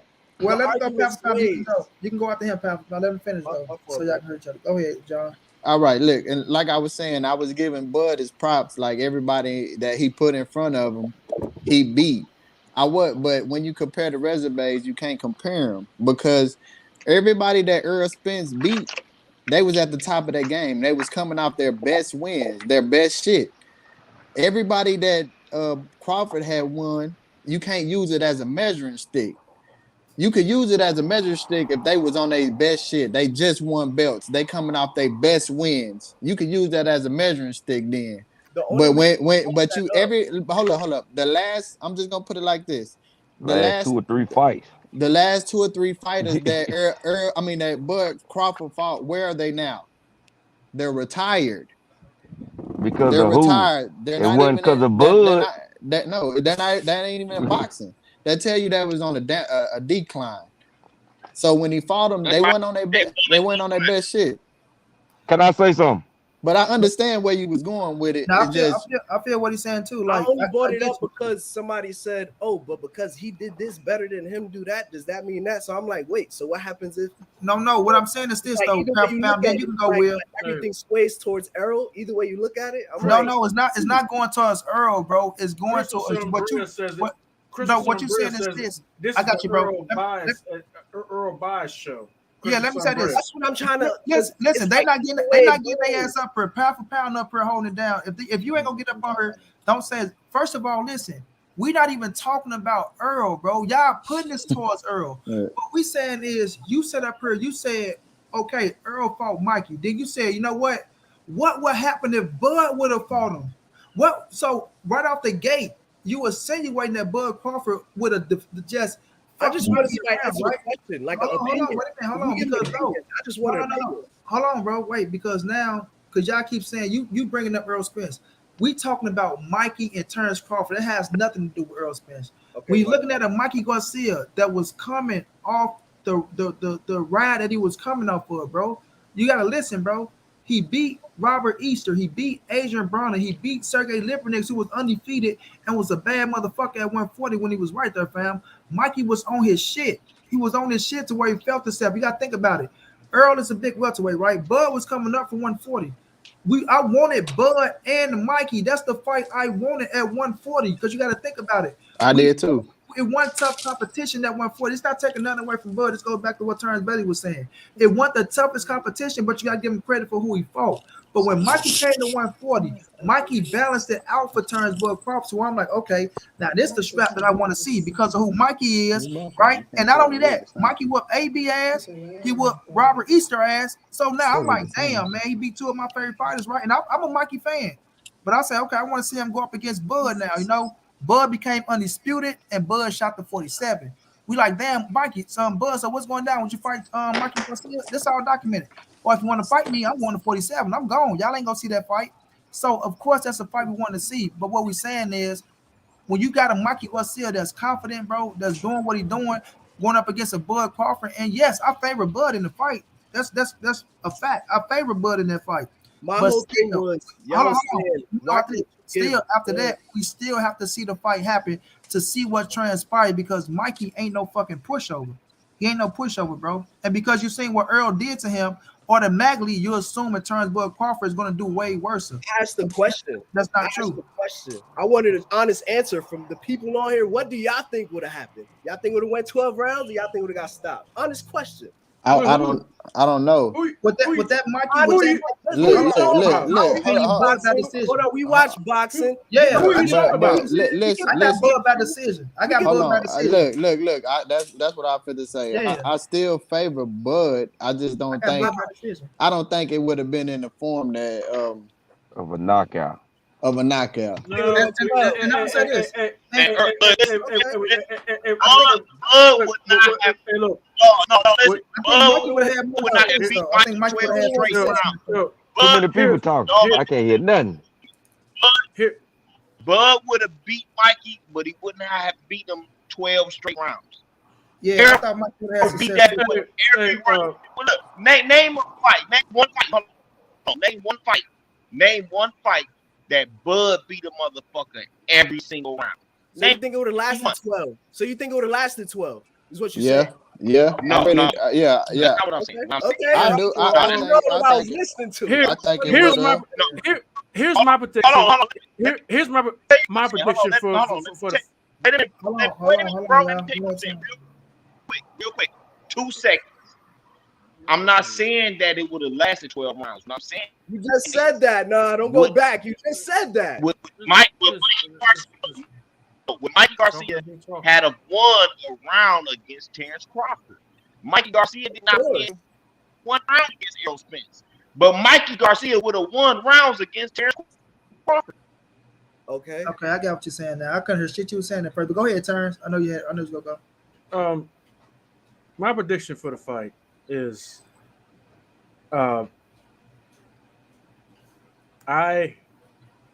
judging from the Terrell Brook fight, and Bo Mack is my man.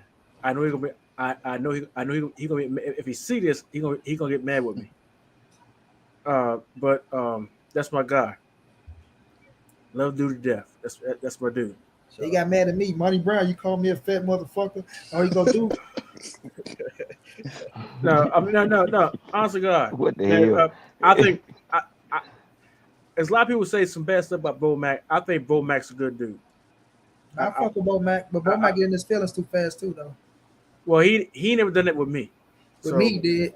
Yeah, I ain't got a problem with Bo Mac, but I think if the reports I'm seeing that Terence has said, and I've had this conversation with Bo Mac, where if you get a good shot in on Terence gonna want to give you 3 or 4 back, and it's gonna start a war. Now, if he does that with Errol, he gonna get fucked up. Gonna be a bad night. It's gonna be a bad night. I said it's gonna be a bad night in Dallas. Not, but not for. But I don't give a damn where you at. Dallas, New York, California. But hold on. Let me finish. Alabama. Let me finish. Like Money said, it's the advantage. It's the advantage of the environment. Let me finish because I lose my train of thought real fast. So, Terence has a habit of wanting to get back, and you can't do that with Errol Spence. And I saw reports that Terence said that he's going to stand right in front of Errol, and he was going to body up with Errol. Bro, you think he's going to say his game? No. Well, let me finish. Broly said he was going to knock Tank out in the first round, bro. Let him finish.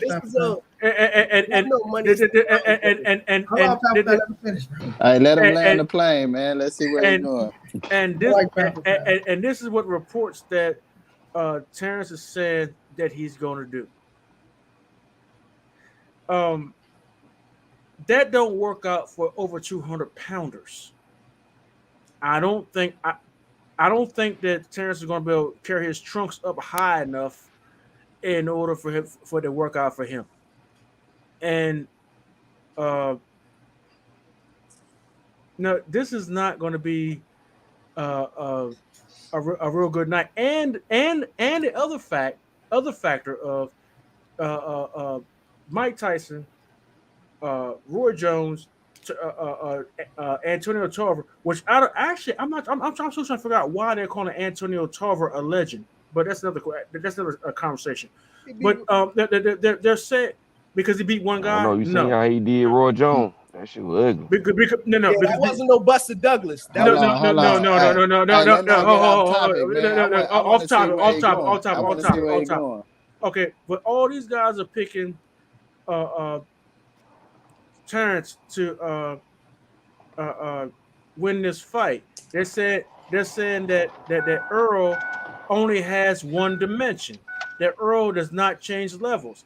Now, correct me if I'm wrong, but if you look at Errol's catalog of fights, has not Errol fought different fights in different ways? Absolutely. He fought Garcia. The Mexican Garcia, he boxed him. He fought the Puerto Rican Garcia in a different way, and he brawled with Porter, and then Bondu, he fought him a different way. Man, we ain't seen everything from Spence.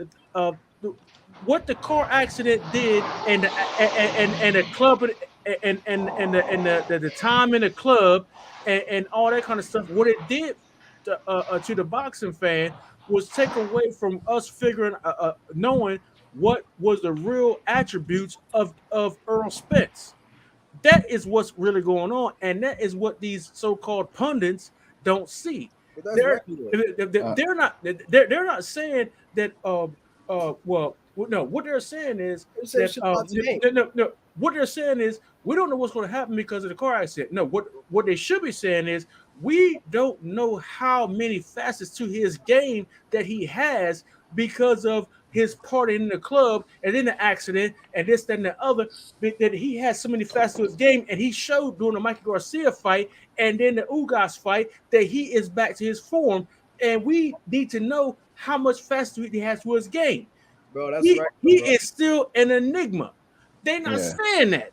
Anybody What with they're saying is So what they said. That's just what they say. What they saying is that Terence Crawford, which I love the brother to death, is With they black said fight. is they saying that Terence Crawford is already a surefire Hall of Famer. They're saying that Terence Crawford is going to already beat Errol Spence, and I think what's going to happen is they're going to get a rude awakening. And personally, what I think that all these guys, what they're doing is they padding the stats for the damn odds in Vegas. Is what I think they're doing. Is they padding the odds in Vegas? So hold on, everybody all can make that money. But he landed the plane. He landed the plane. He landed the plane. Hey, pound for pound. I got a question for you, man. What's up, bro? I asked. I don't know. Hold on, before you get to that, I want to make sure my man landed already. You made your point because I feel like he was saying some more stuff. I don't want to cut him more. Nah, I heard exactly what he said. He said they trying. He trying to. He feel like they trying to pad the stats on for Vegas. Go ahead and pad them motherfuckers and make Crawford the favorite. Keep on running them up. Hey, so pound for pound. I asked this yesterday. I don't know if you was watching, but I'm gonna ask it again because I'll just be wanting to hear like different people aspects of fighting. How do Terence Crawford beat Errol Spence? I said this and I said it before. I don't know who's gonna win, but if I had to pick Terence to win, the only way Terence wins that fight is if he fights off the back foot and catches him with one of them boop. Because if he jogs to that stand-up shit with like he gonna be like a punching bag like Ugas, bro. Everybody knows, everybody says Errol breaks people down, Errol breaks ribs, Errol breaks faces. If you stand there, you're gonna get broke, nigga. Period. So hold on. Errol, the way he swing, if Terence stay on that back foot and then come with that counter, because that's the difference. Terence got that one punch, the knees, weak at the knees. He got that one punch, wobble your ass. Errol will break you down. So he got to off the back foot. He's a great back foot. I agree. I agree with that. Let John finish. So I'm just trying to make sure I got it correct. So you saying the only chance he got is catching him with a counter that's gonna drop him? Yeah, back foot. Because this is why.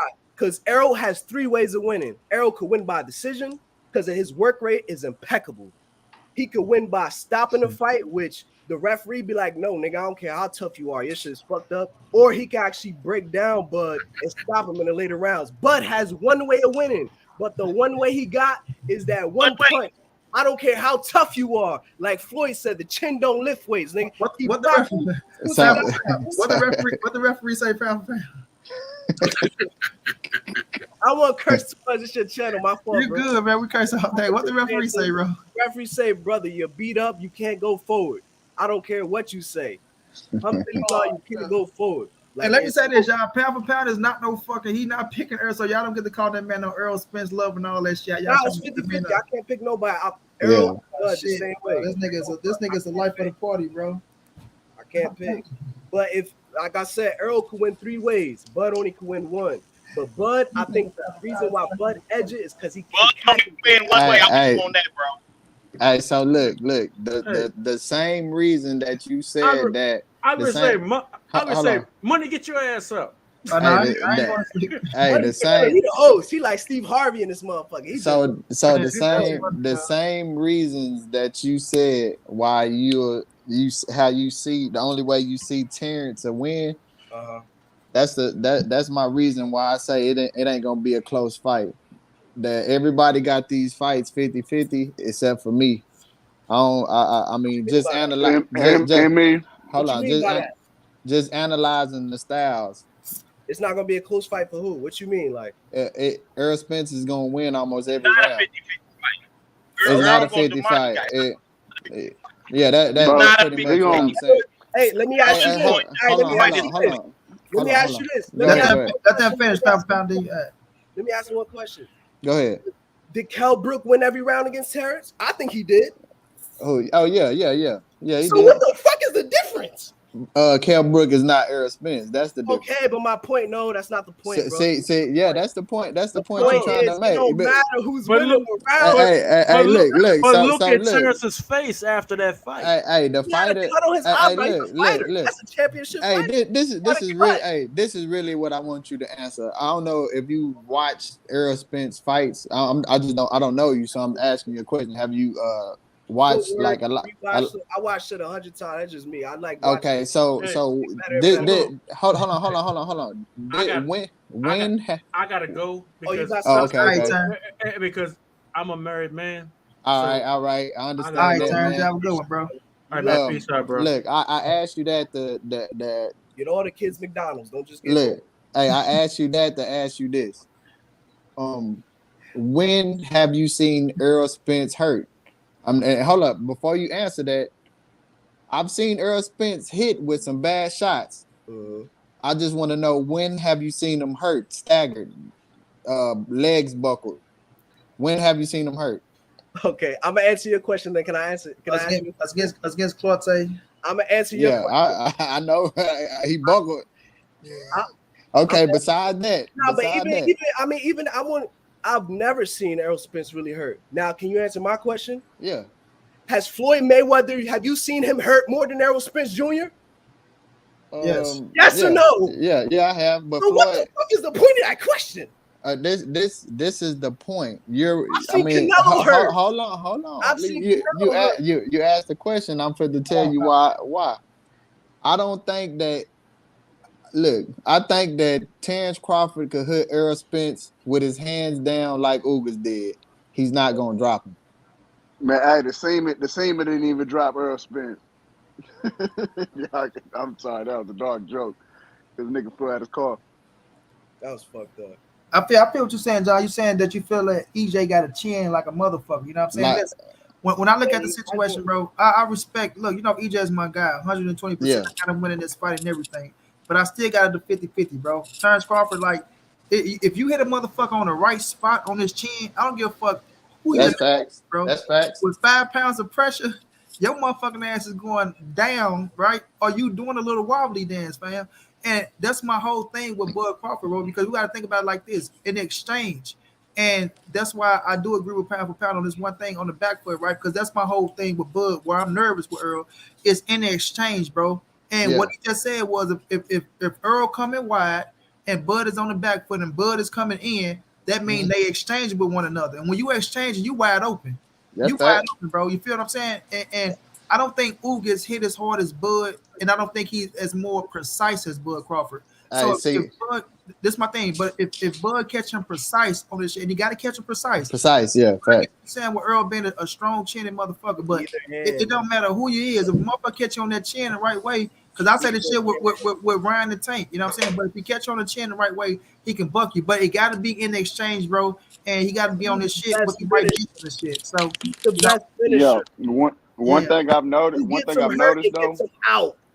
Yeah, but one thing I've noticed. Another thing is we don't know how Errol is a hell of a recovery too. So when y'all be saying Bud is the best finisher in boxing and he do this and he do that and all that shit, it goes both ways. But it's still a different caliber opponent because conditioning is everything, fam. Sean Porter was in great fucking condition, right? That's why I don't even like when Kenny throwing the talent. But I think Errol Spence is that motherfucker that if you hit him, you hurt him. You can grab on and you can your conditioning. If your conditioning is on point, you can recover. It depends on how bad Bud catch him and how bad Bud hurt him. Yeah, because I've seen Sean Porter caught him. Fight, bro. We gotta get this but see, the thing is, the one thing I've noticed is I've only seen one fighter like didn't start getting the back foot or putting their defense up against Errol Spence, and that was Porter. Every other fight, every fighter start putting them gloves up because they couldn't take that pressure.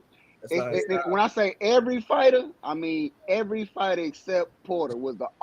So I don't see nobody for him like Porter. Nobody for him like Porter. Hey, look, but I don't, because every one of them fighters they get hit and they get scared.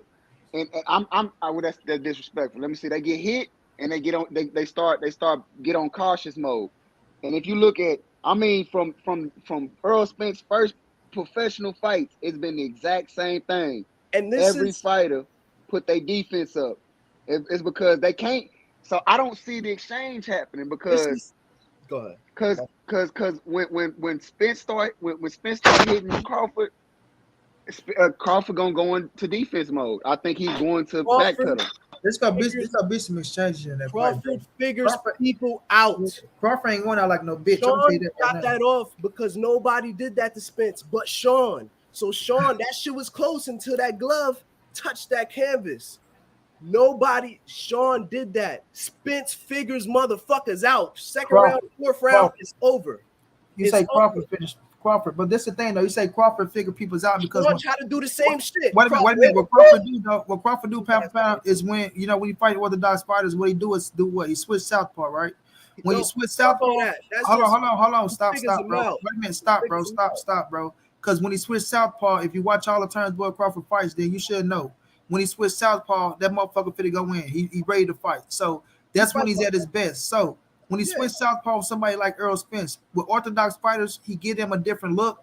And now they like, goddamn, well, Errol Spence is not going to bother him that much because he's the natural southpaw, bro. So even though you say he can figure somebody out, the angle that I say this all the time, the angles that he take with orthodox fighters, he ain't gonna have them same angles against Errol Spence. So what that mean is you are on the line at all times, fam. So it's really a kill or be killed mode. Like Errol Spence and Crawford is gonna fight. Like motherfucker thinking Bud go get in there, and I'm not saying he gonna stand in front, like just stand in front and just motherfucker Hearn and Hagler. It ain't gonna be that shit. But it's gonna come down to the point because Errol Spence, bro, is trapping the ring. That Errol Spence is like a heat seeker, bro. Like he not finna let you get too much distance on him to where, oh, we playing the outside game if he ain't the one shooting from the outside, because he got that motor like that and he know how to cut the ring with his fundamentals. Like you jab your way in, fam. Errol Spence got a great way of jabbing his way in, ducking, right, hooking your ass too, and he know how to fight. Yeah, what Earl do so good when people don't pay attention, Earl know how to fight off the break. You know what I'm saying? That motherfucker know how to when you wrapped up and you gonna talk that's it. Like that. Yeah, like it depends on the referee. Could we fight off the break? Where usually when you grab motherfucker, the referee break you. Nah, fight out. And that's that type of fight is gonna be one of them type of fights. And Errol Spence know how to get to your motherfucking body on the inside. Even Charlo said it. He got a slick way of hitting you with a motherfucking body shot. It's about Dirk. Why you ain't teach me that shit? So it's just little slick shit that you can do in there. But all that shit got his ways as well, fam.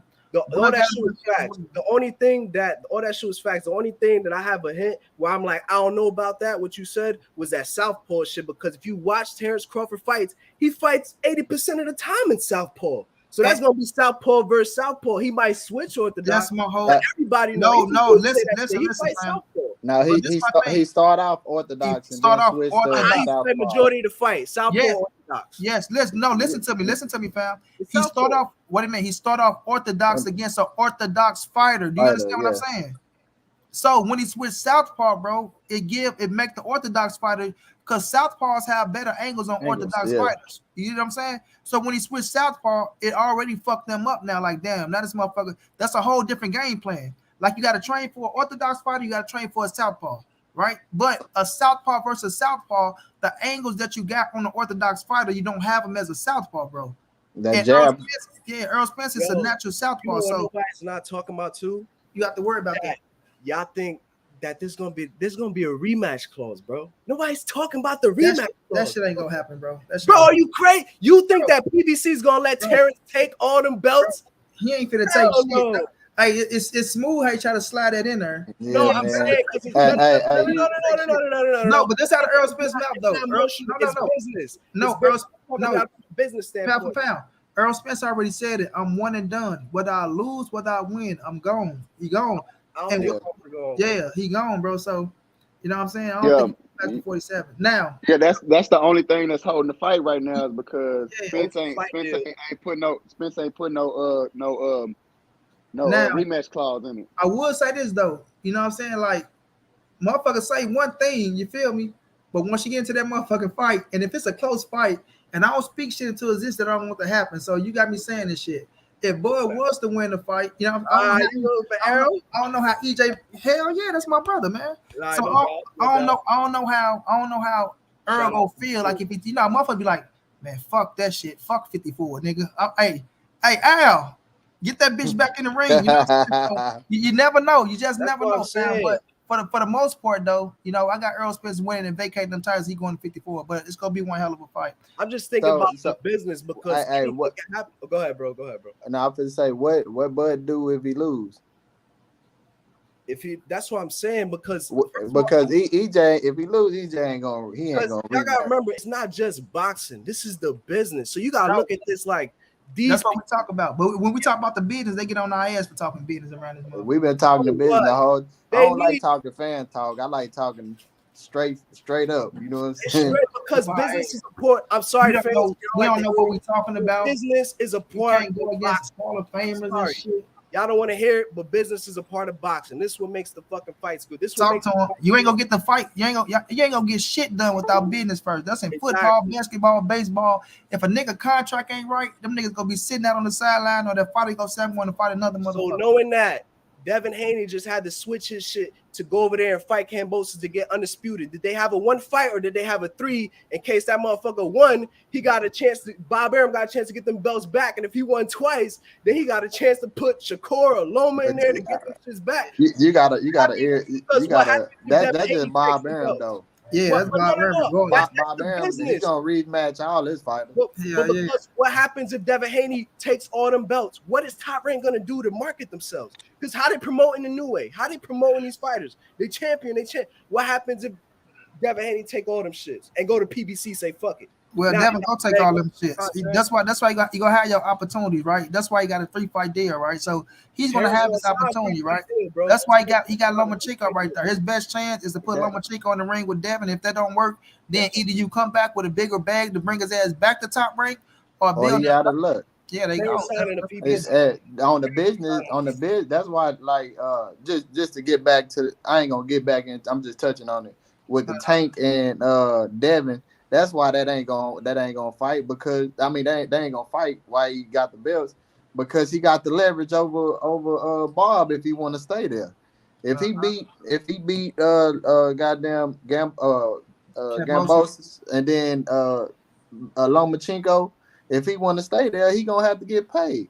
Facts. And do Bob want to pay him gonna be the question, because Bill, Bill ain't gonna take no bullshit. But the situation is his best chance is this what Bob is banking on. God damn. Bob banking on Lomachenko winning, bro. Bob banking on him. Yeah, Monty a Bud fan. Wait a minute, Darian Sutton. I've been see, that's what's wrong with y'all. Because y'all see people got Errol Spence winning, and because we say Errol Spence has the edge in the business side, y'all think a motherfucker is a hater of Bud Crawford. No, nigga, I've been a Bud fan. I've been a Bud fan before you've been a Bud fan, nigga. So at the end of the day, we can pick who we think gonna win a fight. You can't get pissed off at that shit. So, it is what it is. It's boxing. But y'all, I'll be telling like, I'm a fan of fighters, but I'm a bigger fan of boxing. Mm-hmm. My first love is boxing. I'm a fan of boxing, not the fighters. Yeah, my first love is football, bro. Yeah, so when I look at boxing, I look at the fighters. I look at their styles. I love that shit. And like I say, I just like EJ better than Crawford. But I don't take nothing away from his skills. Mm-hmm. I don't take nothing away from Bud's skills, because he got the skills. It's just period. Hold on. You got a channel pound for pound? Yeah, I just started my shit, but I don't do it for I just do it to No, nigga, you do it, nigga. Fuck, don't do it. Do it. Fuck, don't start a channel and don't do it, nigga. Do it. Come over this way. We gonna help get you up. I fuck with you, bro. I like the way you talk. When I tell you the life of the party, I know cats like you, bro. Your shit is gonna pop quick. Listen to what I'm telling you, fam. Do it, nigga. Get on it. Do it. Don't and just be who you is. Whatever you think, speak your shit, fam, and make your shit, fam. Trust and believe me, fam. Your shit is gonna pop and come through this bitch. We ain't talking about the Devin Haney and Tank shit though, bro. But we talked about that, bro. We 4 hours and 33 minutes in. Yeah. She talking about what we didn't talk about. We didn't touch on everything. We were talking about that yesterday. We talked about that yesterday and today. Y'all talk about how Bill Haney was up there with Calvin Ford like 2 days ago. Yeah, and Bill was up there again with Squeeze them. Yeah, we touched on all that shit, fam. But We'll be back tomorrow though, bro. Nah, tomorrow fight. I'm gonna straighten the fights tomorrow, so we'll be back on Sunday. So just slide through, fam. I mean, we do boxing over. That's what we do, fam. So you're welcome all the time, bro. But I'm gonna get ready to wrap it up, y'all, because your boy been going for almost 5. Like I said, I only go for 2, but shit, this shit been so good. Yeah. Shit, I don't even want to let you niggas go. Yeah. All right, man. Take But it yeah, easy, bro. no doubt. Let me get some last words though, John. Give me some last words for y'all shoot out. Yeah, man. Y'all this is my last word. I'm gonna say it like I always said. It ain't gonna be a close fight, man. It ain't gonna be a close fight between Errol and Crawford. Styles make fights. Just remember I told y'all this. My last word, man. Look, man, it's gonna be Terminator Judgment Day, and we already know who Terminator is, and I think that's all it is. All right, man. All right, you'll say, bro, he a machine. Hell yeah, that boy, a robot, man. All right, bro. Man. You have a good one, y'all. All right, bro. All right, y'all. Appreciate y'all, boy, for rocking out with your boy, man. Hanging with us this long, man. My brother Omega, I see you riding, champ. He needs better lightning, though. So, yeah, no doubt, Omega. I ain't know who he was at first. Man, fuck them 49ers, Juvie. That boy finna get y'all ass toe up out there. I think that boy finna run around, Aaron Donald, and go Russell Wilson, his little ass. He finna had the most sacks by Aaron Donald like Aaron Donald did Russell Wilson, bro. But I appreciate y'all, man. Much love for coming through here. Much love to everybody that show love in the super chat, man. We will be back tomorrow. We will be showing the fights tomorrow, but the fights ain't that big. I ain't gonna lie to you. I think Mary's Breeders is tomorrow. So shit, I might still just do a live stream tomorrow, but we'll see, man. Y'all have a good one, champs. Y'all know what it is. This your boy Money. It's the NSBC moving. Everybody safe in these streets. Hit that thumbs up. Subscribe to the channel. You want to donate OG Money on Cash App. TreyHampton52 at gmail.com on PayPal. If not, just tell a friend. Hit that subscribe button. Like, comment, share the videos. And y'all know how your boy get down, man. Big dog status, fam. Y'all check y'all out tomorrow, fam. Y'all have a good one, champs.